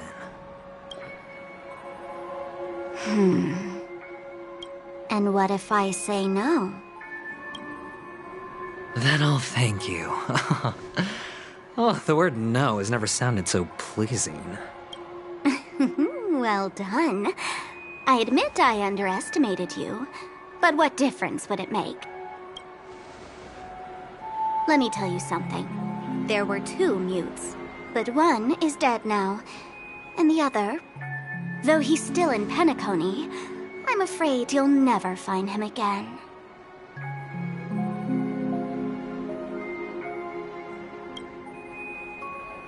Now I'm completely sure that I was on the right track from the beginning and never strayed, fool. Right now, there are only 2 things missing from my grasp. The meaning behind the truth, and the means to expose it. How impressive. That's quite a fancy way of saying I haven't learned anything so far. Not exactly. I've gathered enough clues to prove its existence, and that's enough for me. As for the answers to my questions, I'll find them within 16 system hours. Oh, really? Only 16 system hours? Well, let me lend you a hand. Here you go. This is my precious, mutually assured destruction button, and I have one just like it. When either of us presses it, the other and the whole of Peacony will go up in smoke. If you're really so desperate for the IPC to take over Peacony, blowing up the chessboard isn't a bad idea. Start from scratch. That's where the IPC excels, right?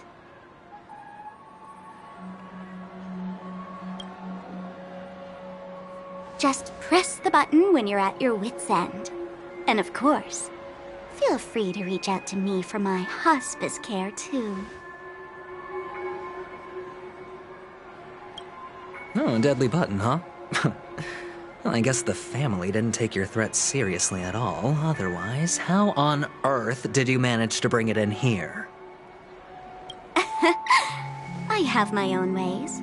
That's all you need to know. Well, I'm afraid I'll have to decline your offer. Who knows if your little gadget will actually work. By the way, I have no plans to search for the other mute friend you speak of, but it's good to hear that he's still here in Peacony. I'll handle the rest myself. I'll orchestrate a grand finale for the downfall of the family. And at the climax, the walls will crumble, people will wake up, and those who couldn't speak will find their voices again. When that time comes, go ahead, press the button, light up the sky with a magnificent fireworks display for me. Catch you later, fool. You're still talking big, but sure, if that happens, I'll stay true to my word. Just don't let me down now, okay?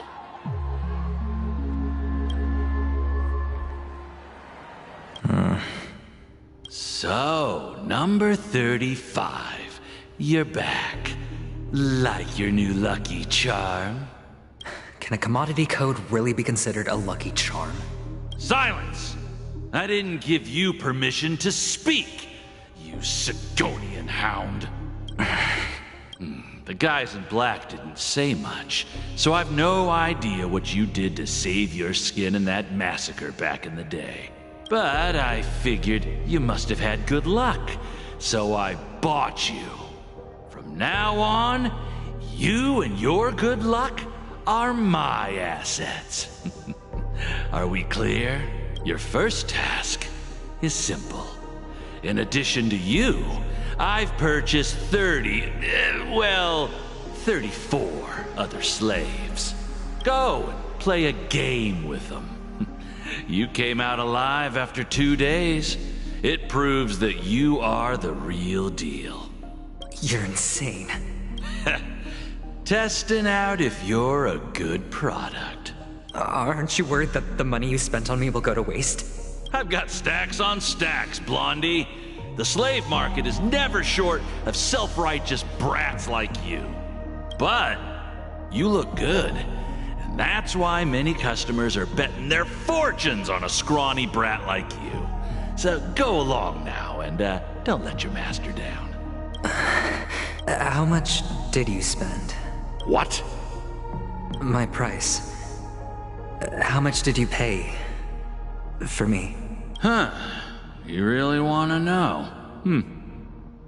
Well, it was 60 tanba. No more, no less. I'll take my chances. 30 tanba. If I come back alive, you'll give me 30 tanba. Deal? Are you trying to strike a bet with me? Oh, you've got some guts. Yeah, sorry, but that won't do. Don't forget your place, slave. You're not qualified to be at the table. You're just a chip. A life thrown away in someone else's hands. Either you come back with more chips for your master, or you never come back. It's all or nothing. Don't embarrass me, my lucky hound.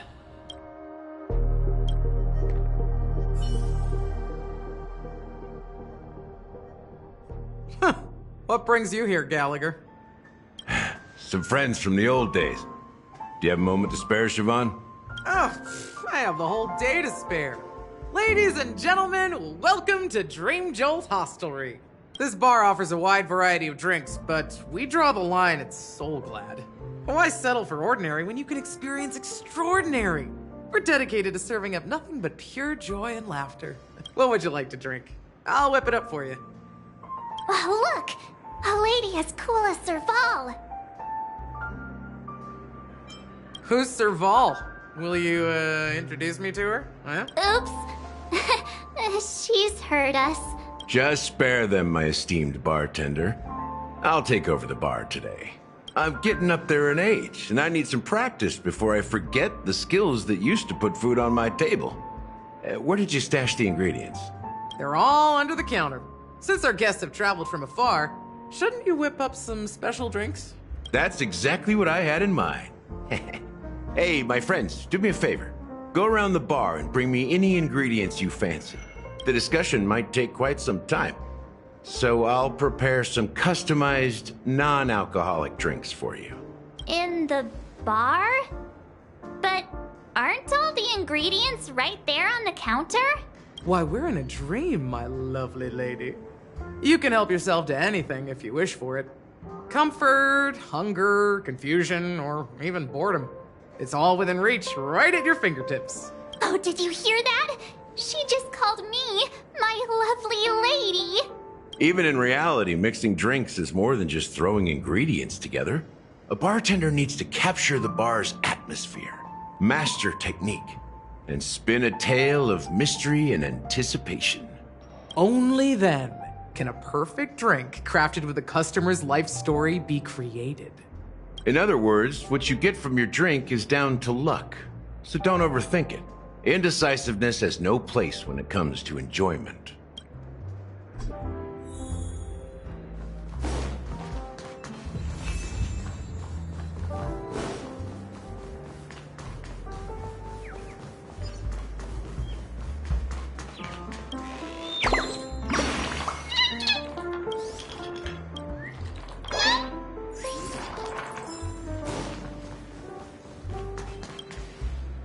Check out this bottle. The liquid inside looks beautiful. And the label reads, Dream Syrup, thick. I don't see an expiration date, but the production date is half an amber era ago. Ugh, drinking this stuff can't lead to anything good. That's for sure. That's true, but this really doesn't seem fresh. Did you find the bottle of syrup I've been hoarding? Don't worry, it's all just a dream and it won't upset your stomach. It's been aging for years and should have a refined taste by now. Feel free to have some. It's perfect for entertaining lovely guests like you. Then we'll keep it for now.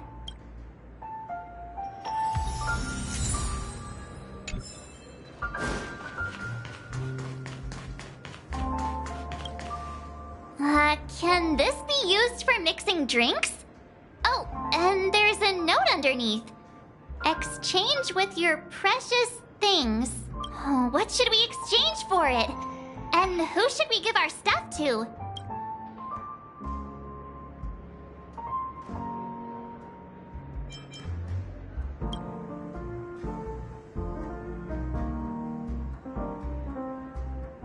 Hey, what are you doing? You can't just throw trash. No way. The words on the note are changing. Happiness is the dream of the humble. Does this mean we can take it? Something feels weird about this. That's quite a stash. Not sure if it's enough. Stay out of my way. I'm looking for Siobhan. Uh-huh? What's all the commotion about? Hey, look at all these chips scattered everywhere. A few days ago, an actor from the Iris family came. Caused a ruckus with Siobhan. Those chips must have gotten scattered during all the chaos. That's a clever metaphor. That being said, opening a bar in this place, filled with monsters, is quite a feat. Siobhan must have a lot of tricks up her sleeve, right? You'll have to ask her yourself to find out. But I have a feeling she won't budge unless you impress her with an incredible drink.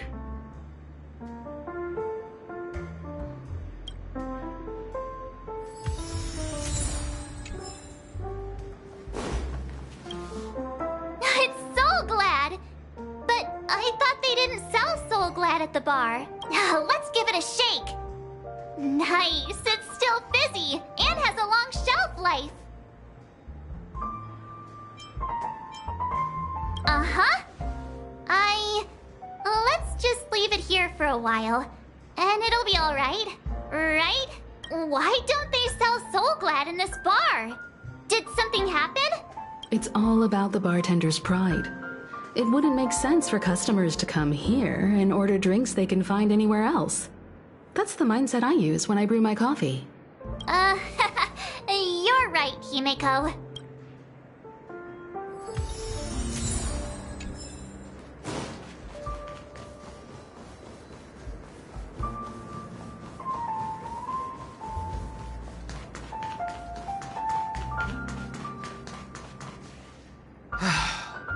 Haven't I made myself clear enough, Miss Amagi? The Dream Jolt hostelry only welcomes guests who want to enjoy a drink to their heart's content.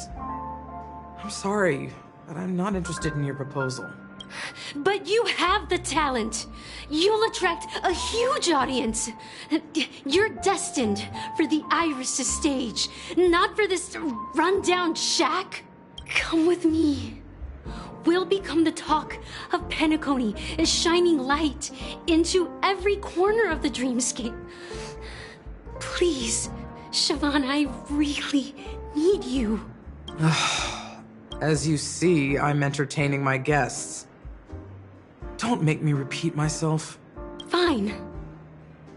If you don't come along, I'll just sit here and not go anywhere else. Give me a sparkling drink. Sweet. With extra ice. Just one moment. What's her deal? We can't discuss the case with other people hanging around the bar. Hey, can you do that clockwork trick of yours again? Time is running out. We need to hurry. Yeah, I'm counting on you.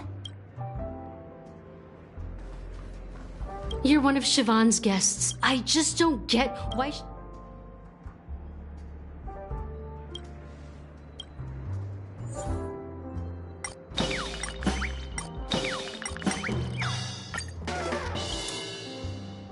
Those darn Iris jerks! They're the ones who forced Siobhan into hiding here, running this pesky bar. It's all their dirty scheming. I get it now. She's not leaving because she doesn't want to run into them again. I can help clear the way for her. I can do her a favor.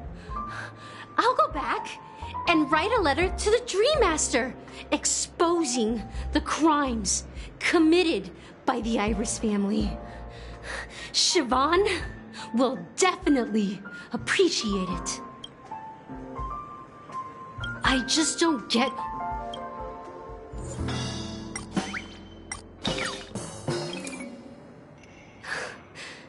It's ridiculous, right? Our paths were never meant to cross, yet I'm still holding on to her. I'm too timid and shy, longing to shine but afraid of stepping into the spotlight. I need her guidance because I'll never be able to do anything alone.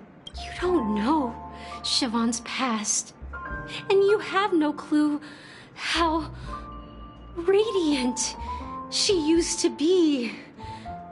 Even among the talented Iris family, her skill was unmatched.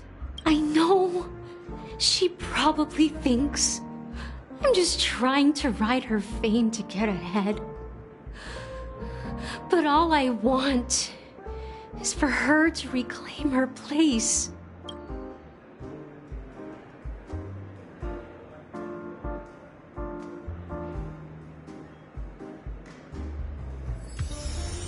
She's still not leaving. Maybe I'll have to try again. I just don't get what...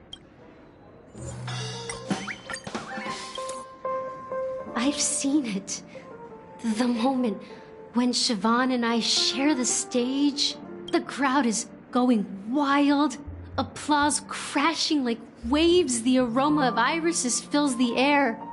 A beautiful melody playing, ribbons dancing around us, and the taste is sweeter than honey.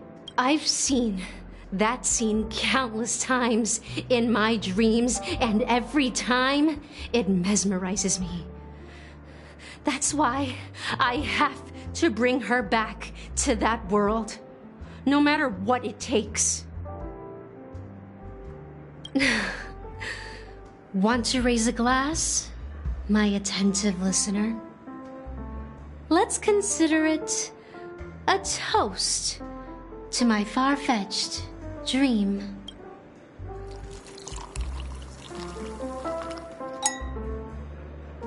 Well, talking to you has got me feeling a bit down. My thoughts are swirling, making my mind clear, and bringing tears to my eyes. Maybe I should find a place to reflect on what Siobhan truly means to me. Here's the payment for the drinks. Please, pass it on to her. I'm leaving now. Amaki has left? That's good for her. Radiant dreams may be enticing, but they're nothing more than dreams. Her drink is on the house. Please keep the money. When you're ready, go to Gallagher. I can tell he's itching to show off his skills.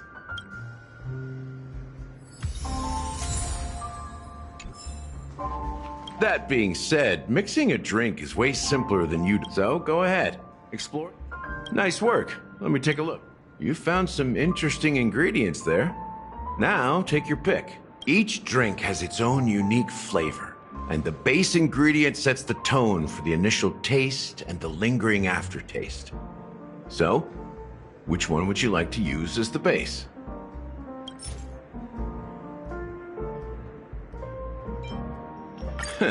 You won't find a sweeter drink anywhere in Peacony. And that's what today's dream seekers crave. Now that you've chosen the base, it's time to pick the adjunct. The ingredient that'll create a marvelous chemical reaction with the base. It should give an unforgettable taste without overpowering the main tone. So, what's your choice for the adjunct?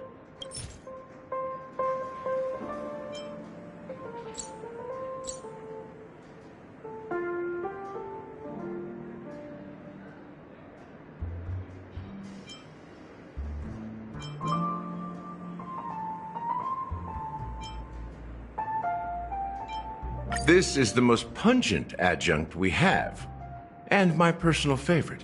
Before Mikhail left, the wrinkles at the corners of his eyes had deepened like knife cuts. He mumbled, his breath too weak to climb up his throat, caught up in his chest. But I could smell it. The lingering scent of Peacony itself on that night. Mikhail. Almost there. Let's pick a decoration. Which style do you prefer? Anything you need, I've got it.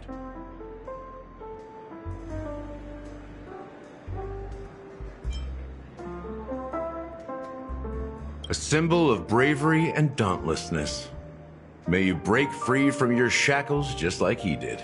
Well, it's done. Here's to you, sober one, with this glass of a dream within a dream.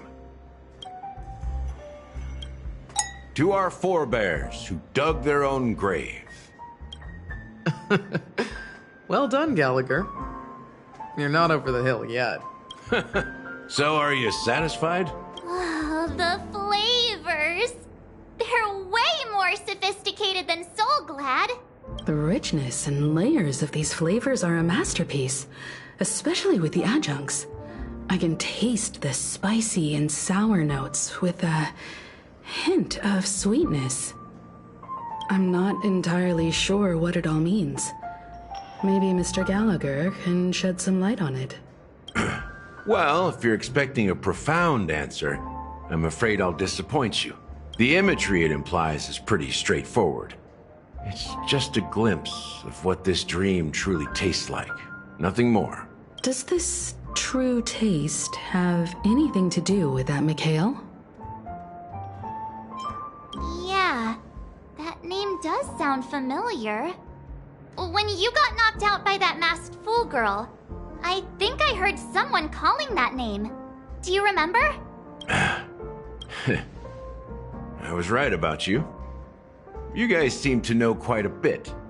And now there's no reason to hide anything from you anymore. Let's dig deeper into the case. And of course, I'll tell you a story about Mikhail. All right, let's start with what we know based on the clues the family has. It seems that Firefly isn't a local or an invited guest. In other words, she's a stowaway. She managed to fool me at first. My age must be getting the best of me. But here on the planet of festivities, stowaways are a common sight. You're bound to run into one sooner or later. After the incident, the hounds wasted no time searching for that girl in both the dreamscape and reality. But here's the thing. We only received bad news, and the trickiest kind at that. She simply vanished, leaving no trace in the dreamscape or reality, as if she had never come to Peacony at all. Huh? Does that mean...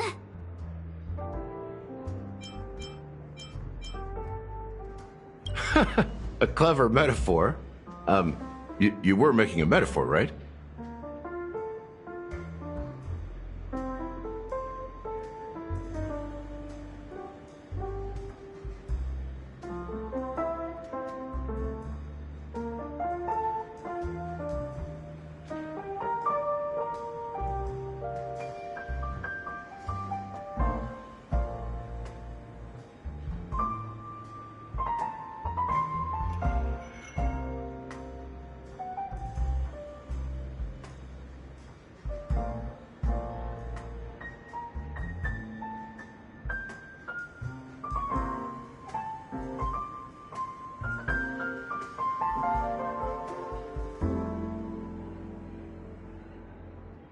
Let me be frank. This case, actually, is unlike anything the Bloodhound family has dealt with before. Dealt with before? So, death does happen in Peacony, if I understand correctly. You've witnessed it, so there's no need to hide. Even the shiniest city has its dark side. We're all adults here. Surely I don't need to explain too much to you.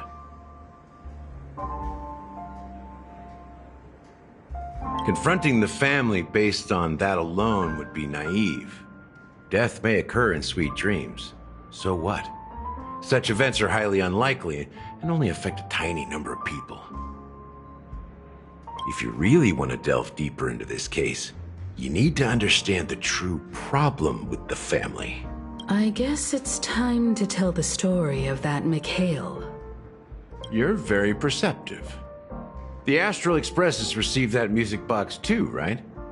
Do you know the secrets it holds? There's a message.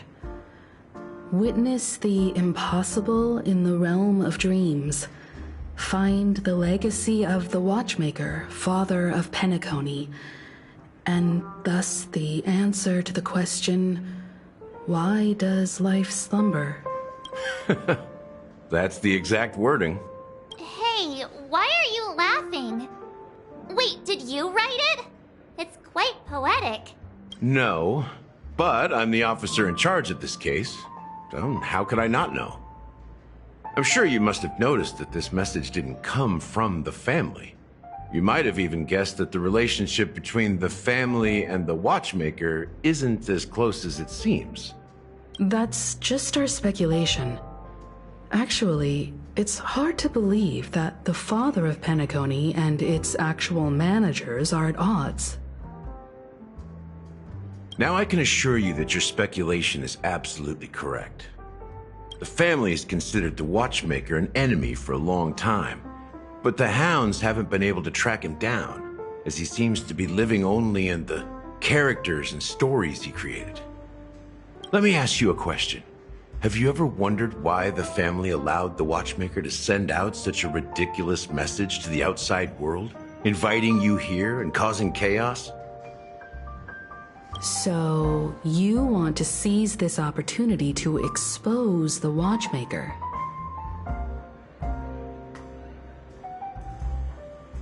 Well, now you understand why the Oak family authorized the Nameless to assist in the investigation, but kept you in the dark, right? Because the Watchmaker is not the legend of the Land of the Dreams at all. He's the most shameful stain in the history of Peacony, and he's the root cause of all the anomalies in the dreamscape. You don't get it? Well, Mikhail, the betrayer of the family, he's the Watchmaker.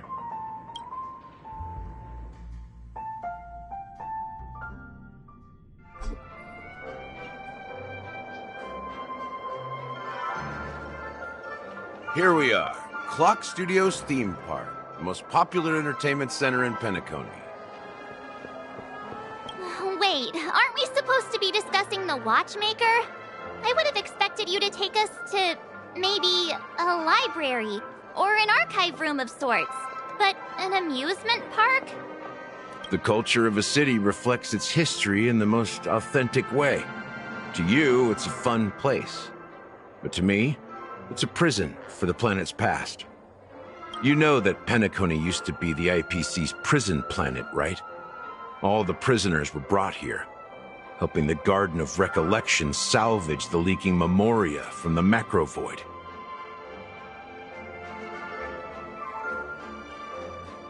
The prolonged exposure to high concentrations of memoria caused a unique phenomenon. The dreams of countless prisoners intersected and overlapped, and people started meeting each other in their dreams, living lives that were almost identical to reality. But everything has a price, and sweet dreams are no exception. In the end, the dream world was unable to alleviate the suffering of prisoners in reality. He is Hanu, the great leader of Dreamville, the great peacemaker, and the faithful companion of the underdogs. History is always written by the winners. However, it's undeniable that Clocky is an animation that draws from Peacony's actual history.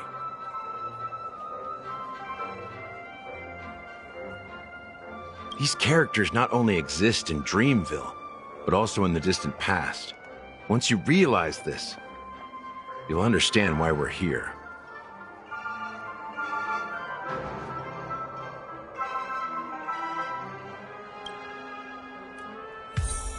There are so many members of the Bloodhound family around here. They just received a lockdown order.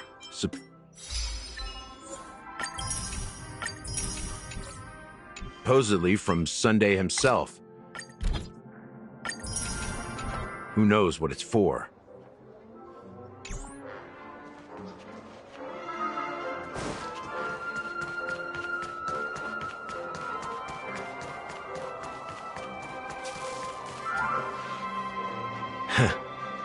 So many of them. I've never seen anything like this, even when they're tracking down suspects.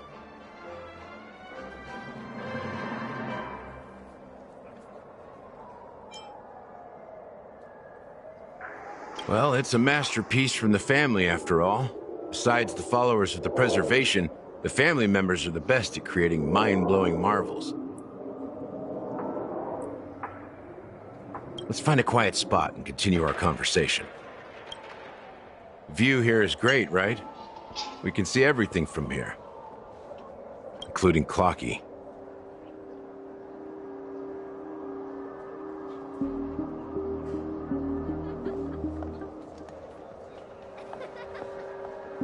If all the characters in the animation are based on characters in reality, then Clocky's counterpart is definitely the Watchmaker.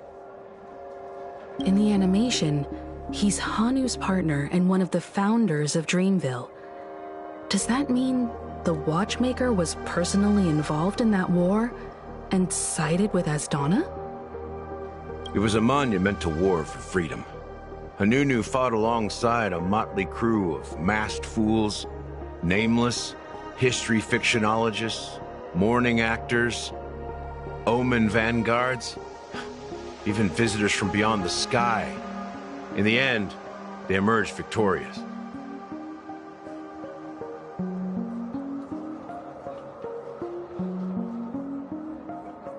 Among them was the person who would eventually be known as the Watchmaker.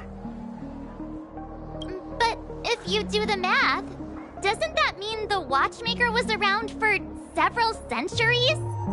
I'm not sure, but Mikhail was already the Watchmaker when I met him, so maybe he inherited the title. How old are you now, Mr. Officer? I'm 13.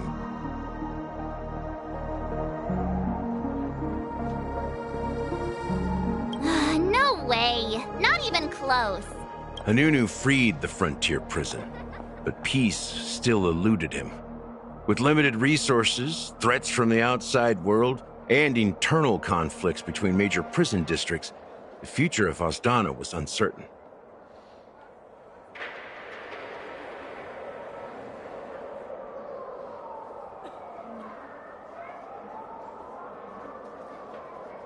It wasn't until the Watchmaker approached the family with the idea of turning the prison into the planet of festivities that Peacony finally gained its name and glory.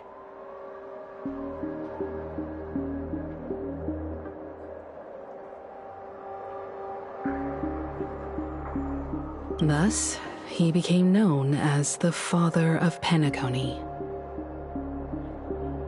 But didn't you say the Watchmaker betrayed the family? And you said you were his companion, so that means you... No, I'm not his companion, but rather one of his many children. But I am indeed a traitor. Not to the family, but to Mikhail. What did you do? I did nothing. And that's the worst betrayal of all. Just like you, I had close companions. We dedicated ourselves to Peacony. But the Oak family, they set us up.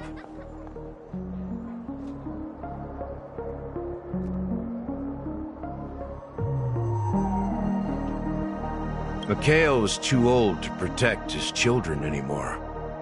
So we left the family to find our own path. We were branded traitors of the Harmony, even though the true traitors were someone else. While they continue to praise the Watchmaker's name in the world, behind closed doors, they condemn him on a pillar of shame. Nevertheless, we wanted to clear his name. We intended to find the real traitor, the one responsible for all this, and restore harmony to Peacony. But we failed. Too much time had passed, and the land of the dreams had become deeply corrupted. After countless fruitless pursuits, I gave up. Like a lost dog. The family accepted me and made me an officer, supposedly as a form of forgiveness. But it was actually a punishment. Since then, I've been completely cut off from my partners and my past. As for Mikhail, I heard he died in obscurity, in a place where no one could find him. That's when I realized that the Peacony I once knew would never return. We're truly sorry for what happened. But this is... Apparently, someone has inherited the title of the Watchmaker and has been secretly working against the family all this time. Unfortunately, after all these years, I have no idea who that person is, or if they're even real. Or just Mikhail's lost soul haunting the dreams. So, do you understand why I'm spilling all this info? Because I believe the girl's death must be connected to the Watchmaker's legacy. And at the end of all these mysteries, we will find the answers we are seeking. If it really is Mikhail's ghost, I want to meet him. If only for the last time. For those who despise me could form a line from here all the way to the entrance of the hotel. But those willing to look me in the eye and hear me out? Let's just say, there won't be many.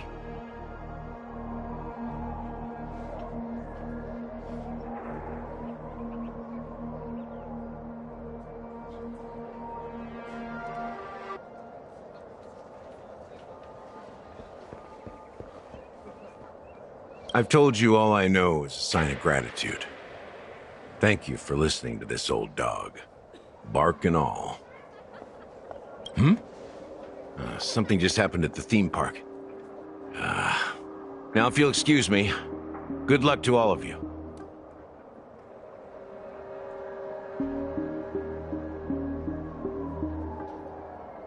How ironic.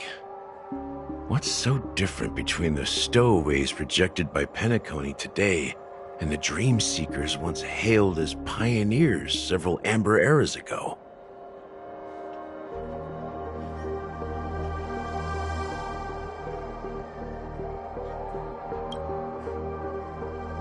Gallagher does have a troubled past, it seems. While Firefly's whereabouts remain a mystery, his stories shed light on our suspicions about the true identity of the Watchmaker, his connection to the family, and the power struggles hidden behind sweet dreams and death. Exactly.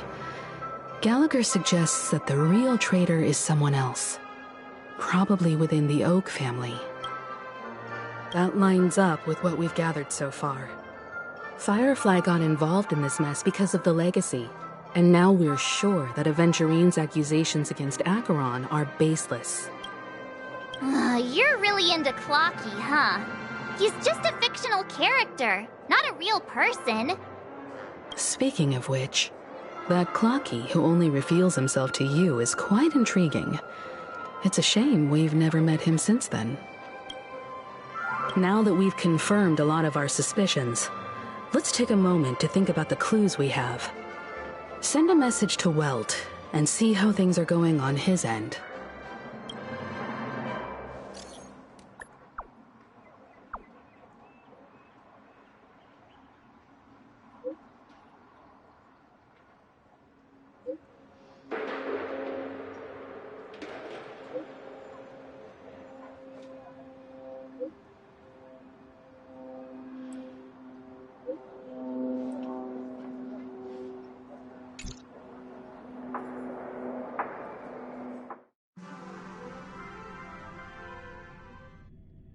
Are your companions worried about you?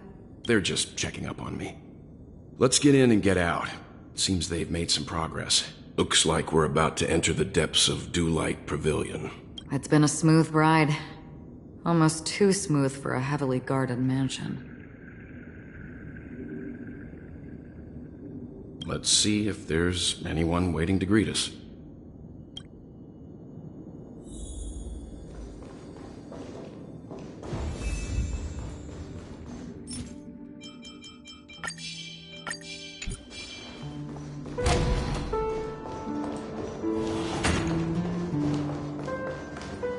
Something feels off. A grand mansion like this and not a butler or servant in sight. Could it be due to the disruption caused by the emergency? Well, this door is open. Looks like we'll have to investigate ourselves. Let's proceed with caution. Just one moment.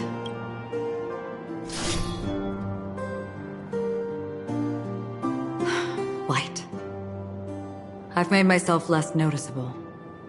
The crew can explain their presence as authorized by the family, but I can't come up with any excuses for being here. I see. What an interesting technique.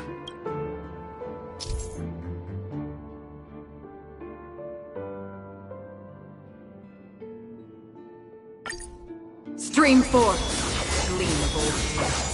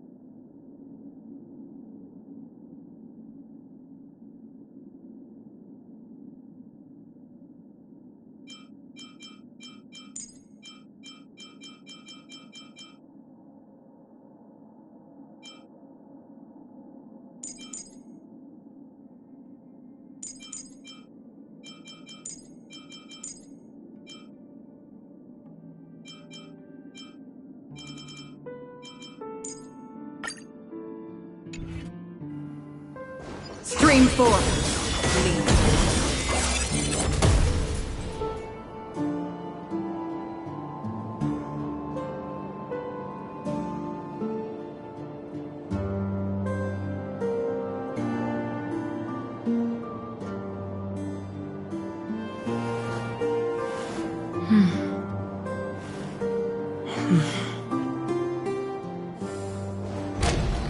The model in the sand pit.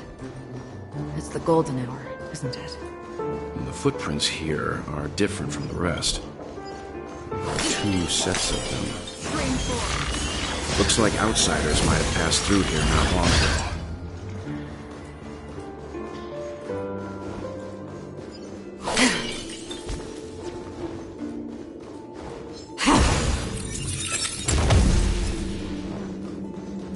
While there aren't any people in this mansion, they've set up quite a few mimetic guards to patrol this place.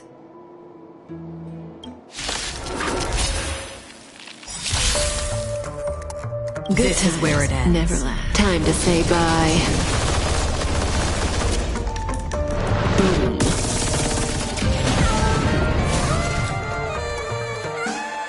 In the still waters of oblivion, I guide the wandering souls. I weep for the departed.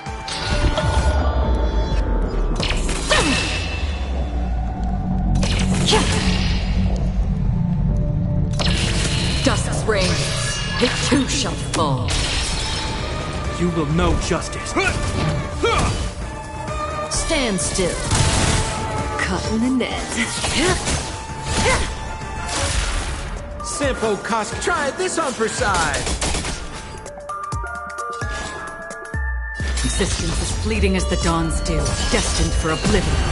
That breathing sensation. I hope you'll... Relax.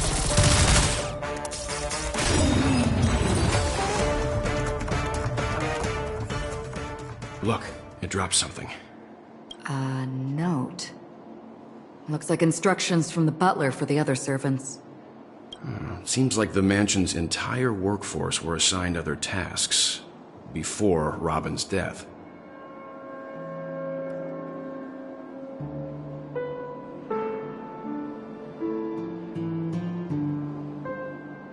It must have been a big project to require that much manpower. The Charmony Festival, perhaps. But no matter what their main priorities are, there should always be someone left at the mansion, right?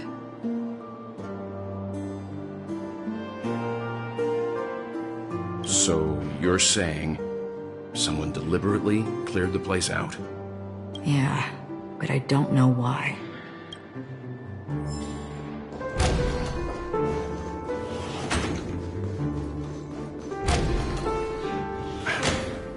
No one here either. Since no one's around to entertain us, let's make ourselves at home. Stay close to me so that my white can cover you too.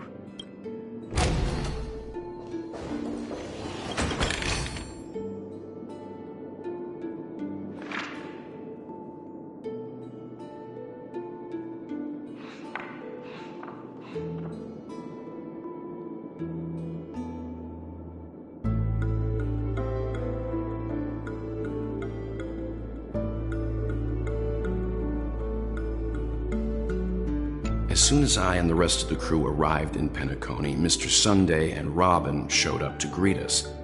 I remember hearing something unusual in her voice, and now it seems I was right. Robin believed it was because the harmony had been tampered with somehow. But as far as I know, there aren't many entities capable of interfering with the power of paths. Meaning?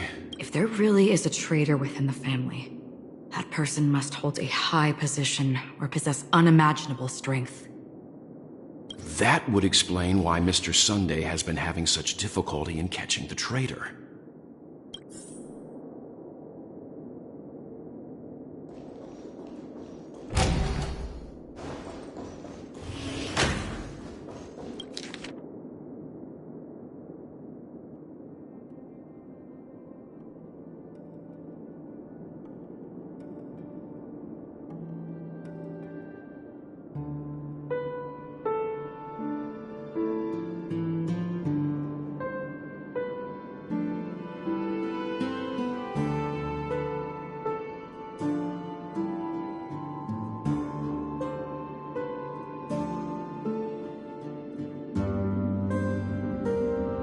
Information about Robin, Firefly, and the other victims. I don't see any commonalities among them. Looks like the rumors were right. Death does seem to be targeting random victims. And based on Sunday's notes, he's no stranger to death. He's just surprised that it has resurfaced. This light cone is securely guarded. It must hold some important memories.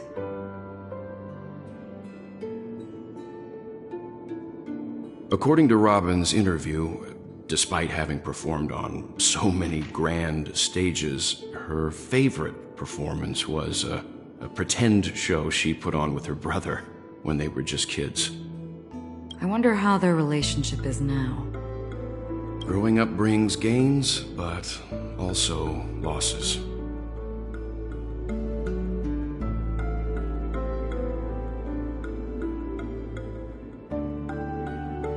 Yeah, time has a way of smoothing things out. The beautiful dreams of youth will eventually fade away.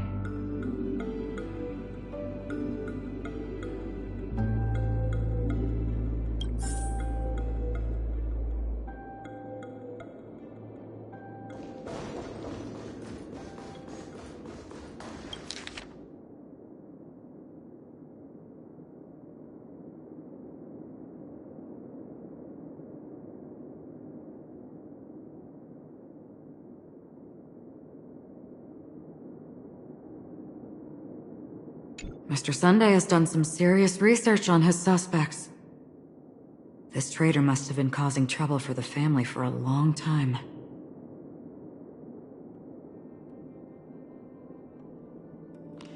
They all seem to be insiders, but I haven't met any of them. Huh? Wait, these characteristics. What is it? No, nothing. Maybe I'm just overthinking things. However, if this traitor really exists, could they be responsible for Firefly and Robin's deaths? Perhaps that's why Sunday is taking this matter so seriously.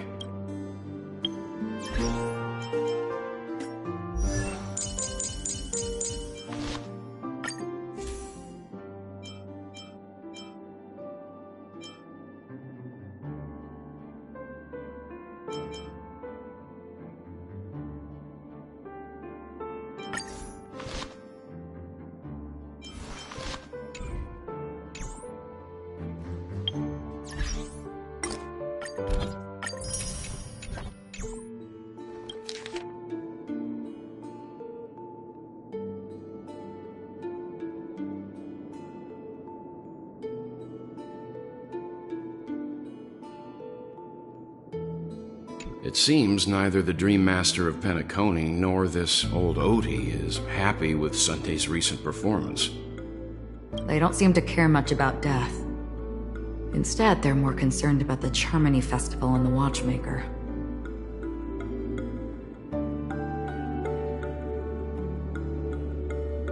Maybe the other family heads don't think death is a big deal.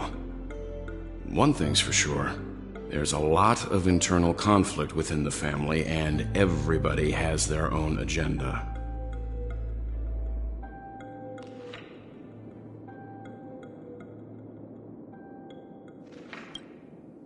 That's all for now. Nothing more noteworthy.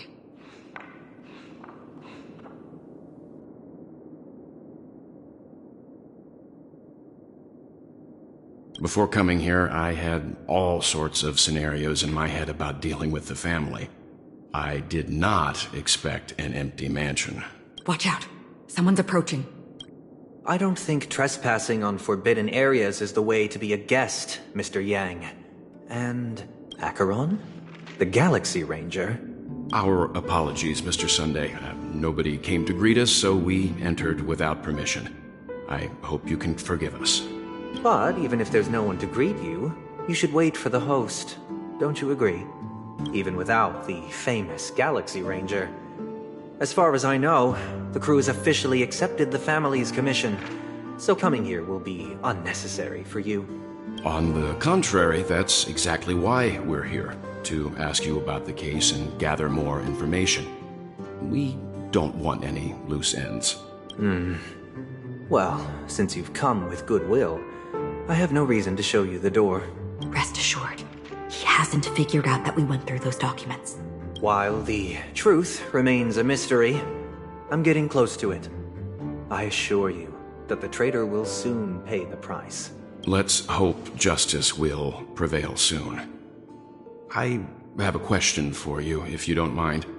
How did the family come to the conclusion that the murderer was within the family? With all due respect, it's in the IPC's interest to wreak havoc before the Charmony Festival, and the family has every reason to suspect the IPC's involvement. Well, other family heads share the same suspicions as you, but in my opinion, the true murderer would never have drawn as much attention as that ambassador did. Not to mention, I personally shackled him a while ago. However, I'll give you a suggestion regarding your suspicions, Mr. Yang. You should be more cautious of Aventurine. While the wicked can't break through high walls, they can plunge their evil dagger into the heart of the righteous. He's a businessman, not some philanthropist. But right now, he's out there handing out his wealth on the streets. And he went to the Clock Studios theme park all by himself. Who knows what kind of scheme he's cooking up?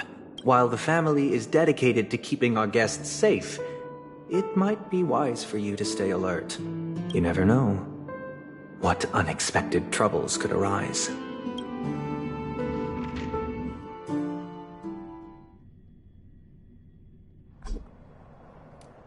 According to a Pierpoint hotline tip, there was a major breakthrough in the shocking Ejhazio Aventurine case. The suspect has been arrested. This fraud case has been linked to many departments within the Interastral Peace Corporation and the Intelligentsia Guild, causing a large drain in manpower and resources, resulting in the IPC taking a massive loss. The case's main suspect originates from Sigonia 4 and is one of the survivors of the second Kataka Avgin extinction event, who does not carry an interstellar refugee travel permit. As per Strategic Investment Department Head Diamond's sentiments, the IPC has appropriately relocated the suspect in the spirit of the Charter and will continue to conduct further investigations as to the motive of the suspect.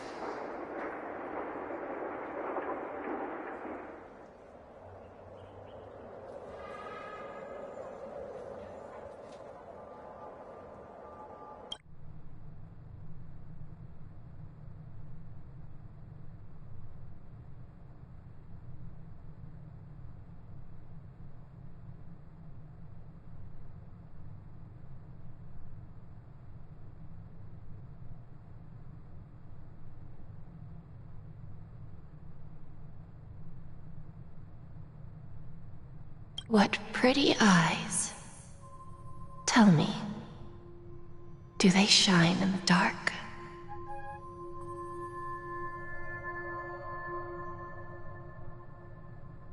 Well, if they did, I'd sell them in a heartbeat.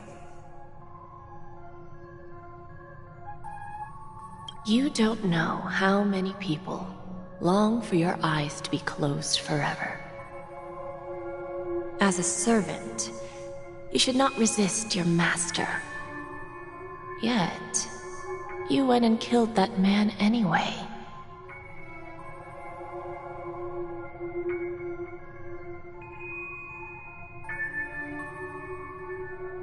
No lawyer has the audacity to defend you. Perhaps you ought to represent yourself.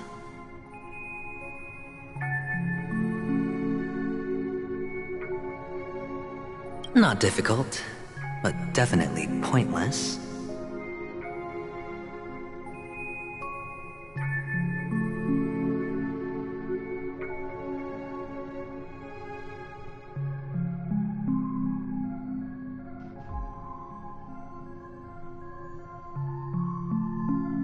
You're pretty confident on your eloquence. Did you also think that when you lied to the Intelligentsia Guild?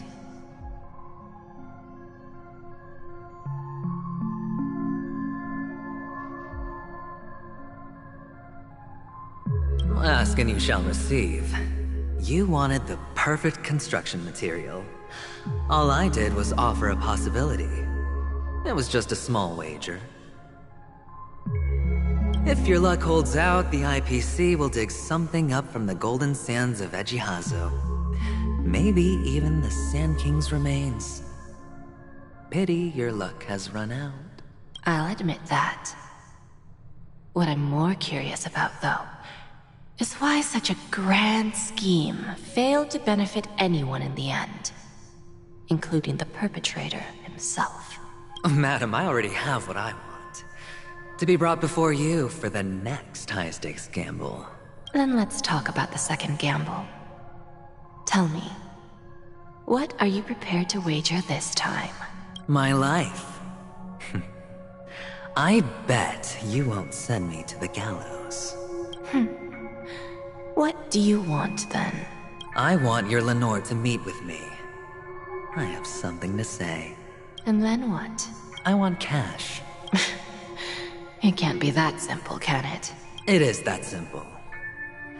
30 tanbas. The remainder of my market value. 30 tanbas. No more, no less. With this money, I'll climb to even greater heights than you. Grasp even more riches than you. I wager you won't give me this chance. Which is why you should call him here. Interesting. A pity Diamond won't see you. No one gets to see him. From here on out, I am Diamond's representative, and I will decide on his behalf. You're wrong. 30 tanbas. I'll give you that. And much more than that. Wealth, status, power. The IPC will give you whatever you want, even what you don't want. Kakavasha. A good name, but unfortunately destined to be buried in the dirt. You, though, you deserve to live, to create even more wealth for us. Go. Pick the clothes you like, then choose your desired identity. And then, use them well, child.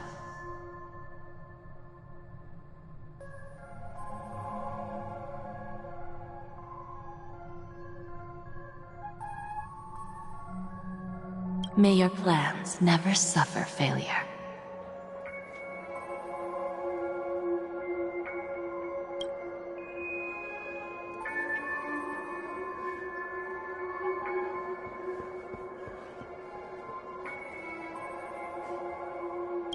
Life is like a long-term investment.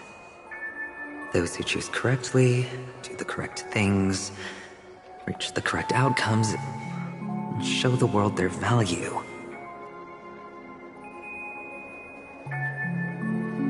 People can't always make the right choices in their lives. But luck has always been on my side. I've never lost. Is it because Gayathra blesses me?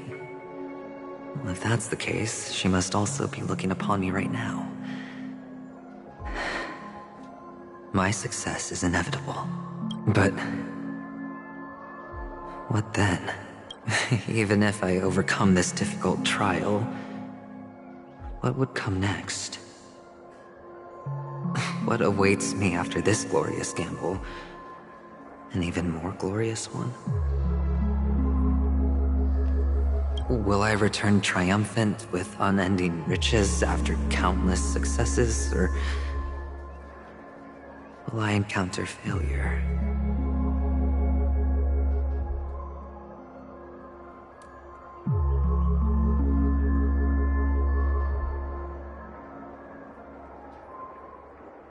Never to return.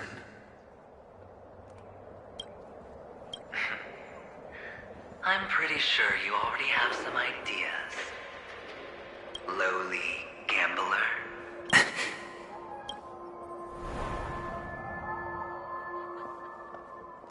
What? What? Am I dreaming, or have I gone completely insane?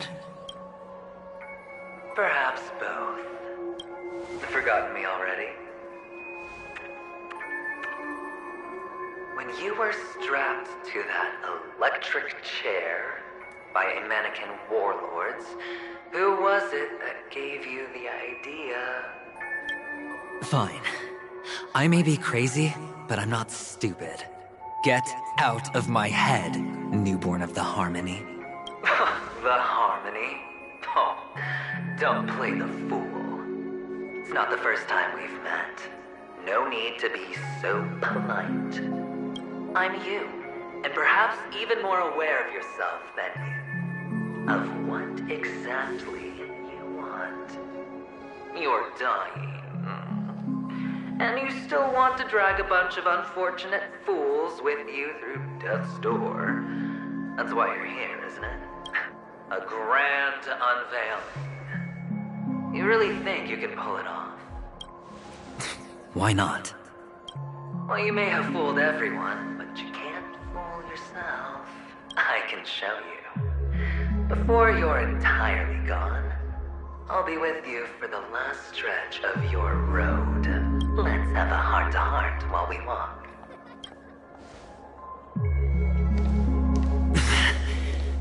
What exactly are you?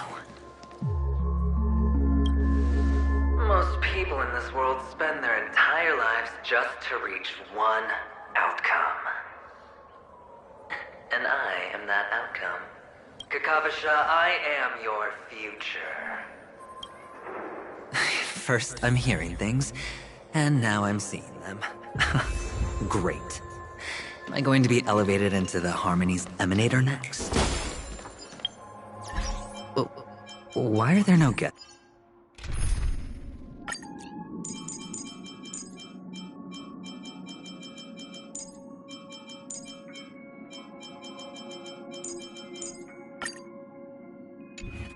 Here. What's that featherhead doing? Just a Pepeshi? No. A child? I thought minors weren't allowed in Golden Hour. Hey kid. You okay? Are you lost? What's wrong, mister? You don't look well.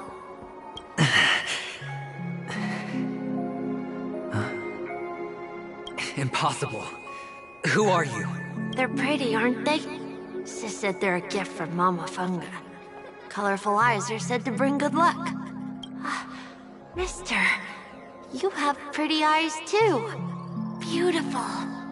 Are you alone? Where are your parents? They're in that amusement park. Papa and Mama went in first. I'm just about to go look for them. I have to go. Goodbye, mister. Hope you have a good time, too. Those eyes. And Mama Funga. No, it can't. There aren't any Avgens left.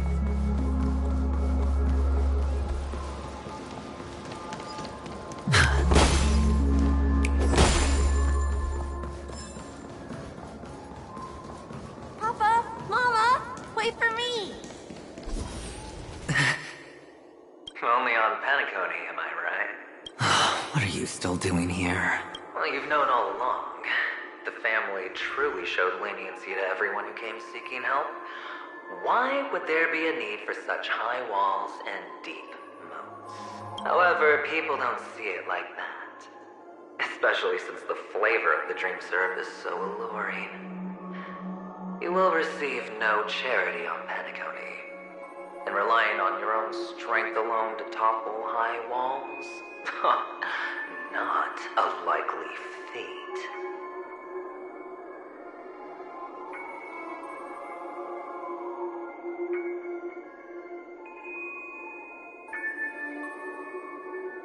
Which is why, once you step into the hotel, you remove your high hat and beg everyone you come across for help.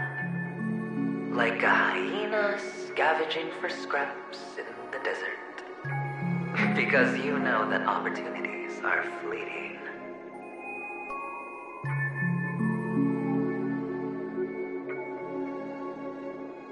Well, when you put it like that, even Ratio's a teeny peacock analogy sounds pleasant. Well, you know how rare it is for me to give you the straight dope. So listen while you can. It's good timing that you mentioned the doctor. I'm especially fond of what you and he have in common. The conspiracies, calculations. Especially the part about the finale, a magnificent act of betrayal. Oh, when everyone thinks this way, who would even suspect that it was another trap you've meticulously devised? Go on, tell me I'm right. You know who you really are, Mr. Cavalier Gambler. Uptight, overcautious, massive inferiority complex. You've won so much, and you're still so afraid of losing. They only see your big bets, your bravado, the full house, the straight flush. They don't know the other hand is below the table, clutching your chips for dear life. It's a heck of an act. No wonder the tavern sent you an invite. You're a natural kid. You don't stop at fooling the audience, you fool yourself too. Well, the best way to prevent others from seeing your true colors is first being able to fool yourself. Of course. I know you all too well. But it's strange. Why did you decline that invitation? You had the chance to embrace elation. Was that not what you most wanted? But you chose the IPC instead. For the preservation? I doubt it. Do you even have anything in common with the preservation?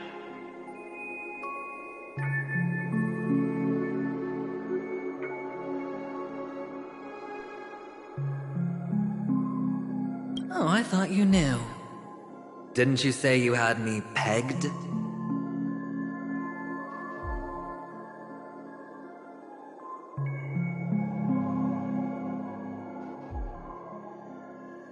We're done.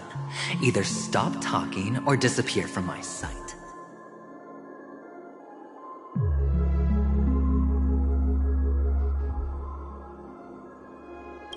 That's fine. But who exactly is about to disappear here?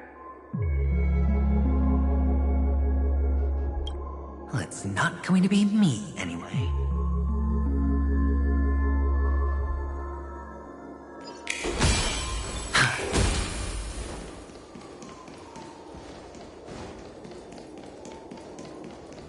feeling lucky.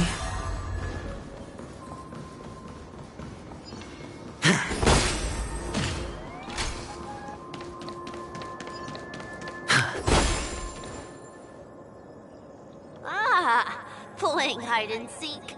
I'm really good at this.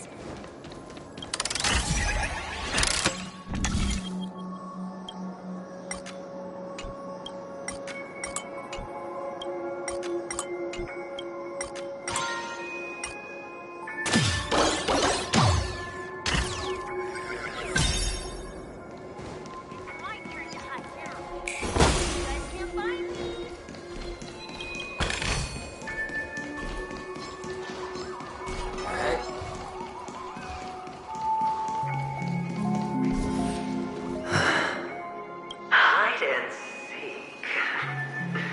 What sweet childhood memories. When Mama said goodbye that day, how many catechins were like jackals hot on your heels? I know you won't forget that sound anytime soon. Those shrill cackles. You had to hide right under the noses of those savages. You and Big Sis, playing dead, drifting in all that muddy water. Completely ruined that shirt. Shame. Wasn't that the last one Dad left behind? It wasn't ruined. I've always kept it. Come on. It's a rag. It's not like you can ever wear it. Now you don't have to hide. You probably won't even deign to get your pretty outfit wet in the rain. Well, your social capital has changed after all. I've never changed.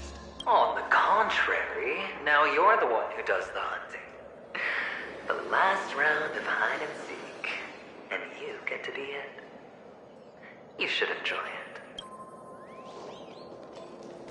That child. Could he be in here?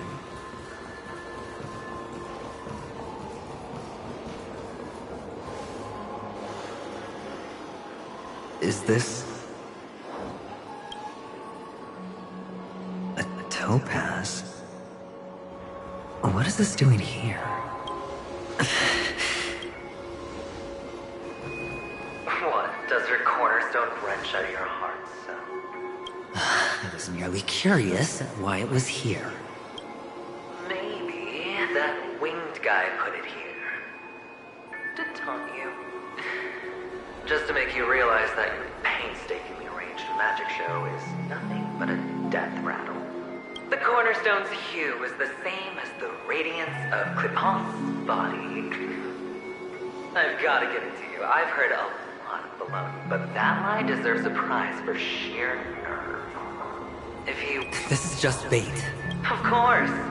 That's why Ratio's betrayal was one of the keys to your plan. I have to say, that doctor's acting was superb. Or maybe he wasn't acting at all.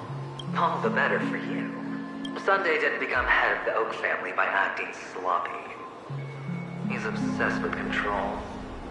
You have to give him enough detail to satisfy his meticulous nature, but not so much that he gets suspicious. Which is why you had Ratio seek him out and leak the plan on purpose. To prevent the other party from suspecting anything. The intel you gave to Ratio was all true. He spoke of the same to Sunday. Finally, Sunday took the bait, found the other cornerstone, and before you know it, everyone's distracted enough for you to steal the third stone right out from under them. Why don't you stop rummaging through my mind? Your mind. It's our mind. You're me. And I'm you. We're the same. The best way to prevent others from seeing your true colors is to first be able to fool yourself. Really? You can't even fool yourself. You just got... This is the other cornerstone in Sunday's hands. Rather beautiful green. Just like you. Smooth. Cunning. Tell me, what's its name? Why are you even asking me? Must I do all the work? Aventurine is the stone of luck and trickery. That's what she said when you received the stone, wasn't it? This type of stone isn't rare, but its hue is very similar to a certain gem. In fact, it's often used as a substitute. And that more precious gem is... Jade. Even Sunday can't tell the difference. Oh, looks like Jade can be substituted for Aventurine, too. Sauce for the goose. Aventurine, topaz, jade. 3 elites, 3 cornerstones who, for a measly Peacony, offered their everything. Oh, you're even more united than the family. As I've said before, 3 chips are sufficient. All or nothing. But will it be the former or the latter? We'll find out soon enough.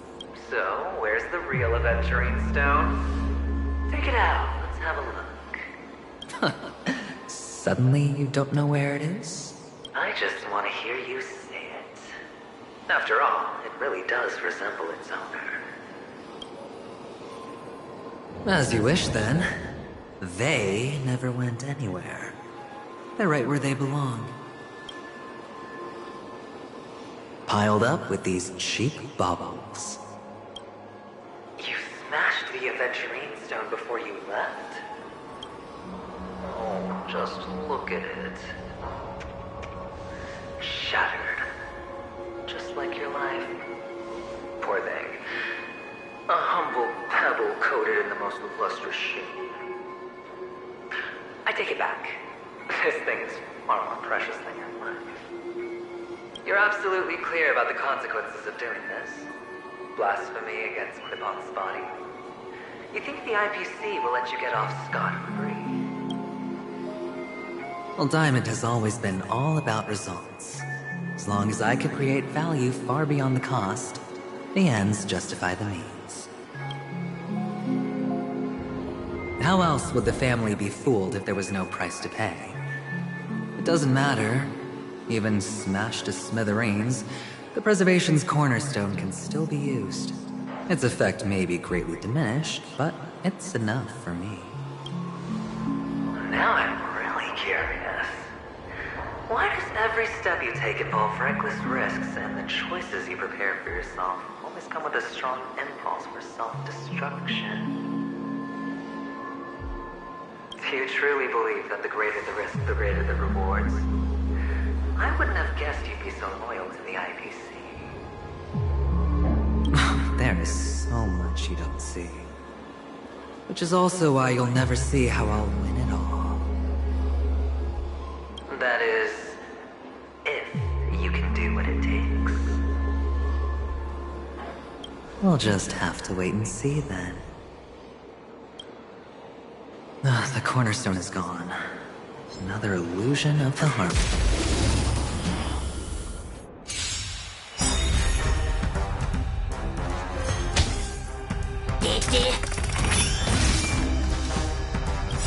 What are you waiting for?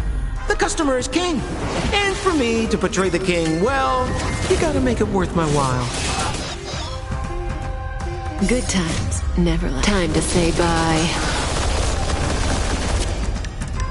Boom.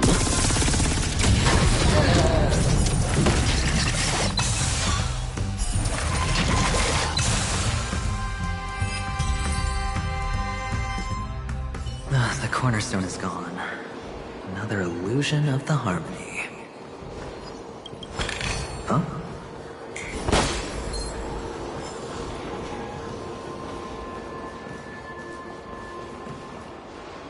Hello. We meet again, Mr. Pretty Eyes. Yes. We meet again. Did you find your mother and father? Of course. Big Sis is there too. The 4 of us were just playing hide and seek. I'm so happy. On our way here, Papa even brought me to see a blimp. I think you mean film. Yes, that's it. putting many drawings together and turning them into a moving wall painting. They put me, Papa, Mama, and Big Sis together, turning us into one big family. You should give it a try too, mister. You look sad. The amusement park will cheer you up. Sure.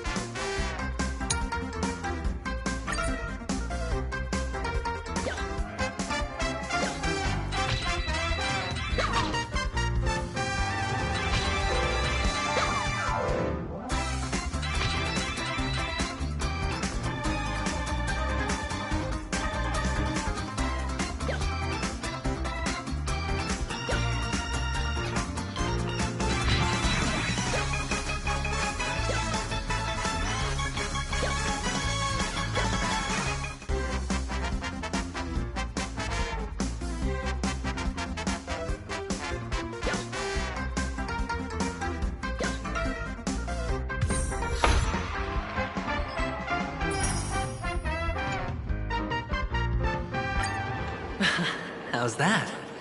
Not a bad score, eh? Boring.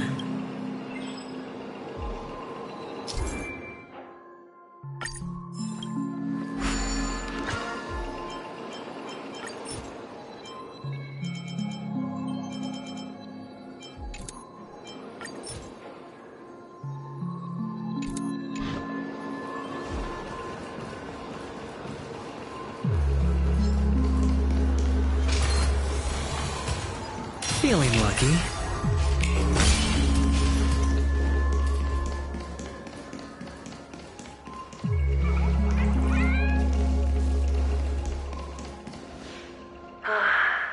Why aren't you talking? You've piqued my interest.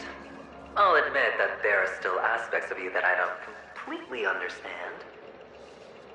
Well, you sound sincere this time, at least. Well, sincerity is one of my traits that everybody likes. And I have precious few of those. Moving on. See that maze over there? I'll know everything about you before you reach the exit. Our quaint journey through this amusement park still isn't over. And I wouldn't mind stretching this out at all.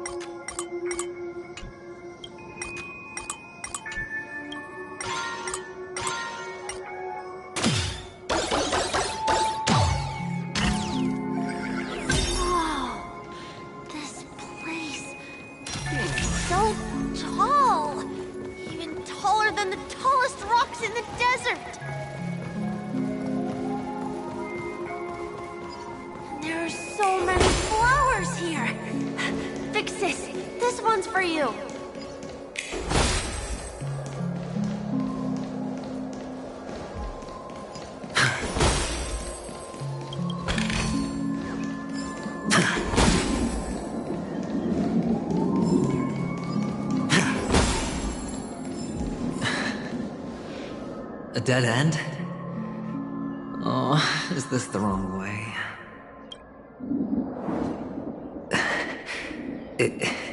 Is this? Oh, what's on your mind? It's got nothing to do with you. Do you need a hint? These are manacles on you. That man gave you your first job. You made your first pot of gold.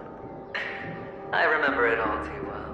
You wrapped that iron chain around your fist, for that is the only tool you could find. Then, in that maze, you... Shut up! Oh, you don't wish to face your past. Unwilling to admit that your life is worth only 60 tamas? Well, from what I see, you refuse to confront it, because it only proves your weakness. How could a weak person take such daring risks? That's right. You love the thrill of danger, but you refuse to let go of meaningless sentiments. Even in this beautiful dream, the only thing you dare allow yourself is death. In your hands, those who follow you could have become Joker cards. They're far more useful that way. It's not like this is the only place the family ever cut corners. You could have had tons of action if you weren't so all or nothing. All it takes is a meager sacrifice. I bet Opal would have resolved this without a fuss. A pity you're not him. Well, you wouldn't be in this state if you could just get with the program. And why couldn't you? Out of professional integrity. Those techniques you mentioned are highly efficient, but it's not that I don't know about them. It's more like I couldn't care less. Get it?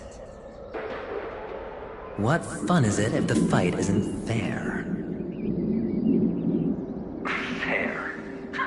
You assume your opponents would fight fair in the first place. The odds are obviously not in your favor, so how are you just breezing by? But did that masked fool's words awaken something in you? Well, she gave me an answer that could turn everything upside down.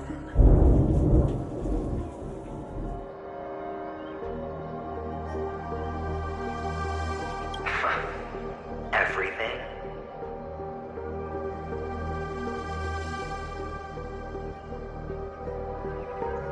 You mean it could make all the cards on the table just disappear?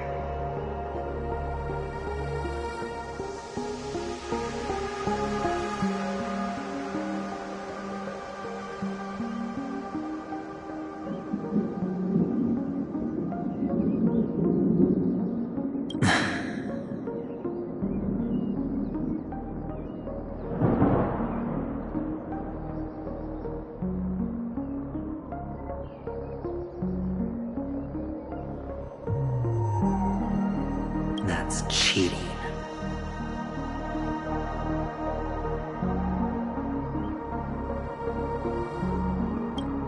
If these leaves could be brought back, would they bloom into new flowers?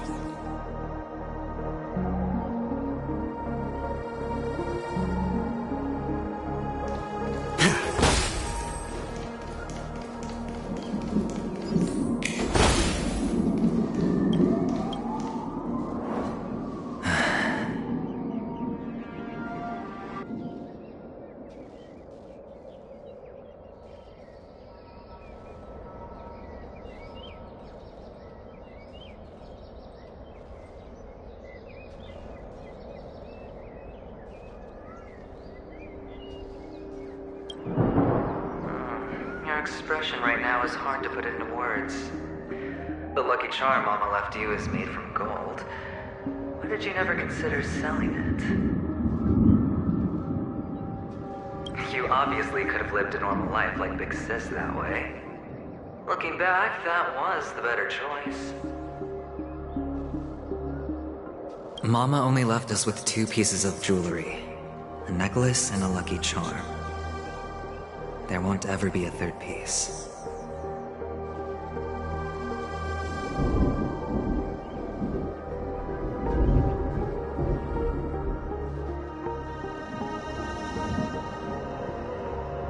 That's what you always say, but you actually regret it, don't you? That you didn't sell them. You can zip it if there's nothing to talk about. I know. You must remember what Big Sis told you. You're a child blessed by Gaiathra Triclops, and can lead the clan to happiness. So always remember to protect yourself and never resent the pain and poverty you're going through. The words still ring in your ears, don't they? You're a good kid, so you definitely won't have forgotten. So, you surely won't forget how tragic her last moments of life were. How the piercing laughter behind you felt like it was drilling into your heart. You ran away without looking back, just as she told you to. Tisk, tisk. A lifelong regret indeed. Enough! Do you not have anything better to talk about?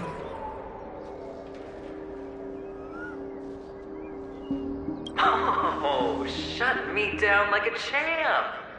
Well, I guess when it comes to mind games, this isn't exactly your first rodeo. I think I finally get you. And woo! You are nuts! In the end, I'll ruin this beautiful dream and create the grandest death. Well, you stuck to that start to finish. Think about it. There's a stellar Robin play, the fabulous Robin loses her voice, 2 unsolved murders, cryptic messages from a masked fool, and a chance to go head-to-head with Sunday himself. The only thing to pique your interest is one word. The last word. A word that's right there at your fingertips. Death. But whose exactly? We'll know when the dice falls. All right then. Reserve a seat for me in the audience. I'm curious to see just how capable you are. Still, you never answered my question. If you could start over, would you still want to be the child who received Gaiathra's blessing?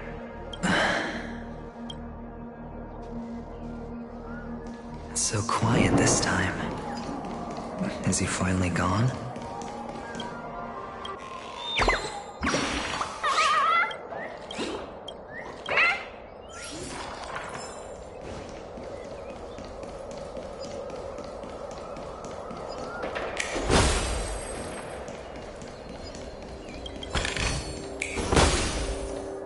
Finally, made it out of this place. We're going home? But I don't want to go back yet.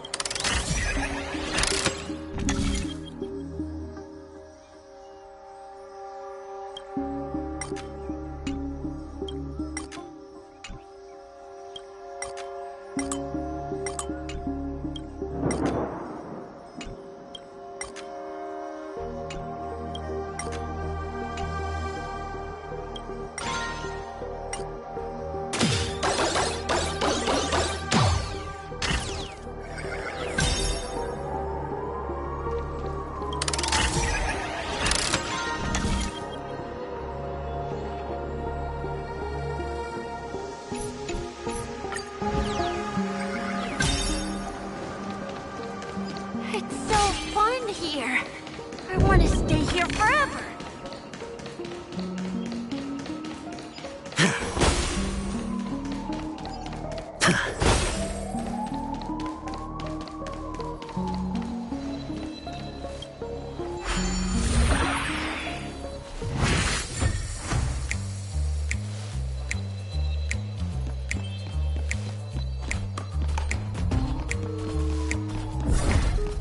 Brother Hanu, where are you going?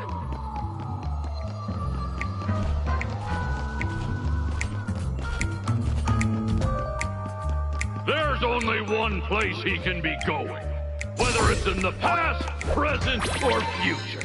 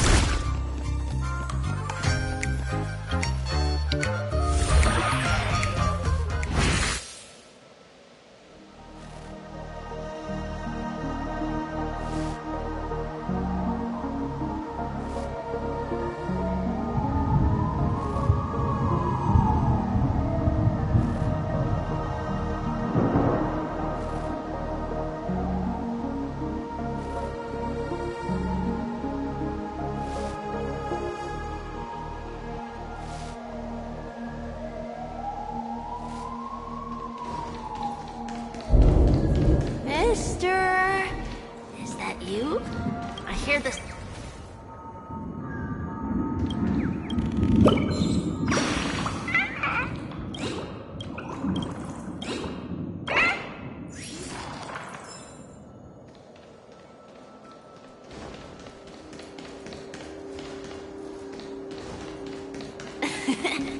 Ah, it really is you.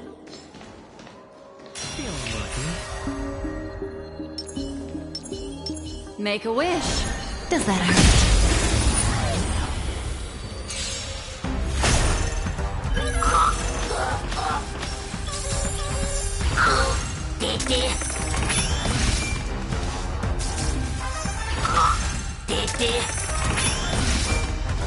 That breathing sensation.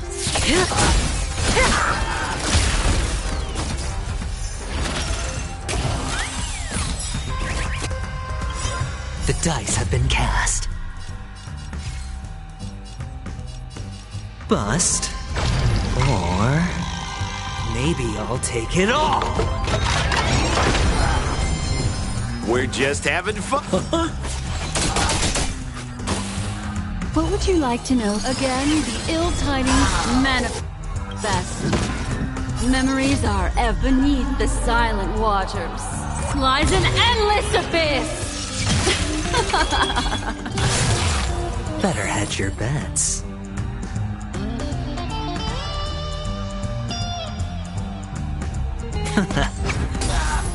Stand still.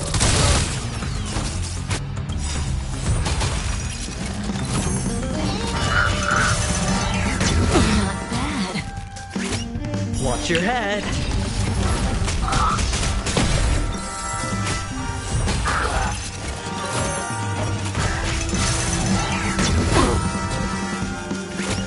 All in.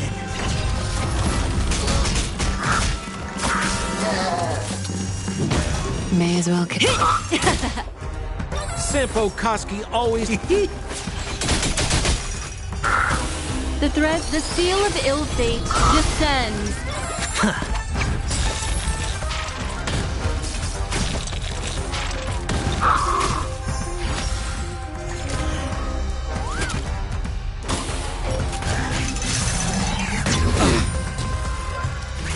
That breathe. This won't take long.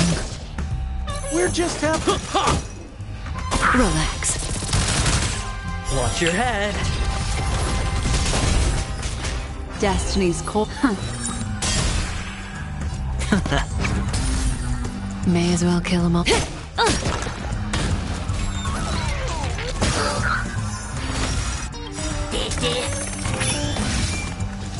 Good times never last. Time to say bye. Boom.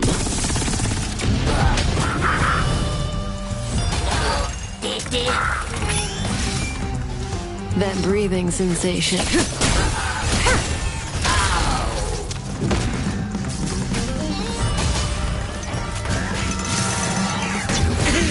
Watch the face. Sampo Koski. Stand still. What would you... Again, the ill tidings manifest. Better head. Don't ask, just spend.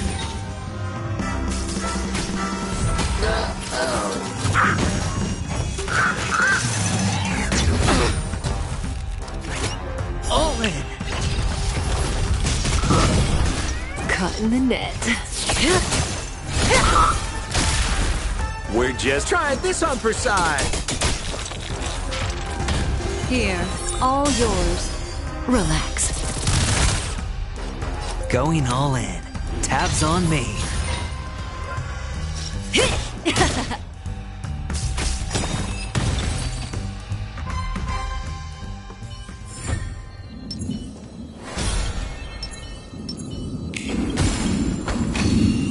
A reward with no risk?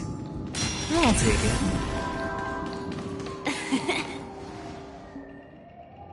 I don't know why, mister, but you always give me a special feeling that makes me more curious about you. It's sad that I can't get to know you more. We have to say goodbye. Did you have fun? You're going back? Yes. I should go home. The day's getting dark, and it's going to rain. I don't want to worry the others. You're home. Where is it? What a strange question. It's where Papa, Mama, and Big Sis are. In this dream. This amusement park. This beautiful dream. They really are peaceful. Everyone loves it. But, mister, why don't you like it? Because they're not here. Where are they then?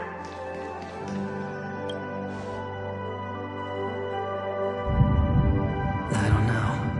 You do know. But there's no point pressing the issue. Admit it.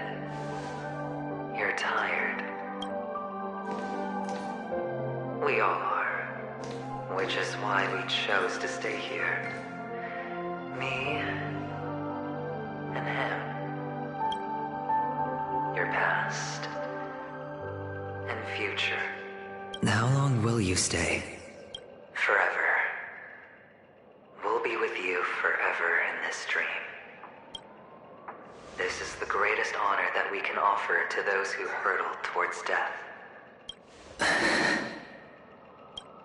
The road less traveled is less traveled for a reason.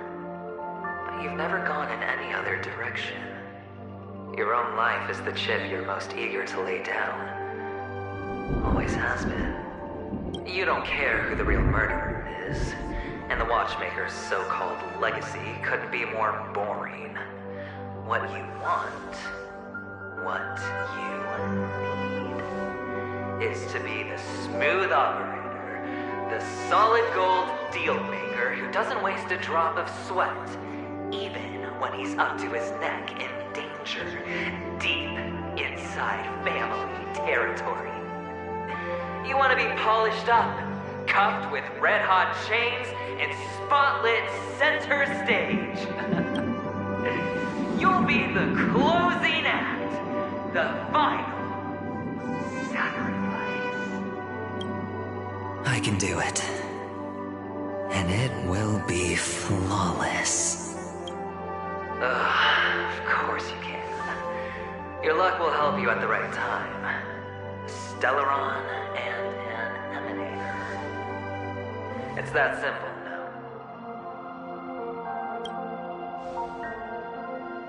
That way, the IPC will earn a place at the table.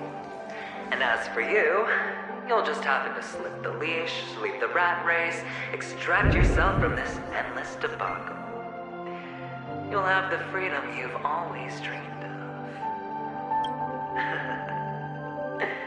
This isn't the first time. You've been an escape artist from day one.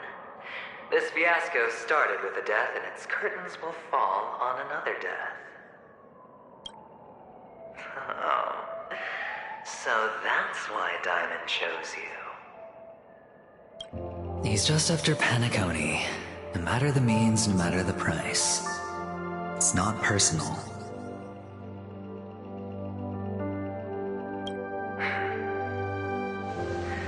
It's hard, isn't it? Well, don't get soft on me now. What, did you suddenly grow a conscience? I was born from yourself. I'm well aware that climbing out of the hole you've dug is basically impossible. I can't stop you from doing what you want. We can't change where you want to go.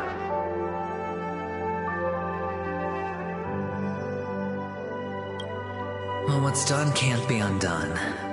All we can do is play the cards we're dealt and rake in as much time as possible.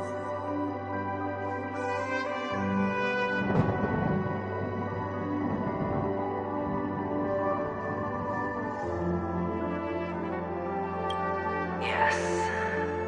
Alas, people won't make all the right choices in their lifetime.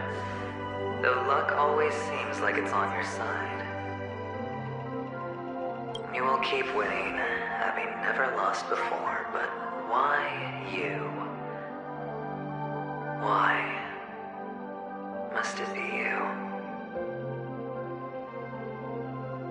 If all your luck is built on the pain of someone you love, on the loss of dozens more, if these windfalls, these jackpots, aren't a gift from Gayandra, if all they are is a long string of meaningless deaths,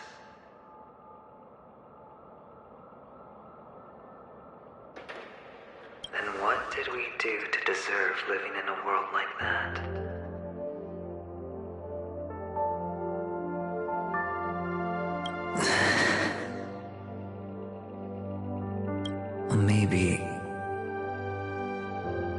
Maybe when I get to where I'm going and look back, I'll know what the trip was all about. Fine. Time to make a move, my friend. I'll be waiting up ahead. Say goodbye to the kid before you shuffle off.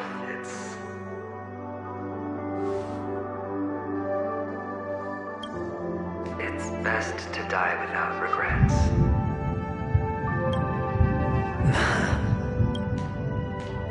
And now, only we are left. Can you take a photo for me? I want a memento. Sure.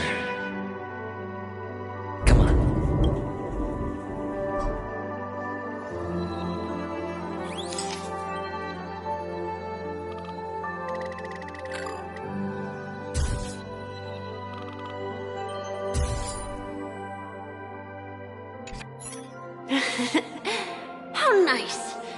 Now I can see what I look like too. Look at the lens when you're taking a photo the next time. Your expression will look more natural. Sure, I will. Then, mister, are you going back too? I can't leave yet. I still have a show to do. Oh, you're about to go on stage, aren't you? Let's go then. I'll take you to the stage. Sure. So you're an actor. No wonder your clothes are so stylish. I'm actually a merchant. But I do have a show to do. Are you the same as those men in black in the sky? But you're not wearing black. Only ordinary employees have to wear that. My position is much higher than theirs. Awesome! I hope I can become as good looking as you when I grow up. Of course you can. You'll be better and stronger than me.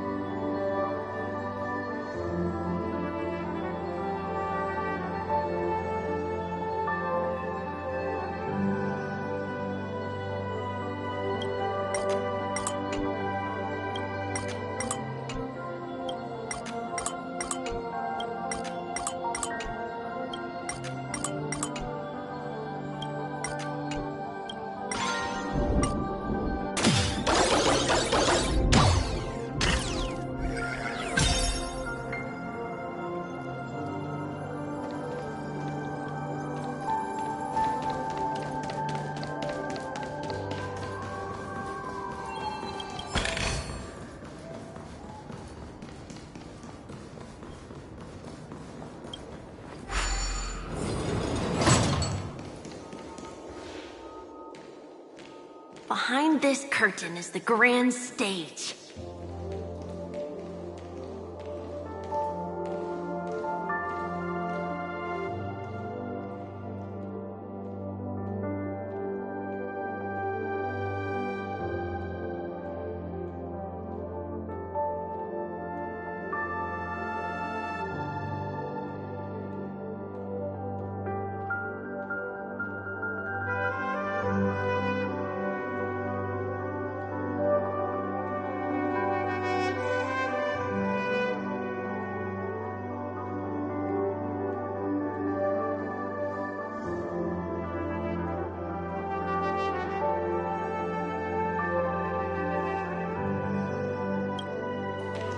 It's almost time to go on stage. Are you ready? Good luck with your show.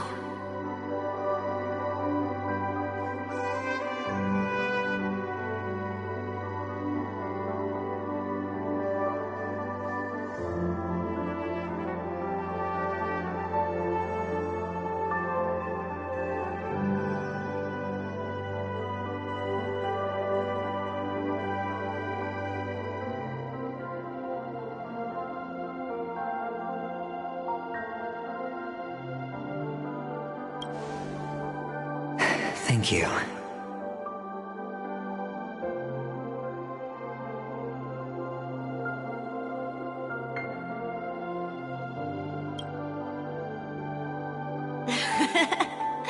You still seem pretty nervous.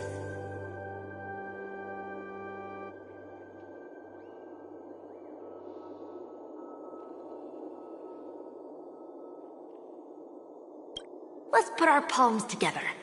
If you receive Gayathra's blessing, you'll feel more relaxed.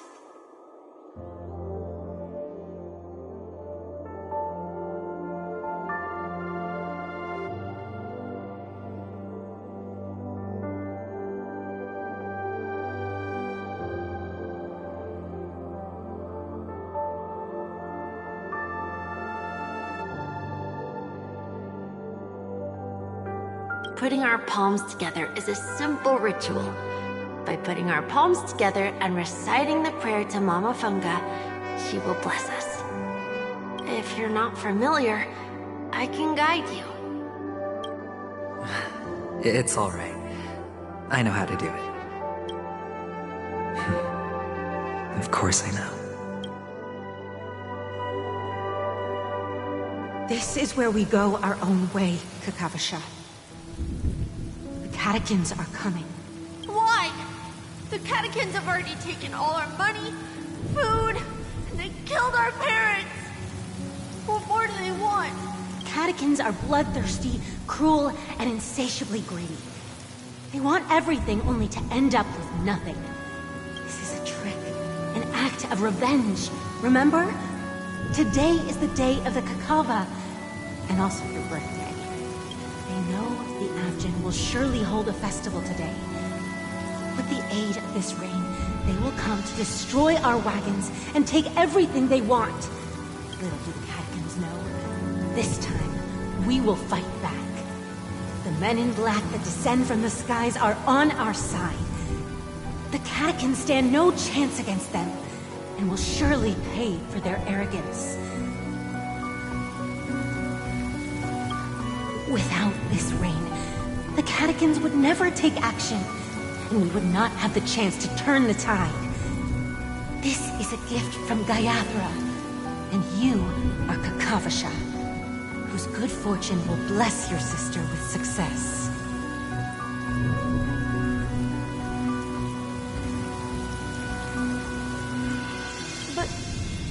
But people will die, and you will be in danger.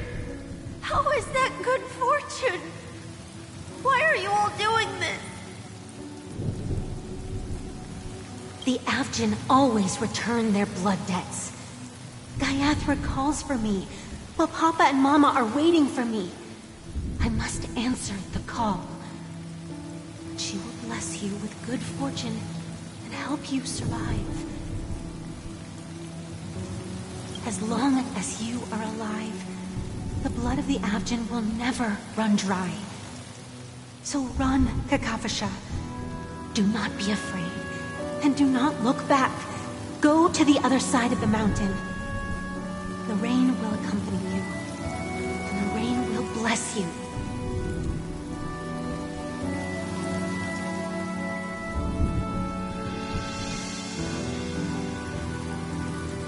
As for us, we will reunite in Kakava's next aurora.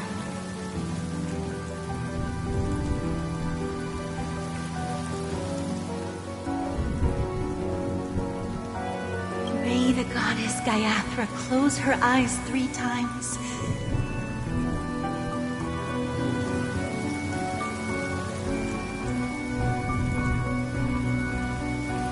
Keep your blood eternally eternally pulsing.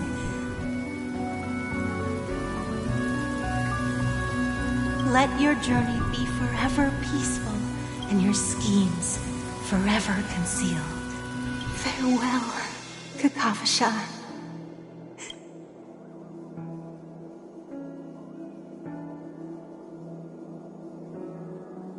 Newsflash from the Interastral Peace broadcast. The IPC Marketing Development Department spokesperson confirms that a small-scale rebellion has broken out in the unclaimed region of Sigonia. The situation is now under control. The insurgents are from a local clan known as Kataka, which has a long history of disdain towards the IPC.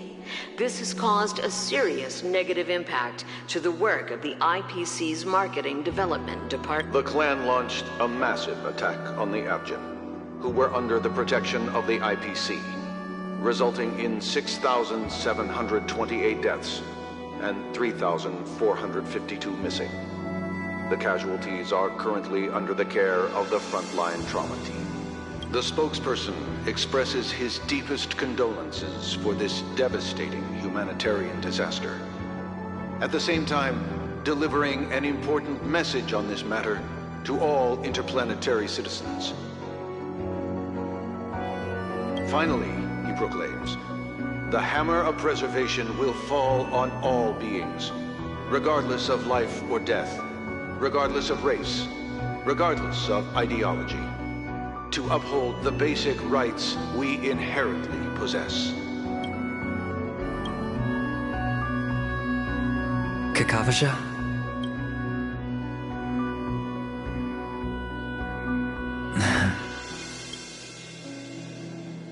Bye.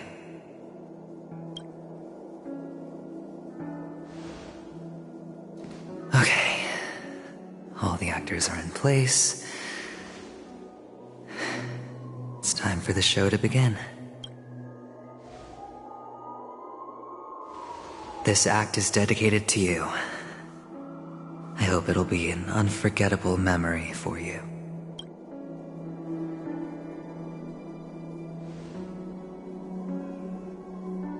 Kakavasha. By the way, before you go, I have a personal question. Do you truly want to destroy the world with your own hands? Let's assume, just assuming now, that every time I roll the dice, there's a possibility of achieving this particular outcome. Then I would be quite happy to make that wager.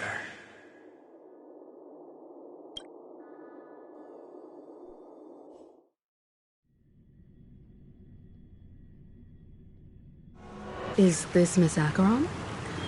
Hello, I'm Himiko, the Astral Express's navigator. Hello, I'm Mark 7. I'm sure he needs no introduction, as you definitely know him.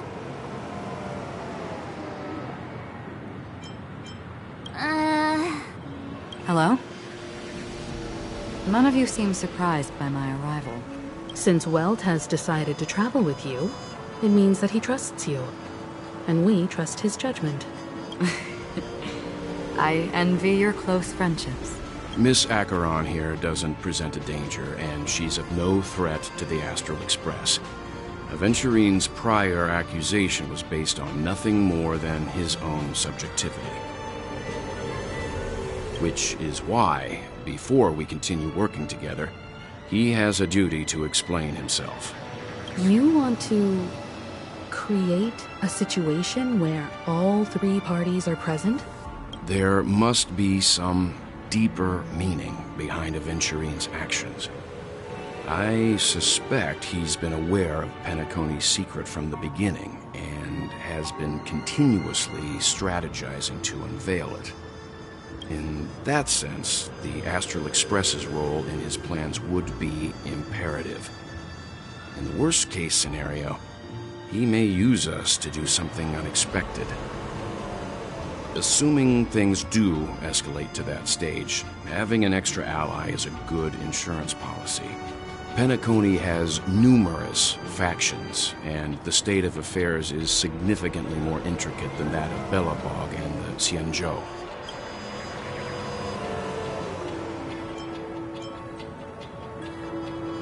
You're talking weird again. But it's a good vibe. No matter what, we can't ignore the safety of Peacony. To solve the mystery of the Watchmaker, it is crucial to get the IPC's intel. The path ahead is fraught with danger.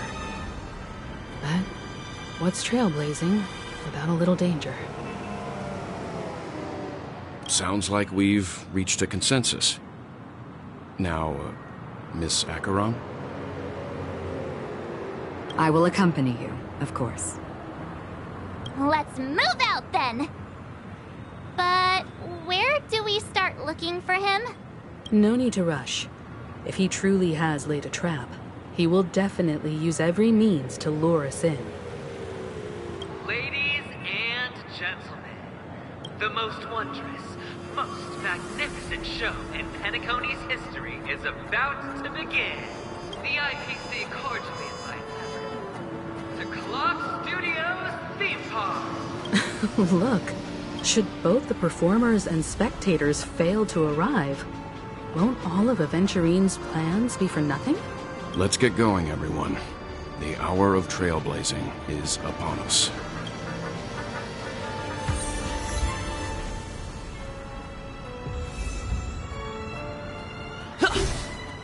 Let's get going, everyone. I have a bad feeling that something big... Let's waste no... Mr. Yang.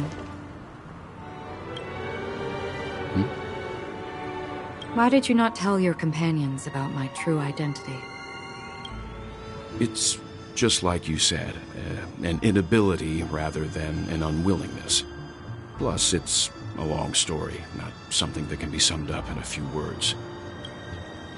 But I chose to believe you, and my trust in you stems more from my own personal judgment. I also believe that if it were their choice to make, they would make the same one. Thank you. I'm grateful. To reciprocate, in the upcoming confrontation, if the odds aren't in the Astral Express's favor, I will stand with you, if my meager strength is required.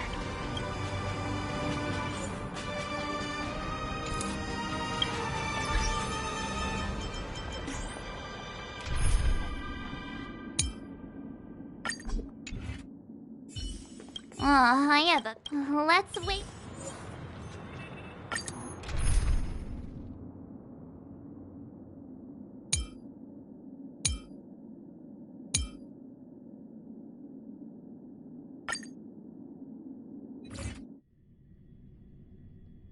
We're back here again. Aventurine actually chose a really conspicuous location. That guy's really taking it to a whole new level. Does he really think he's a superstar or something? Not a soul in sight. The hounds drove out the visitors, and now their whereabouts are unknown too. Everyone, pay attention. The other party has obviously come prepared. Ladies, gentlemen, dream seekers, tycoons, esteemed guests of the Watchmaker and the family. Also not forgetting the nameless of the renowned Astral Express. Welcome to the Interastral Peace Corporation live show! Astral Express, you're late. And this, unsung guest. We've kept your appointment, Mr. Aventurine. It is customary to show yourself as well. Well, I will, naturally. But before that, I've got to introduce our guest of honor. Everyone, give it up for Mr. Stellaron!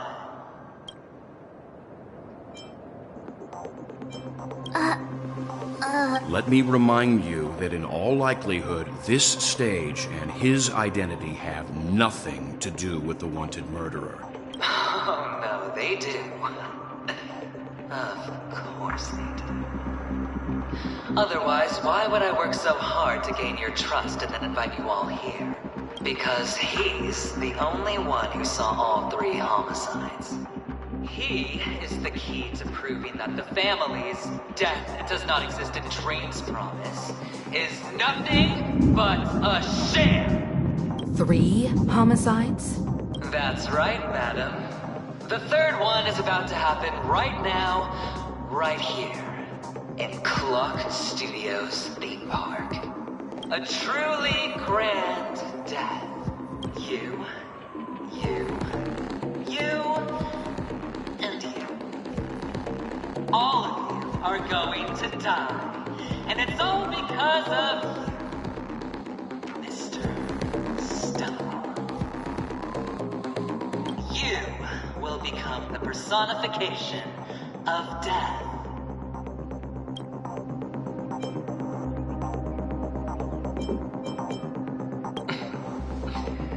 Never underestimate yourself. Like I said, you have the power to turn the tide on the entire game. Let me be a little clearer. I will detonate the Stellaron in you and cause a teeny, tiny accident on Peacony. Bam! The entire theme park will be reduced to a shattered dream. Then, before the family can even react, I'll become the IPC fleet's navigator. Your bluff isn't fooling anyone. If you could really do that, you would have done so earlier. You wanna bet? Sure. I'll bet with you. I'm betting that it'll be a sweeping victory for me. By detonating an unprecedented explosion to prove that the vow of harmony is a complete and utter joke. You won't do it. Of course I can. It's just another gamble. I came from the wastelands of Sigonia. For just 60 red copper coins, people paid to brand me. Put me in chains. Place me in the gallows and bury me in the golden sands. But the sun could not kill me, and the quicksand sent me back to the embrace of the guild and the IPC. Bear in mind, my victory wasn't just a stroke of luck. I've never been defeated. Have you ever heard the saying, sleep is the rehearsal of death? Why do the living sleep? Oh, because we are not ready for the final rest. Every night is practice for the end. You and I are escaping into our dreams for fear of death at this very moment. And death will surface in our dreams. Friends, the game has commenced, and you cannot choose to decline. Nor do you have any reason or grounds to! The dice are cast. Ladies and gentlemen, ready to unveil your cards? The architect's flawed stone. Of no value at all. I'm putting down the bet. I'm taking the gamble. I'm claiming the win. I'll invade spin the wheel, a daring gamble. Walking the brink of death for rebirth. Oh, for the Ember Lord! Alright. Let's see who has the last laugh. Let the game begin!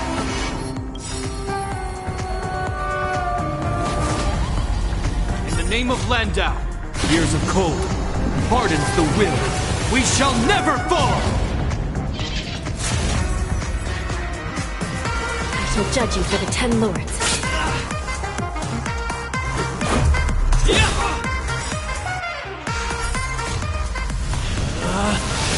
Rules are made to be broken! Right, Inuagis. Final play coming down from above.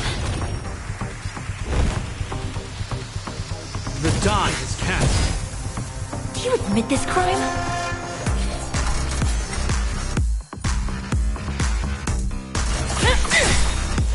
By the order of the 10 lords, execute the Marastruck!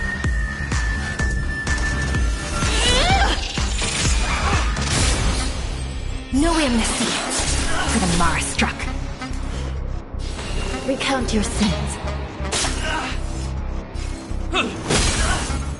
This ends here.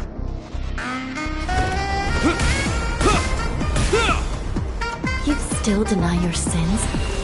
I shall judge you for the 10 lords. By the will of the 10 lords, the 10 lords decree, hereby ordained.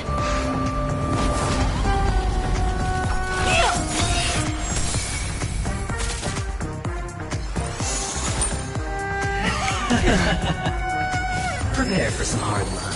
It's more than that. What about this? You don't know how... It's time. I hope you're prepared.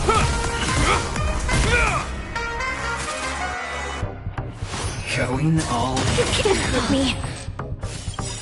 all or nothing. In the name of Landau, years of cold, hardens the will.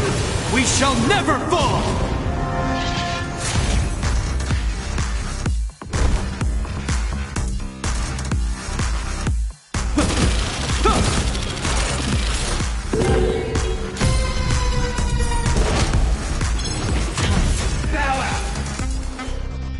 Recount your sins.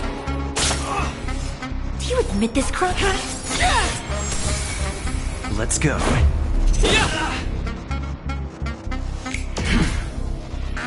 Final play coming down from above. The die is cast. No amnesty for the Marastruck.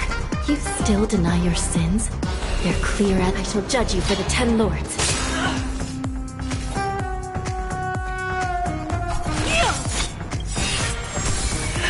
By the will of the 10 lords, the 10 lords decree, hereby ordained.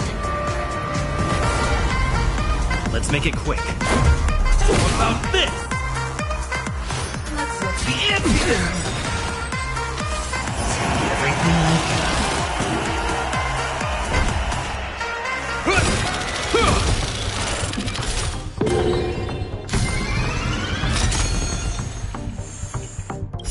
In the name of Landau, years of cold, hardens the will. We shall never fall! Recount your sins.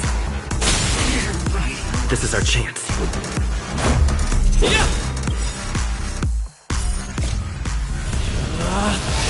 Rules are made to be broken! You will know just... It's time.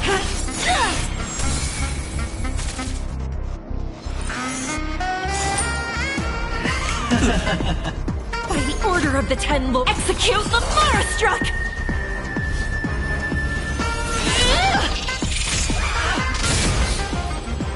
Prepare for some hard luck. You don't know how serious that I shall judge you for the 10 lords. No amnesty for the Marastruck. What about this? I hope you're prepared. By the will of the 10 lords. The 10 lords decree, hereby ordained.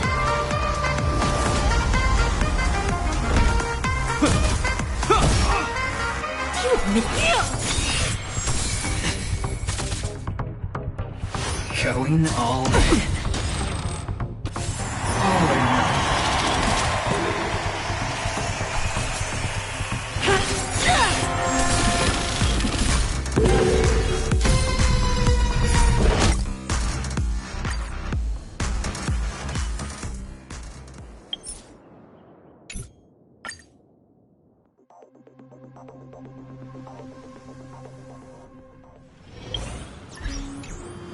I have a... Let's wait.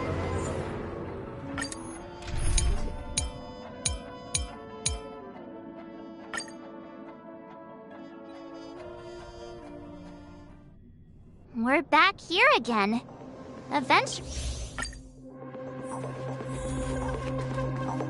Ladies, gentlemen, dream seekers, tycoons, esteemed guests of the Watchmaker and the family.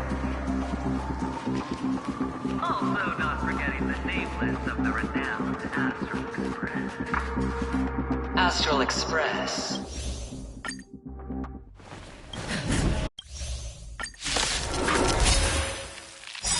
All right. Let's see who has the last laugh. Let the games begin!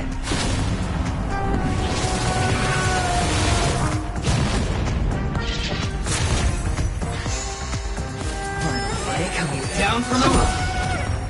Strengthen our defenses. Stand still. Sounds like trying this on for size. May as well kill them all. The threat again, the ill timing manifest. Good times never last. Time to say bye. Boom.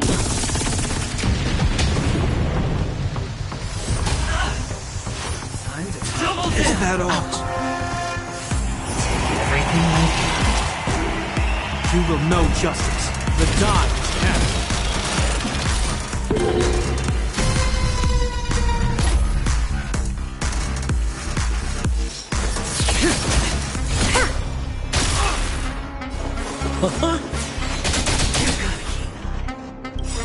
What are you waiting for? The customer is king. And for me to portray the king, well, you gotta make it worth my while. Well, relax.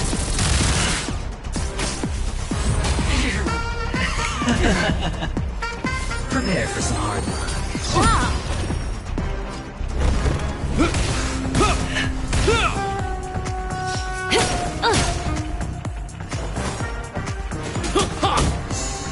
Stand still. The seal of ill fate descends.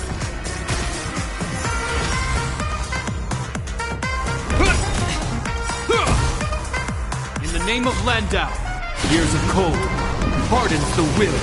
We shall never fall! That breathing's in... We're just try this on for size. Good times never last. Time to say bye. Boom.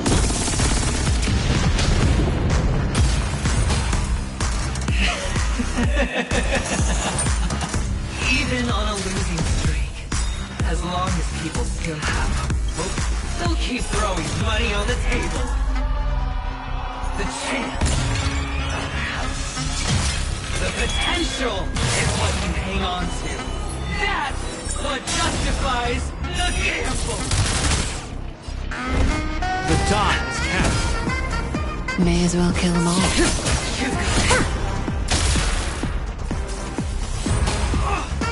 Final play coming down from above. Scoundrels on board. We're just having fun.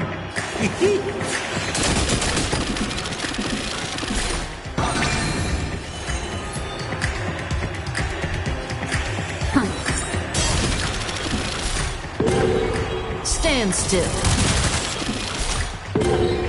You will know justice.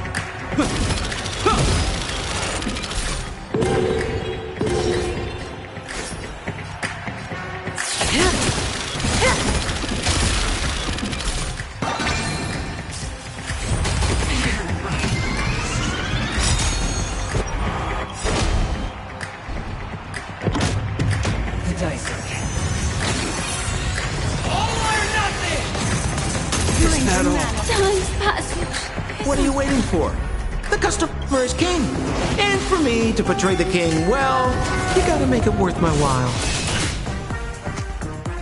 Good times never last. Time to say bye.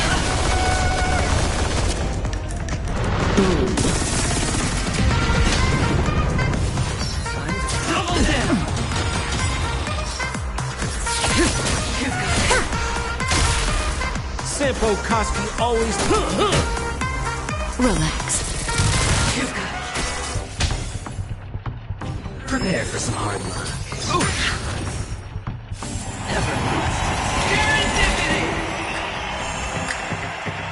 I hope you're prepared. The die cast. In the name of Landau, years of cold, hardens the will. We shall never fall!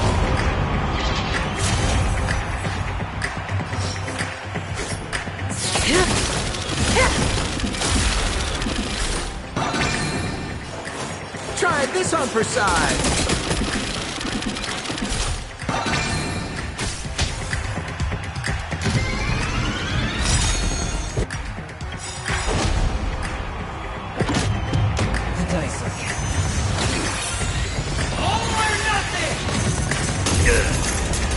What are you waiting for? The customer is king. And for me to portray the king, well, you gotta make it worth my while. Good times never last. Time to say bye. Boom. Let's up the ante this round. That breathing sensation. This won't take long. Sounds like Stand still. Final play coming down from above. Watch the face! Scoundrels You will know just... May as well kill them all.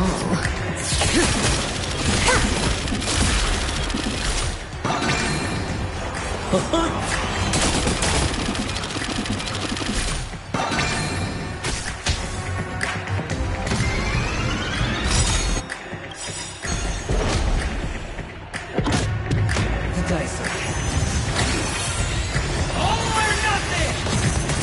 Is that all? I'm still needed. What are you waiting for? The customer is king. And for me to portray the king, well, you gotta make it worth my while. Good times never last. Time to say bye. Boom. Everybody's like that, down to the last player. So why can't I be happy too? Why can't I feel that free?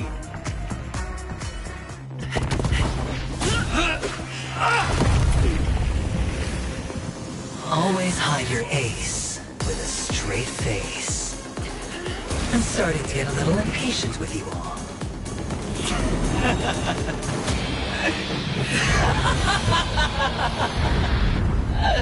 Friends, to fully relish this, I'm betting every last chip.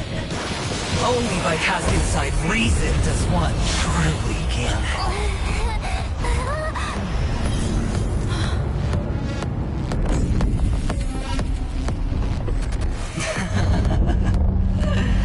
Emanator, I know you'll match my wager, right? You're leaving?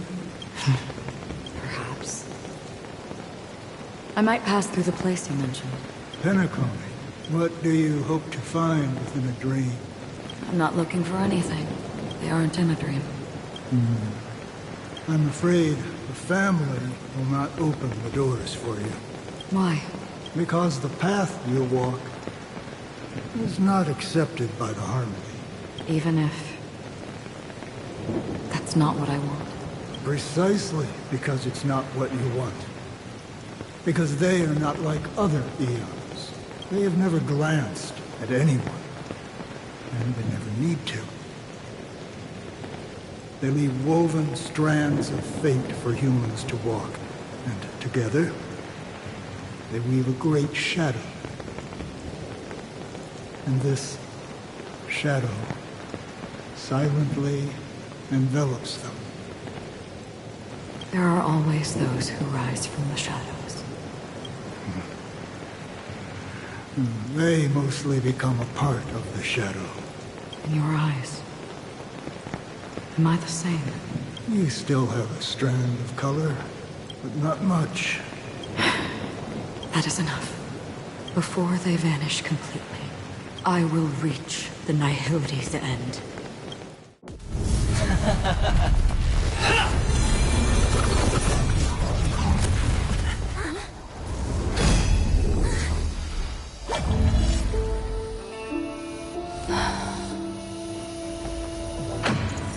I wish to mourn the departed, weeping like rain, to swell the crossing stream.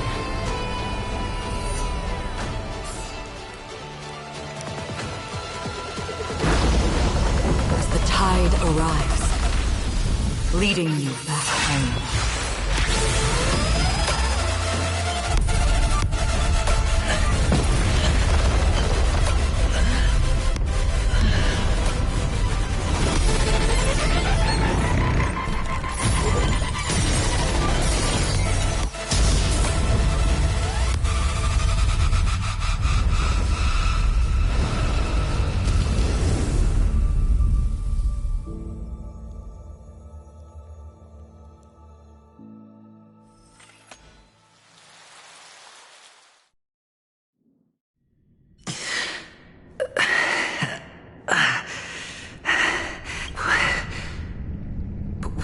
This place.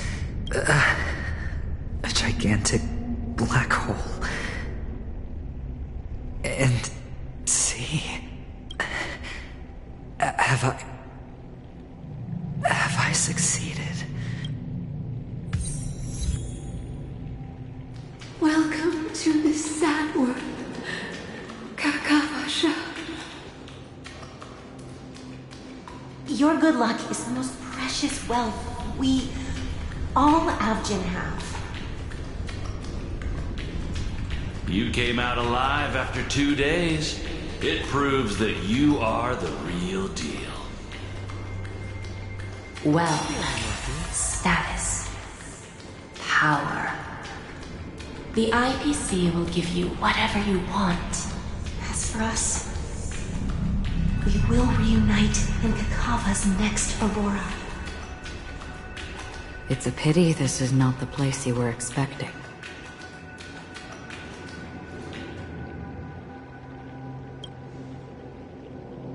Melody.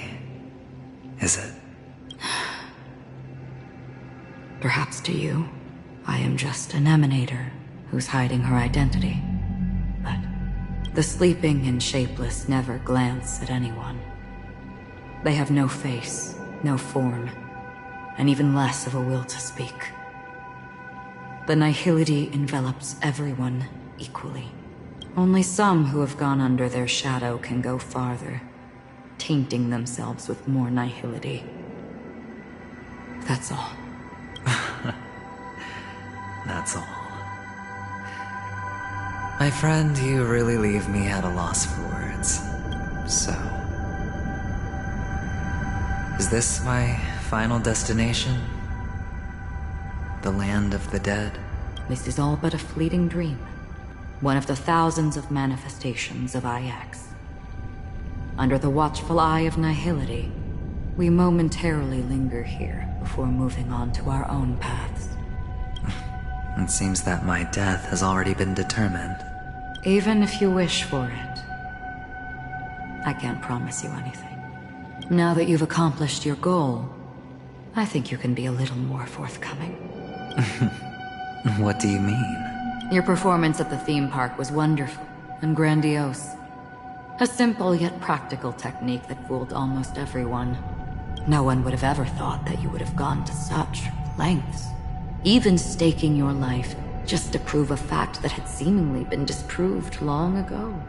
Real death does not exist in Peacony's dreamscape. Why would I do this? Because this is the only way you can uncover a secret that is even more unspeakable than the serial murders. To use this dream death to get there. To that promised land people constantly seek in this grand gathering. Peacony. The legacy of the Watchmaker. The true land of exile. How did you find out? I never imagined that something I learned about unexpectedly would become the key to connecting everything. It's our Stellaron friend's identity, isn't it? I see you're in the know. Let's just say I'd put money on the possibility. The murder isn't nearly enough to disrupt business as usual. Even if there were 1 or 2 murders on Peacony, most people wouldn't be personally affected. And that won't create any waves. This dream of theirs isn't a boundless sea. It's a lonely island. The family used the Harmony to build a high wall and isolate them from the vast and treacherous ocean of the outside world. That barrier they built keeps death out. But it also keeps the secrets that are lost in that watery abyss from floating to the surface. In a beautiful dream, free of suffering, who would want to go fishing for those secrets? No one. Unless someone goes to the other side of the barrier and lives to tell the tale. Someone already has. I got the idea early on, chewing on that masked fool's little hint. If a mute isn't someone who cannot make a sound, then it has to be someone who cannot speak. Someone who survived the treacherous depths, but is unable to take the stage and speak the truth. Well, I'm happy to know she's safe and sound, and still on Peacony. Hint? Is that not proof? Well, proof is the one thing I don't have. The only thing that can prove these conjectures is for the family to come clean. And with the way they buttered up these outsiders, it seems pretty clear they're intent on covering their tracks. But you don't need proof to have a suspicion. And for me, suspicion is enough. I didn't need to find the memory zone meme. I just needed for someone to kill me like it killed that silver-haired girl. You don't sound very confident to me. Going out of your way to make citywide broadcasts in an attempt to involve more people. You are simply betting on the possibility of someone being able to break down the barrier. You're very lucky that fate has decided to let us cross paths. I happen to be equipped with a very sharp blade. Sharp enough to slice through the veil of dreams. I can also carve the Harmony's brand off of you. You possess great cunning, deliberately setting us up to be on opposing sides, constantly repeating the words of the Emanator in front of others, leaving me no choice but to draw my blade against you. And that's how you win. Opportunity and strategy, both are essential. And in your plans, the IPC always wins. Even if you lose the bet. To the family, the life of an ambassador is still invaluable. Well, it's a huge gamble, isn't it? But allow me to point out a mistake. The IPC's success is not guaranteed. I, unfortunately, have no contingencies for such an important matter. Detonating a Stellaron. I can't do it. The Aventurine Stone is too broken to even safeguard my escape from the stage. If, at the end of the day, you did not unsheath your blade, I would have lost the bet. It is pointless to discuss what-ifs. You have won. Your prize is an entry ticket into that deep sea. And after this, whether you can return from the abyss is another gamble of yours. Have you never wavered? Wavered? Of course I have. But I can only bank on my own good fortune, because other than that, I have nothing. Wake up from this dream and go to where you should be. Your gamble is not over yet.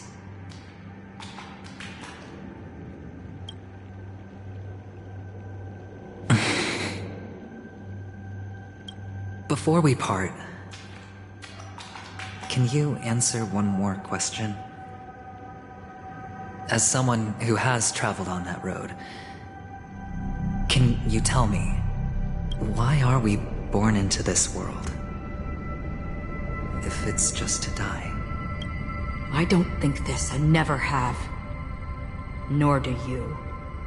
But the nihility envelops you and I. And everyone. And because of that, it's pointless.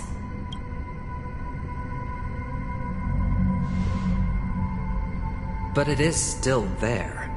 If the dice of fate are always weighted, then that is our destiny. Why, then, do we struggle against it?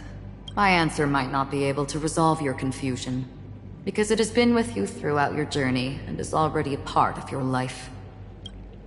But you said, sleep is the rehearsal of death. So why does life sleep? Because we are not ready to welcome death. So you can definitely understand why we want to be prepared. Even if the ending has been predetermined, that's fine. There are countless things that humans cannot change. But before the end, there are many things that humans can do while on their journey. And because of this, the end will thus reveal a completely different meaning. Take a good look at your pocket. Your friend has already given you the answer. Good luck.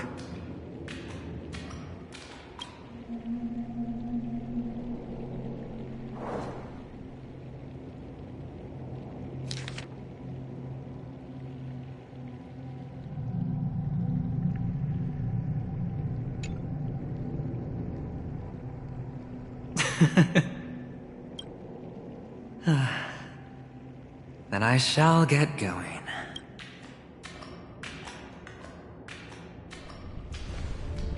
Mister? You're leaving? You ultimately chose to leave this dreamscape? Yes. Because they are not here. My papa, mama, and big sis. Then where are they? They are in a place where everyone will go. A very, very distant place. Then are you going to? I'll get there one day, but not now. There will come a day when the sky will drizzle, and I will hear the call of Gaiathra Triclops, and know that it is time for me to go, and be reunited with my family. So, until that time comes, I should be preparing. Preparing? For what? Well, preparing to face them, Kakavasha.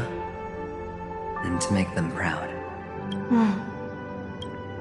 I know you'll be able to do it. Good luck. Well, of course. For I am a child who received the blessing of Gaiathra Triclops.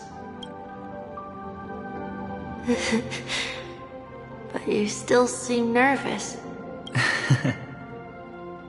Well, I seem that way because I am nervous. You know what? Maybe you can help. What do you say? One last time? Put our palms together?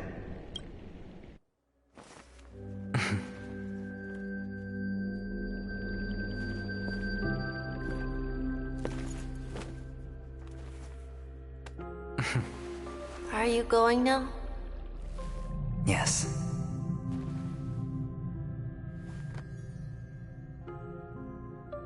May the Mother Goddess thrice close her eyes for you, keeping your blood eternally pulsing. May your journey be forever peaceful, and your schemes forever concealed. Our paths will cross again beneath Kakava's shimmering auroras. Farewell, Kakavasha.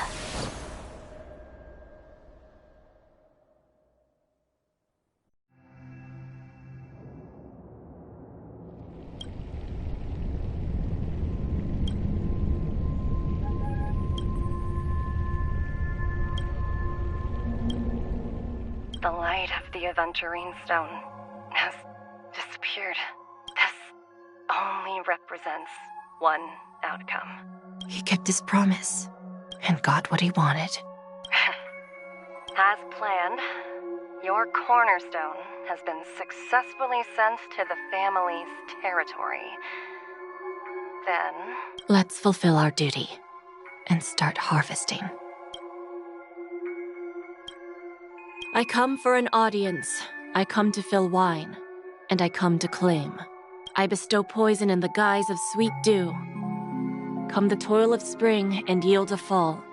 I patiently wait for the branches to be heavy with withered fruits. All for the Amber Lord.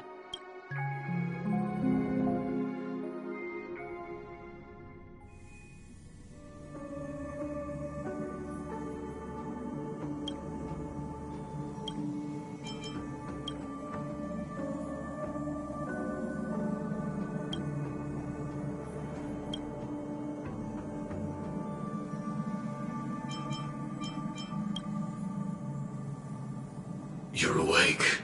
I've been waiting on you for quite a while. I didn't do anything but wait for you to wake up. You've met me before. I'm Sam, a Stellaron hunter. I originally planned on showing up earlier to reveal some truths to you. But I encountered more roadblocks than expected. 11 times I've tried, but ended in failure. Before I knew it, this world and I became too intertwined, and it became too difficult to escape the constraints of the script. Elio is right. In this land of the dreams, you and I will reap unforgettable gains. I don't know people's hearts as well as he and Kafka do. Nor do I have a specialty like Silverwolf and Blade. Most of the things that I'm good at only apply to villains who need no mercy. So, there is only one method that I use. This is to show you.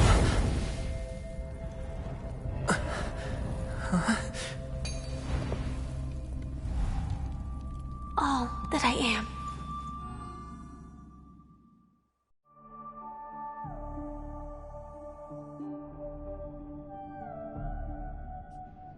Labyrinth-like corridors and halls? Traps everywhere? The owner of this mansion must be a bit paranoid.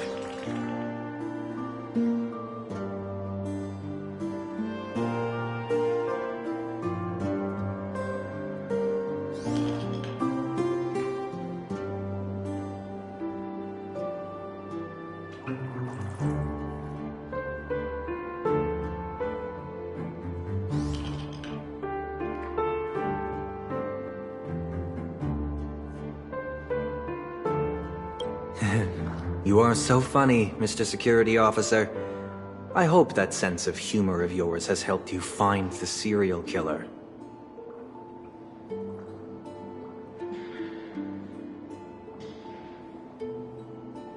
Just expressing a personal opinion. Why? Did I hit a nerve?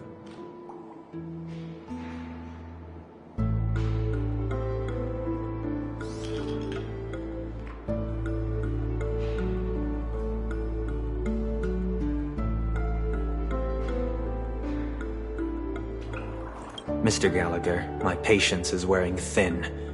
Neglecting duties will only make me more suspicious that you and the real serial killer are connected.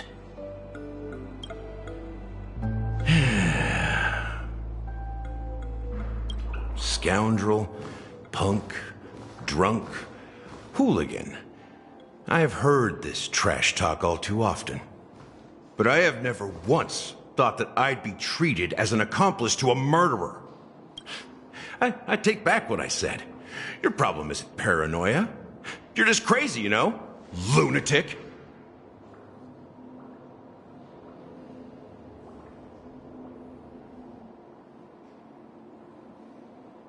You The family, you broke my spine and pulled out my fangs, and now you want to accuse me of murder? Ridiculous. Only idiots who've drunk too much Soul Glad will berate a stray dog in the streets.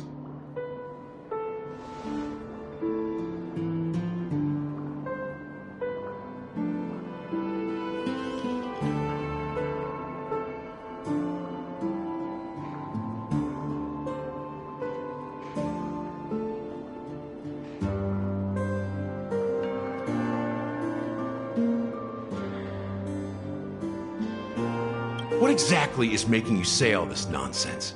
You should be more concerned about the Outworld visitors who are making a scene in the theme park than me.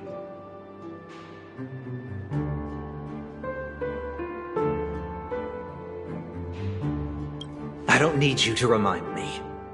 Once that ambassador walks through the doors of the mansion, I will know what he wants. My servants see everything. His little magic tricks may have fooled me, but no matter.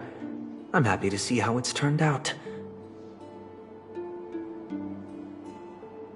Why do you think that I just let him go? And why do you think I emptied the theme park stage? Because my target from the beginning has always been you, Hound. The more noise he makes, the more opportunities I have to make you and your true master pay in blood. If I were really the murderer, why would you need to be so secretive? Ha! I forgot. You also have a difficult master to serve, telling you to ignore the murder case and focus solely on that Charmony festival. Isn't that right, my brother? Looks like your disguise has helped you successfully understand every facet of the family. Disguise? You must be blind to be accusing me of being a fake. Open your eyes and take a good look.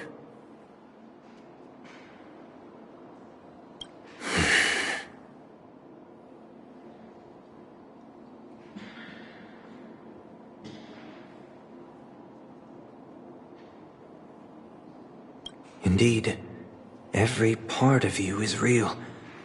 The brown hair, soft and curly like Benny's. The orange eyes, which make me miss the gaze of Sir Whitaker.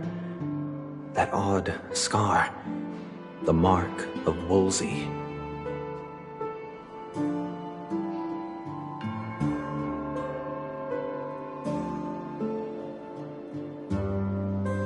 And the gray vest, tie, Hound emblem, bottle, the bartending, and your role as a security officer. These are all true traits.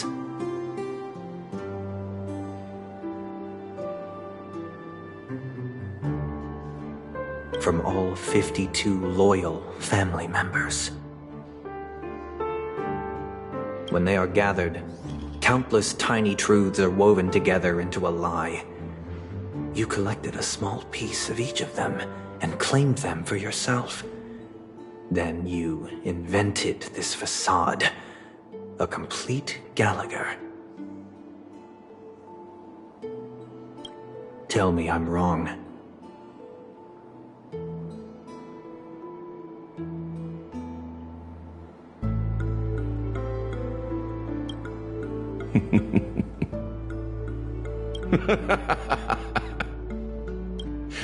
You have guts, I'll give you that. Not bad. I severely underestimated you. Admirable. But so what? Can this prove that I murdered your sister and that stowaway? This proves that you and the Memory Zone Meme Death are linked. And that's enough. Listen up.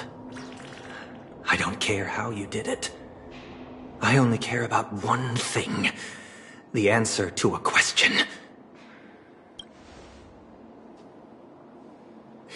You devil. You wretched, despicable dog.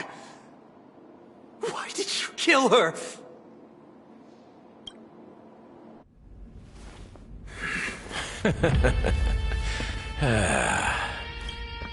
You know, in the thick of things, people are blind to the grit in their eyes.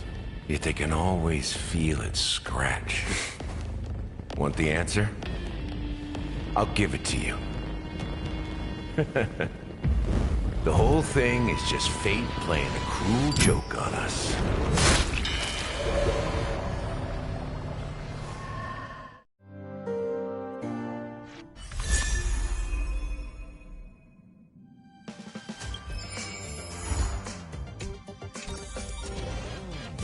Welcome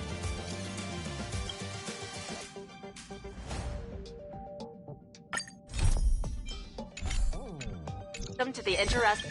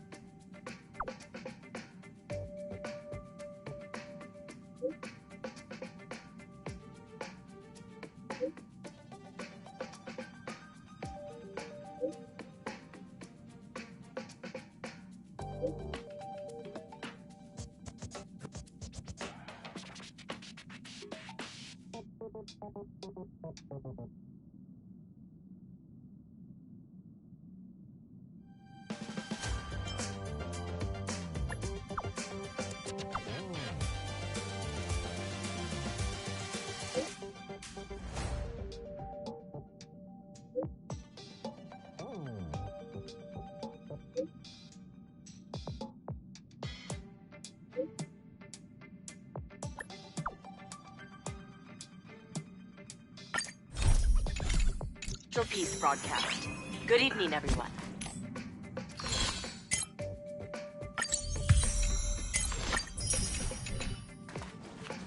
Good evening. Is that so? I imagine a picture of it reminds me of a Thank you.